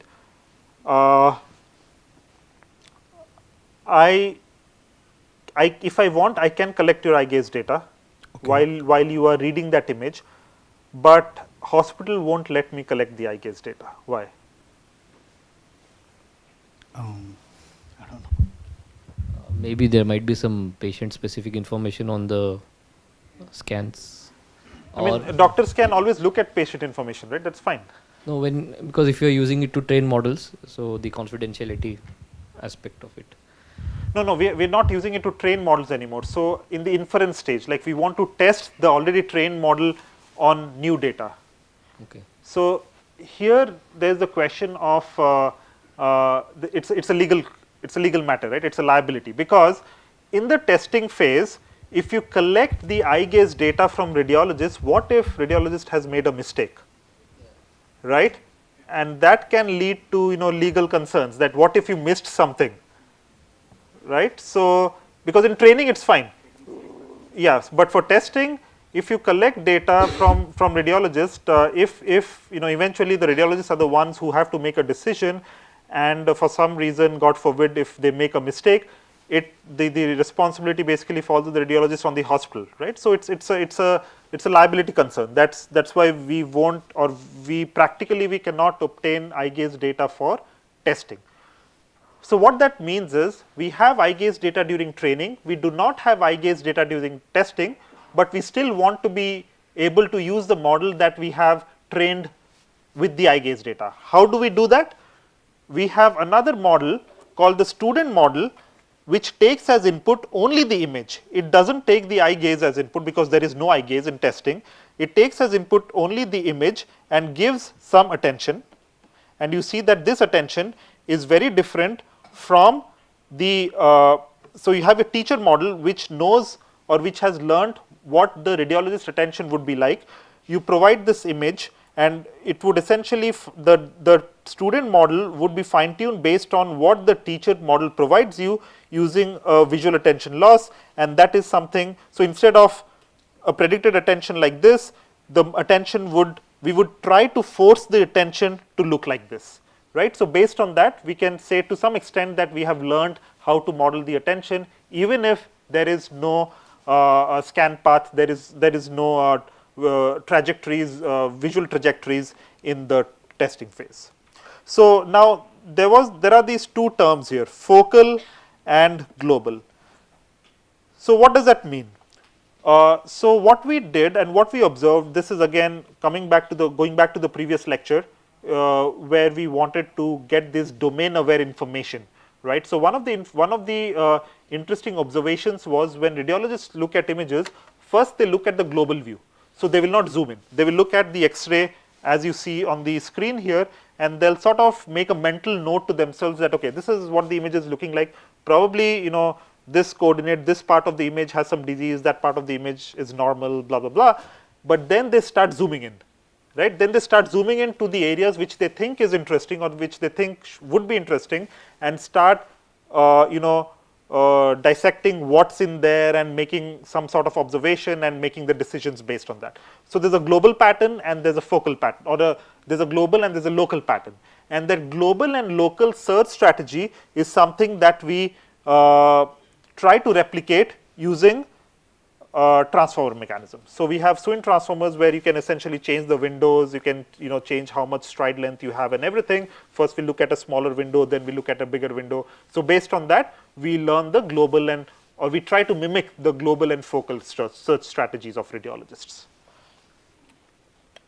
So we see that so RAD-T stands for radio transformer. So this was one of the first models that was published where anyone has used, for that matter, the vision modality, which is essentially the eye gaze patterns to make decisions. Here we are showing some of the heat maps for pneumonia. So with human visual attention training, we had much better localization, and without human visual attention training on the top, we did not have good localization of where the disease is. So we had to compare against different baselines. So a bunch of ResNet. So this was in 2022. So these are the baselines that we had back then: ResNet baselines, DenseNet, and different VIT baselines. We compared our model, which had this visual attention module with other models, and for the most part we found that, and this was for pneumonia detection, for COVID-19 detection. So there's a data set called CheckSpurt dataset, and the chest X-ray 14 dataset, which has 14 different thoracic diseases. So we wanted to identify each of the different thoracic diseases, and we had our own dataset, the Stony Brook dataset, where we trained our model on. So this was for COVID-19. So across most of the datasets, our model with the human visual attention training was found to be much better than the models that did not have the human visual attentions. Okay, so coming back to the generative AI for data augmentation. So there are a lot of text to image models. So in fact, if you look at DALL-E or ChatGPT, for example, you just provide a text and it generates an image, right? So these are text to image diffusion models, or text to image transformers for that matter. So you provide a text and these models would give you an image. Well, if you try these on let's say ChatGPT or Gemini or something, you will see that they are not there yet. You will see that those images, you can make out that those images are fake. They won't look that real. So there has been a lot of research going on, and there's a bunch of papers that have been published which take the text as a prompt, and then you can train a model to predict or to generate an image. So what we found was that if we take the text as prompt and also the gaze patterns, that can help in generating better quality images. So because maybe the gaze looks at some patterns or certain locations of the image which are interesting and more relevant, and when you provide that as a prompt to your diffusion model, so these are all conditional diffusion models. So if you're interested in diffusion models, the first step would be to learn about diffusion models, and then to learn about how you can condition a diffusion models using different kinds of conditioning strategies. So you condition a diffusion model with gaze, and then you see that then what we found was that if you do a gaze based conditioning, we can generate more authentic or more real looking images. And now we are extending that to 3D as well. The image that you see on the right is actually we are extending that to MRI as well. The image that you see on the right is a text prompt, and then how the text, just giving the text prompt, we can get a realistic looking MRI image. And we can use this for data augmentation, like I said, but there are other applications as well. Okay, so based on my interactions with some of you earlier today, I remember that some of you work on vision language models. Show of hands. Okay, one of you. Yeah. So what's the fundamental strategy that goes into, let's say, training of a vision language model?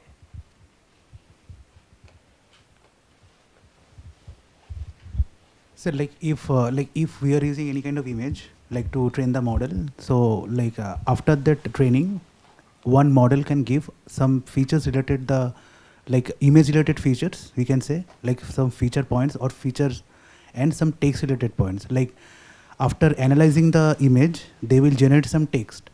So something like that, like a multimodal kind of a output they will generate. Like in so normal. let's take a step back and talk about training a vision language model. How would you train a vision language model? Okay, so for that one, obviously, like we have to give some like context, like text. Sorry, that like context text.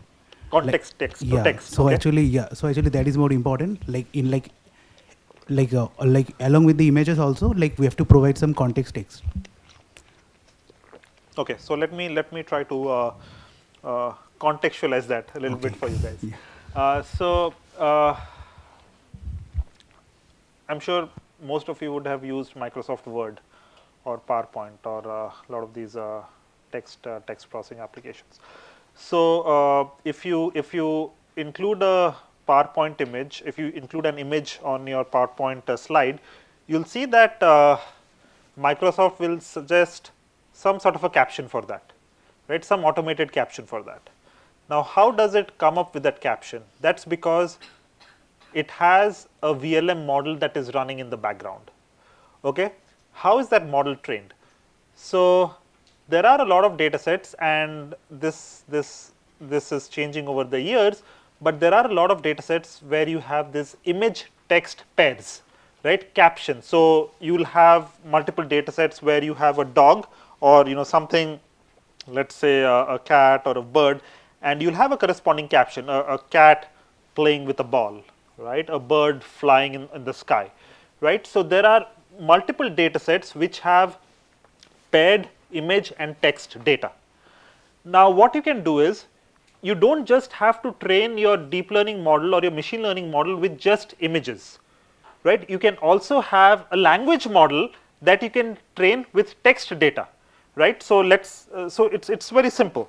So you have your images and you have your text, you have an encoder, right?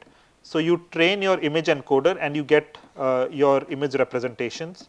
You train your text encoder and you get your text representations. Now, how do you match them? You basically have some sort of a similarity loss where you say that images and text coming from the same image will have high similarity, and coming from different images will have low similarity, right? So that's the simple idea, and that's how most of these models are trained, or a lot of, I think all of these models are trained, right? So that's the fundamental way in which you train a vision language model. So you have the vision and the text corresponding to the same data point. So coming back to what our friends, our radiologist friends do.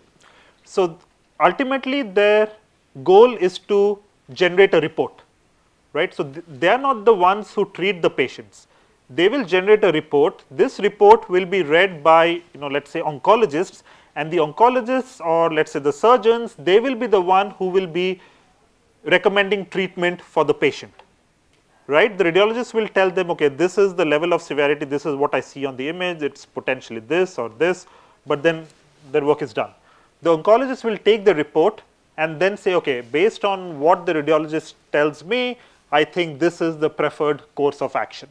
So eventually their work boils down to generating an informative report, right?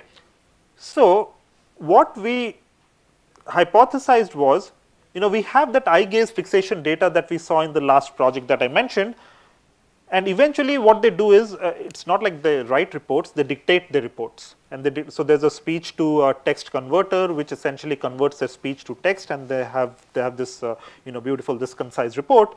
So but when they dictate the reports, they are looking at certain parts of the image while dictating something, right? They're looking at some other part while dictating something. So essentially there's 3 levels of information here. You have the image, you have the dictation or the text, and you also have the gaze.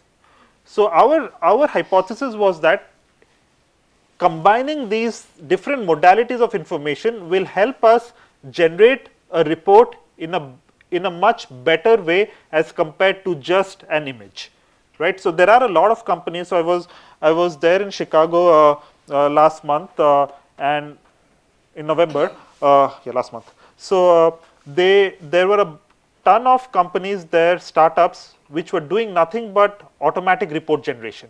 All that we're doing was give us the X-ray scans, we will generate a report for you. No one knew what's going behind that, if the radiologist's attention or anything is being used, but the models are doing quite well. So our hypothesis was these models can even be made better if we take into account the radiologist's gaze patterns. Okay, so that was the hypothesis we started with. Now here's the framework. So we have a vision transformer which extracts the visual features. Then we have a scan path prediction module, which is an auxiliary task. So remember how we saw this scan path in one of our previous slides. So this is essentially where the radiologist focuses their attention on while reading an image. So like I said, it's almost impractical to expect a scan path to be collected in the inference phase. But we can train a model that can predict the scan path, right? And there's a model that we actually trained. It's a med-gaze model. We had to fine tune that med-gaze model. And what we did was we fused the image features, the gaze tokens, and the positional data basically via a graph neural network. And then this multimodal prompt that we got from the previous step was used to fine tune a large language model. So this was a llama model that we fine tuned via a LoRa adapter. So here's the data. And some of you might find these data sets interesting. These are all out there. So if you guys want to use data sets to get your hands dirty with training machine learning models, especially which has imaging and text, these are some of the data sets. So Reflex data set, it has images, it has eye gaze data. The Indiana University X-ray data set, it has images and it has reports. So reports are a very rich source of information because they tell you, what that image has in the language of radiologists. And there's the Mimic CXR data, which again has images and the corresponding reports. So we used these data sets to train our model and to generate the final report. Now, for those of you who, I won't really go into details of this, but for those of you who are interested in NLP, natural language processing, some of the metrics that are used in this particular domain are BLUE score, Meteor score, and Rouge score. So these are not accuracy or AUC or anything. So these essentially look at how good your prediction is when you consider, let's say, 3 words together or 4 words together or 5 words together, right? So it looks at that kind of reasoning. But then there's another very interesting and important lesson here. These might be good metrics for evaluating, let's say, general purpose report generation or general purpose text generation, right? So for example, let's say you ask your GPT, your favorite transformer, your generative model to generate something for you, and you would evaluate it based on how good it looks like based on what you expect it to generate, right? So if the language looks similar to what you are expecting, then you give it a good score, otherwise you give it a bad score. But this is very different from what a clinician would expect. They don't expect the English semantics or the sentence construction and all of that to be correct. They expect the clinical accuracy, that certain terms regarding what the disease is should be correct, right? It doesn't have to be in flowery English language or the way Shakespeare's language would look, right? So it has to be something that is grounded in clinical factuality. So that's what clinicians would expect. So there are terms, metrics such as precision recall or F1 score that you can use at a disease level to identify or to evaluate how good your language model is. So by doing that, we actually saw that compared to all of these different models, our gaze to report model was able to generate better reports because it actually saw the eye gaze of radiologists, but the other models don't really see the eye gaze of the radiologist.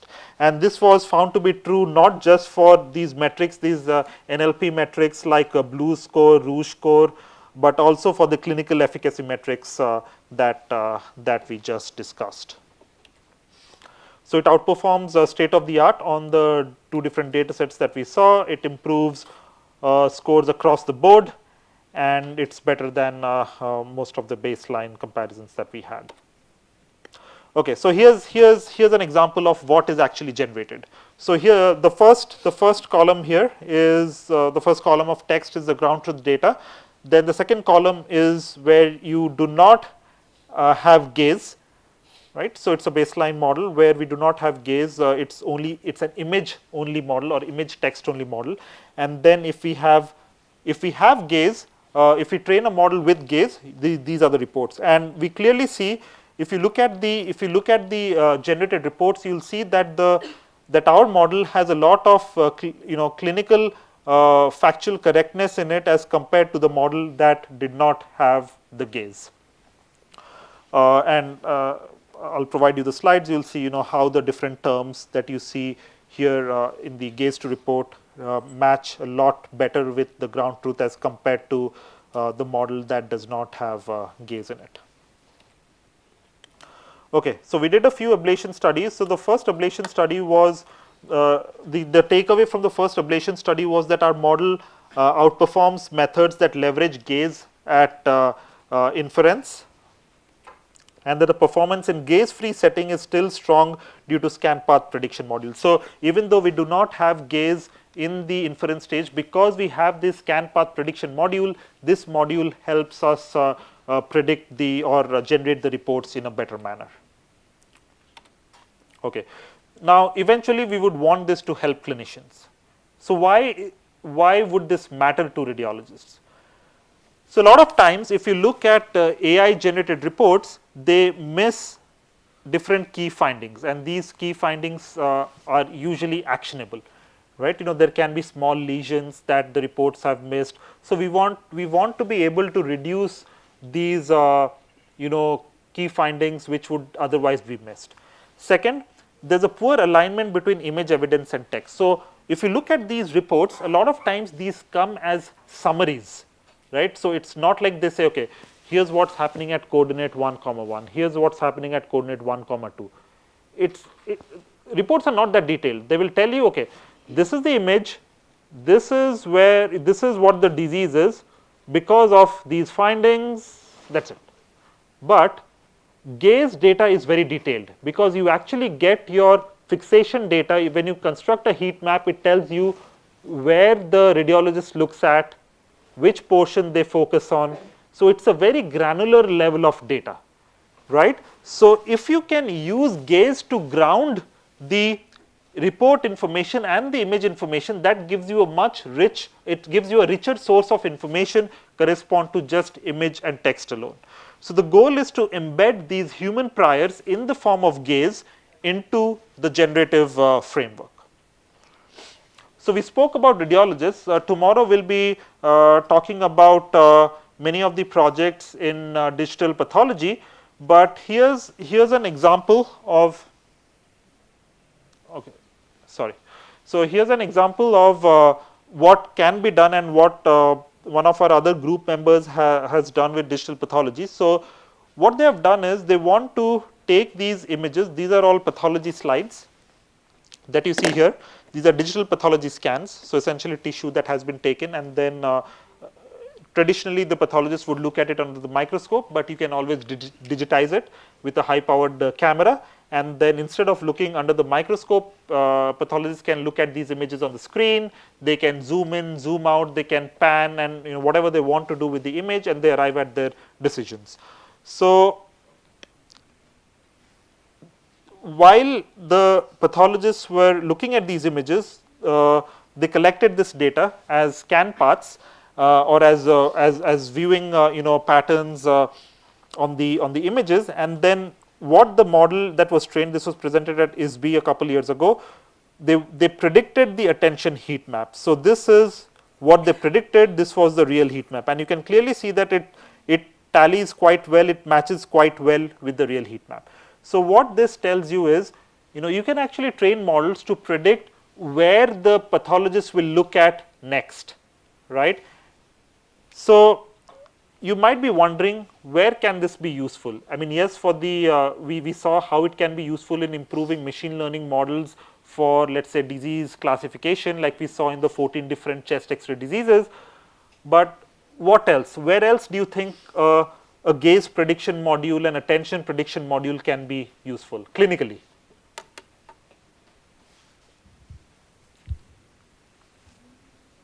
Anyone? Any wild guesses?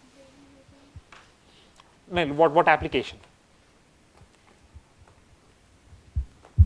Sir, as in like weekly supervised thing we can use, like where like there are very less amount of data available, but if like not less amount of like level data are available, but for unlevel data we can provide some weekly supervised like those kind of heat maps. Okay, so you are approaching it from a machine learning perspective. Why don't you think like a clinician? Where do you think they can find this useful? Maybe sir, like those attention map will help them to just to like to generate some initial like results or findings mostly. Like. I think you're getting there. Anyone else? Yes, there's a hand there. Maybe these algorithms will help them show them where to focus. Good. So it can be used as a teaching strategy, right? So so think of it this way. So when radiologists or when clinicians are trained, it's over multiple years, right? You have senior attendings, then you have junior radiologists, junior fellows, and so on and so forth. But it's very difficult for, let's say, to have a teacher at every step of the way. But if you can understand what a teacher is doing, right, and then when a student is making a mistake, if the teacher can nudge the student, and in this case it's a machine learning, it's a machine learning model. If the machine learning model can nudge the junior radiologist or the junior pathologist to say that, okay, this is not here. Maybe try to move your attention a little bit up north or a little bit down south. Then it can be used as a teaching method, like as a training strategy, right? So a lot of times, so let's say that what we can do is there's this session, or there are over multiple sessions, junior doctors learn how to read an image.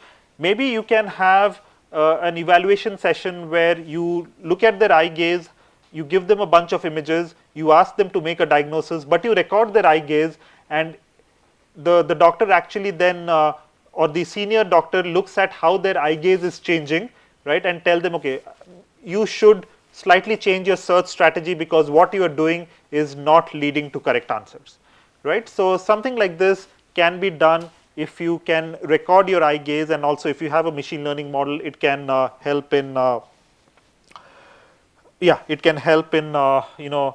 understanding where the person is going wrong. Okay, so just switching gears a little bit, I'll talk a little bit about diabetic macular edema. I know that a bunch of you here are working on diabetic eye disease. So probably in diabetic retinopathy, but a related disease is diabetic macular edema. So what happens in diabetic macular edema is you have a retinal thickening of the center of the macula, and this results in loss of vision. It emerges from DR. It's a complication of type 1 and type 2 diabetes, and the prevalence of diabetes it's expected to double by 2030, which is obviously very concerning. So what's the pathophysiology of DME? So hypoxia within the eye, it can lead to an upregulation of VEGF, right? And when you have an upregulation of VEGF, what happens is your vessel walls start weakening, and when your vessel walls start weakening, there is leakage that happens out of the vessel walls, and this can alter the permeability of the blood retinal barrier. So the lack of proper filtration system due to these damaged blood vessels, they can lead to the buildup of the fluid within the macula, and this is basically what happens in DME. So the unmet clinical need here is that we need prognostic non-invasive imaging markers that can help identify patients that need anti-VEGF treatment. Okay? And we want to do that before the treatment is administered. It's a similar sort of logic to what we had in immunotherapy. These treatments can be very expensive. So what if we can identify who are the patients who will respond to treatment, who are the patients who will not respond to treatment before the treatment is given, so that the doctors can identify who are the right candidates for the treatment. Not just that, if you remember, the second part of the question was, can we monitor if the treatment is working or not? Okay, so here's the timeline that you see. You have the disease diagnosis, then you have different kinds of therapy, and the therapy that we are talking about here is the anti-VEGF therapy, and you want to assess disease progression. So we want to see if at this point we can make a decision whether the patient will respond to therapy or not. So this was the data that we used here, was part of a clinical trial at Cleveland Clinic. This was the Permeate clinical trial, where the patient was it was a prospective study. It focused on treatment naive eyes with foveal involving edema. It was secondary to DME. The drug, the anti-VEGF drug that was given was aflibercept. It was given for the first 6 months. So first we had the image that was taken here. Then the drug was given, then another image was taken, the drug was given again, and then we had the clinical determination of visual acuity, whether the patient's vision improved or not. So this was the eligibility criteria. I don't really have to worry about this, but the images were collected over a span of 12 months. The modality that we used here is called UWFA, ultra wide field fluorescent angiography. So this is a modality that helps you look at the morphology of the blood vessels. So here's what it looks like. There are two different kinds of information here. The first information that you see here are the blood vessels. You have the blood vessels. Baseline means before treatment was given, and that's what you see here. And then you have images that were collected after month 1, images that were collected after month 4. And we have images for non-responder cases, a sample non-responder and a responder case. So that's the vasculature information. We also had information regarding where the leakage areas were, right? So that's where the fluid deposits. So the hypothesis was that we can study, similar to what we had for the lung, that we can study the blood vessels in these UWFA scans, and the morphology and the arrangement of the blood vessels will help us decide who are the patients who are the optimal candidates for anti-VEGF, right? And it's not just the blood vessels. We also want to look at the spatial proximity arrangement of the leakage patterns that you see on the scans. So interestingly, when we looked at the spatial proximity patterns using graphs, we found that rebounders, so non-rebounders are the responders, rebounders are the non-responders. We found that the way these leakage patterns are arranged are very different for the non-rebounders as compared to the rebounder, and this can be used as a feature in your classification model. So similarly, so in fact the takeaway from here is that on the baseline scans, the leakage patterns in the non-responders was less chaotic when compared to the responders. And similarly for the retinal vasculature network, we found that the non-responders had sort of a more chaotic arrangement of the vasculature as compared to the responders. So this was also observed using, I believe we used a random forest classifier here. Using the classifier, we found that the AUC was pretty good for identifying patients who respond to the intravitreal aflibercept. So the takeaway from this experiment is that on baseline UWFA scans, the non-responders had a much more tortuous vessel network as compared to the responders. So the next part of the experiment was to look at how the vasculature changes. So similar to what we saw in the lung slides, you had images that were taken before treatment and then images were taken after treatment.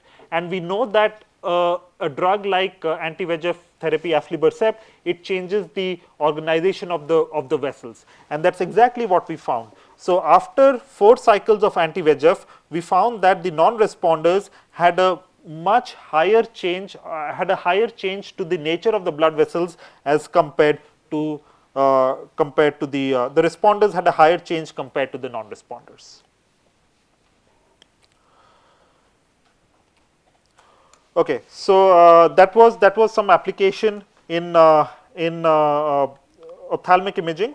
So we also have recently started work on dental imaging, where this is a recently funded grant where we are looking at cone beam CT scans, and using these CT scans we are identifying where you have different calcifications, and we have shown that the nature, the morphology, the texture of the calcifications are actually related to cardiovascular risk.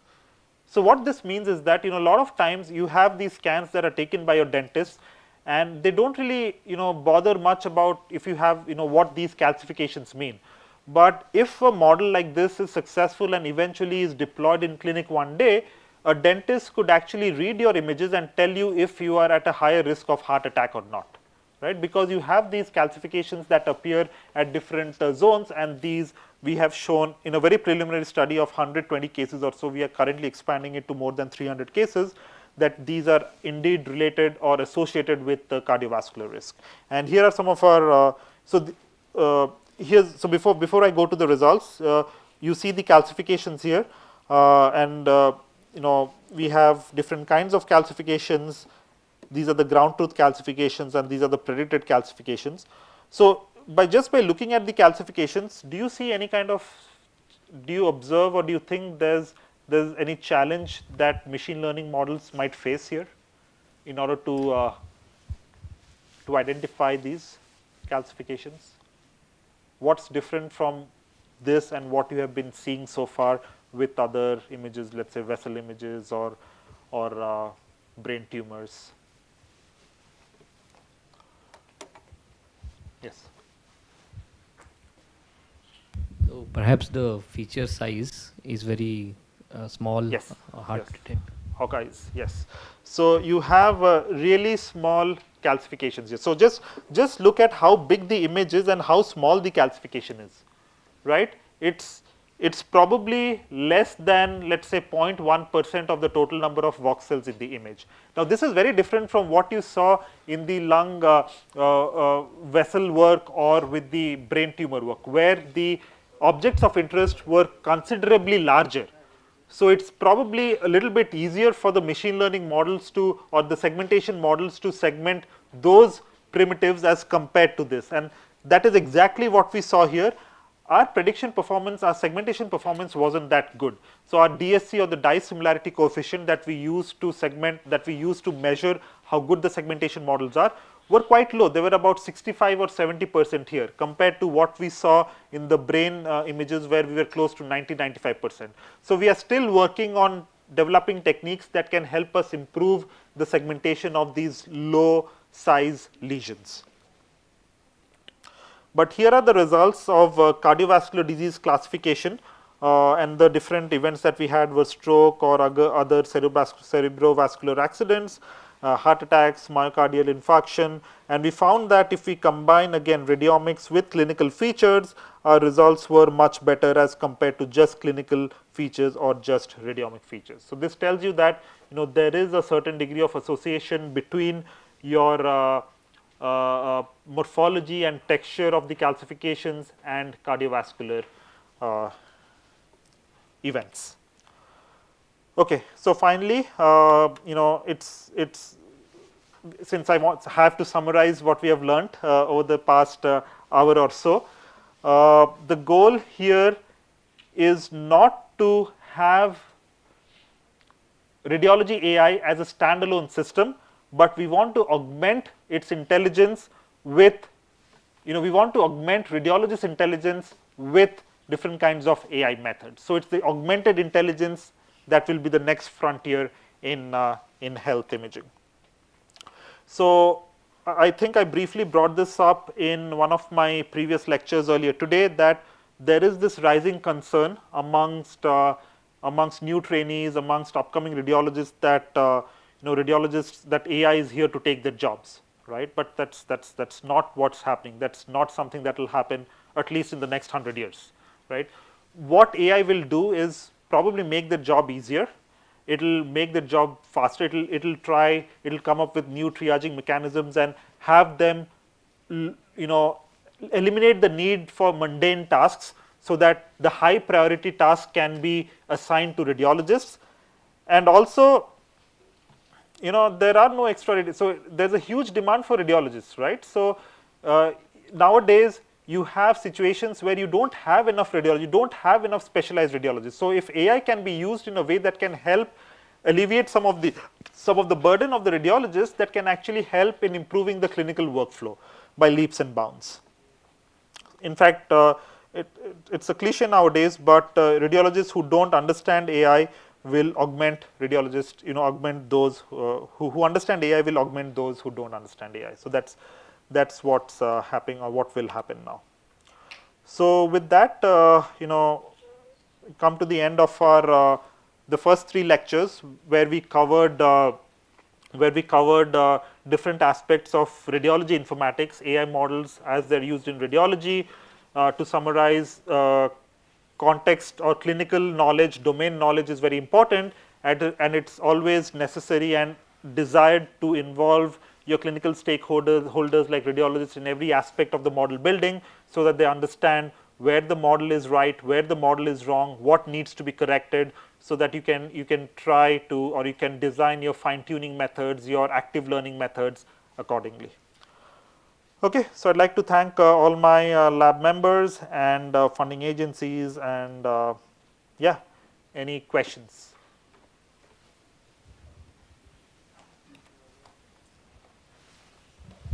Sir, is there any particular approach to deal with very small ROI for segmentation?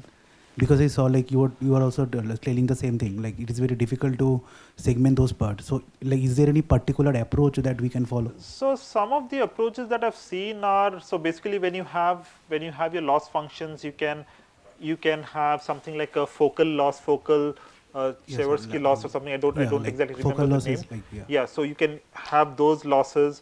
I don't know. I mean, that's something we are working on. I don't know if there's people have tried multiple different approaches, looking at it at multiple different scales and trying to see if that solves the problem, or looking at it with respect to the other organs or the other landmarks that are around it. For example, if that can solve the problem, some graph-based approaches. But yeah, I don't know what solution to that is. Sir, can you do something we knew that that particular portion is we have to segment. Right. So can we crop that part, and then we can fade those part to the image low? So crop that part and do what?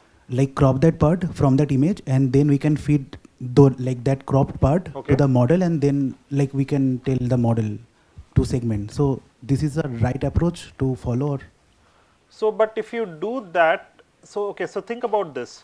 So if you do that, you will have the cropped region where you have the calcification, this small calcification, but you also have to give to your model patches that do not have calcifications, right? You will crop it, but then there's this data set imbalance. You will have more patches that do not have calcifications, because that's the domain you are dealing with, right? You'll have order of magnitude or multiple orders of magnitude more patches that do not have calcifications than patches that have calcifications. Right, so which means your data set is highly imbalanced, which means you'll have to bring in losses that can counter this imbalance, or you have to do some artificial augmentation of these low representation patches. So that's something you have to do. Okay. Right? Yeah. Thank you. Thank you. Yes. Sir, I have a very basic question. So. So first, I want to know, you told about the gaze pattern of the gaze and all. So sir, I want to know that for every human being, because the radiologists are human beings. So every human being, the vision pattern, this is a concept like 6x6 vision or 12x12 vision. So the vision are different for different person and different human being. And also the light intensity, in that case, those things will also come into consideration, the light intensity, the amount of time that person is looking, what you already told, the contrast of the monitor of the computer monitor. Yeah. So it is not like that, like it is more machine oriented than human oriented. Can you tell So me? that's a very good observation. So what you're trying to say is that there's a lot of variability, inter-subject variability, right? So radiologist 1 will have inherently different vision, and then maybe the monitor that they are using to visualize these images will be slightly different from what radiologist 2 uses, and that's a good point. And that is why this data set that I mentioned, the reflex data set, has eye gaze collected from multiple different radiologists. So if we have a paradigm like that, where the same image is investigated by multiple radiologists, presumably on multiple different screens, that can help us counter some of that variability. But what that means is also that we have to come up with a module that combines the 5 different gaze patterns to come up with one consolidated gaze pattern. So that's something that we have done in one of our papers actually. Yes. Thank you so much, sir. Yeah. Any other question? Okay, so I think there's one more. Okay. Sir, we have talked extensively about this MRI modality. Yes. So, one more thing I'd like to add, like in real time in RGB modality, like if you take some smartphone images, something, and so in that case, when take images, there's some reflections coming. Like if you take like endoscopy images or like a smartphone image. So to deal with that, is there any specific studies? Because we can separate the channels and train. That is one option, but we lose information in that case. So what are the options in that scenario? So again, I'm not really familiar with what are the different pre-processing techniques when it comes to the kinds of images that you mentioned. With RGB images in the in dermatology, you have a lot of data sets where patients click the images of the lesions and upload it, right? So obviously the kind of the camera that you use and also the lighting conditions, there'll be a lot of reflections and stuff. So one of the since obtaining these images is relatively easy, one of the ways to do this is through multiple different augmentations, right? You color jitter it, or you do different crops and whatnot, and then you provide it. But I don't think there are any traditional pre-processing approaches that are used to handle any of this. Maybe with the endoscopy images, maybe there's some algorithms that can help you reduce some of the glares that you see there, but no, I'm not sure. Okay, fine. Yeah. Okay. Okay, sir. Thank you, sir. Any more questions? No. Okay. So thank you, Dr. Prasanna. We'll wrap up for the day. So tomorrow we'll resume at 10 a.m. So please be here present by 9:30 so that we can start on time. One more thing, we have also the link which we have somebody has shared in the group. So you can also look through the videos when you go back to your hostels or to your hotels or guest house. So you can go through that to refresh your topics, concepts. And if you have any further questions, you can come back tomorrow and you can ask sir. And so if you have questions, you can come at 9:30. Otherwise, you can come at 9:59. Try to come early. My suggestion. I'm just because I'm organizing, so I know it's very hard to start on time. So we want to stick to time so that there is no pressure. And there is a hands-on session tomorrow also in the afternoon. Yeah. Other than that, yes, one last thing. So I will discuss with Dr. Prasanna, and we will make the slides for today's lectures available. We'll share a link in the group, so you can also download if you wish. Yeah. Okay. Thank you. Thank you so much.